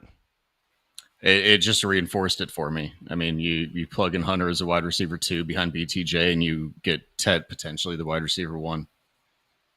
What if Hunter is the receiver 1? Yeah. I don't realistically see it as an outcome. Nah, Josh, see, you know what? He didn't think that far. He's like, damn, you got me. You got me. It was like, He's like, shit. I didn't think of that. What if this is actually Jamar Chase coming in after T. Higgins? My brain just shut off. It's not a realistic outcome. How is it not a realistic outcome? It's absolutely a realistic outcome. It definitely is. Wide receivers that drafted Jamar Chase got on the Bengals. Jamar Chase got on the Bengals and then was smashing after T. Higgins. Right? Like after T. Higgins was there. And T. Higgins is very good. Right? I understand T. Higgins was picked 33 or 34, whatever, right? But that doesn't really matter at the end of the day. Like it is possible Hunter comes in and becomes the primary fantasy scorer on that team. You did it. Is it over? It's It's over. It's over. Kobe Minor. Is it over? I don't have All to that answer the talk- question. Cut the All that stream. talk about Seth Hedigan. Move on. Memphis cornerback. We did it. Whew. Well, fellas, how are you feeling? We are 7 hours in. 7 hours. Fantastic. Guys were here the whole time. Guys grinded out here. Who wants to start with the final words? Final thoughts. I'll hit it real quick. I just want to say thank you to the chat and the viewers. I mean, the chat has kept this flowing the entire time, even the 5th and the 6th rounds, to where we didn't have a lot of great players going off. The chat was going crazy the whole time, gave us stuff to talk about. Just want to say thank you for taking time out of your last really 3 days to sit in there, watch us, be with us through this whole thing. You know, we do it for you guys. I just want to say thank you, and I appreciate you. 100%. I mean, it's just been kind of an open up your brain and try to absorb as much information as you can these last couple of days. And I hope that this was somewhat actionable, entertaining. And yes, thanks for every single person that turned out and supported. It doesn't go unnoticed. And yeah, if you want a little more, we got the All Gas Trade Show coming up tonight live, 9 p.m. Eastern. Damn right we do. Be there. Cody? Josh, you want to take it? Josh? Sure. Yeah, no, thank you guys for having me on day 3. It was a lot of fun talking through all these different scenarios. It's always great to pressure test your thoughts and your ideas, you know, about how these players should be treated, how you should react in your league. And through everybody kind of pushing us, you know, in the comments through these questions, it's really appreciated, because you have to think through these scenarios so you're prepared for your draft. Because it's still going to unfold how you don't expect it, and you've got to be prepared, you know, in each of these scenarios. So, thank you guys for having me on, and really enjoyed it. Fantastic being back on the channel again. I know I've been away for a little while, but this is one of the staples of my year every single year for the past like 3 or whatever it's been now. So very glad to be back on it. The fact that the viewership has risen from like 6K at the beginning of the 5th round to now 8.25K is just stupid. Like, I don't know why you're tuning in more. I'm glad that you are, but I don't know why we're tuning in more, even for the Mr. Irrelevant pick. I love y'all for it. This is the degeneracy that I absolutely love with fantasy football. This is why we're all here. We are absolute addicts for this. So it will stop here. You got all the live reaction to it. We're going to put a lot more work into it. Everything on the channel, obviously tap in. It's absolutely fantastic. This is the place where I live and breathe.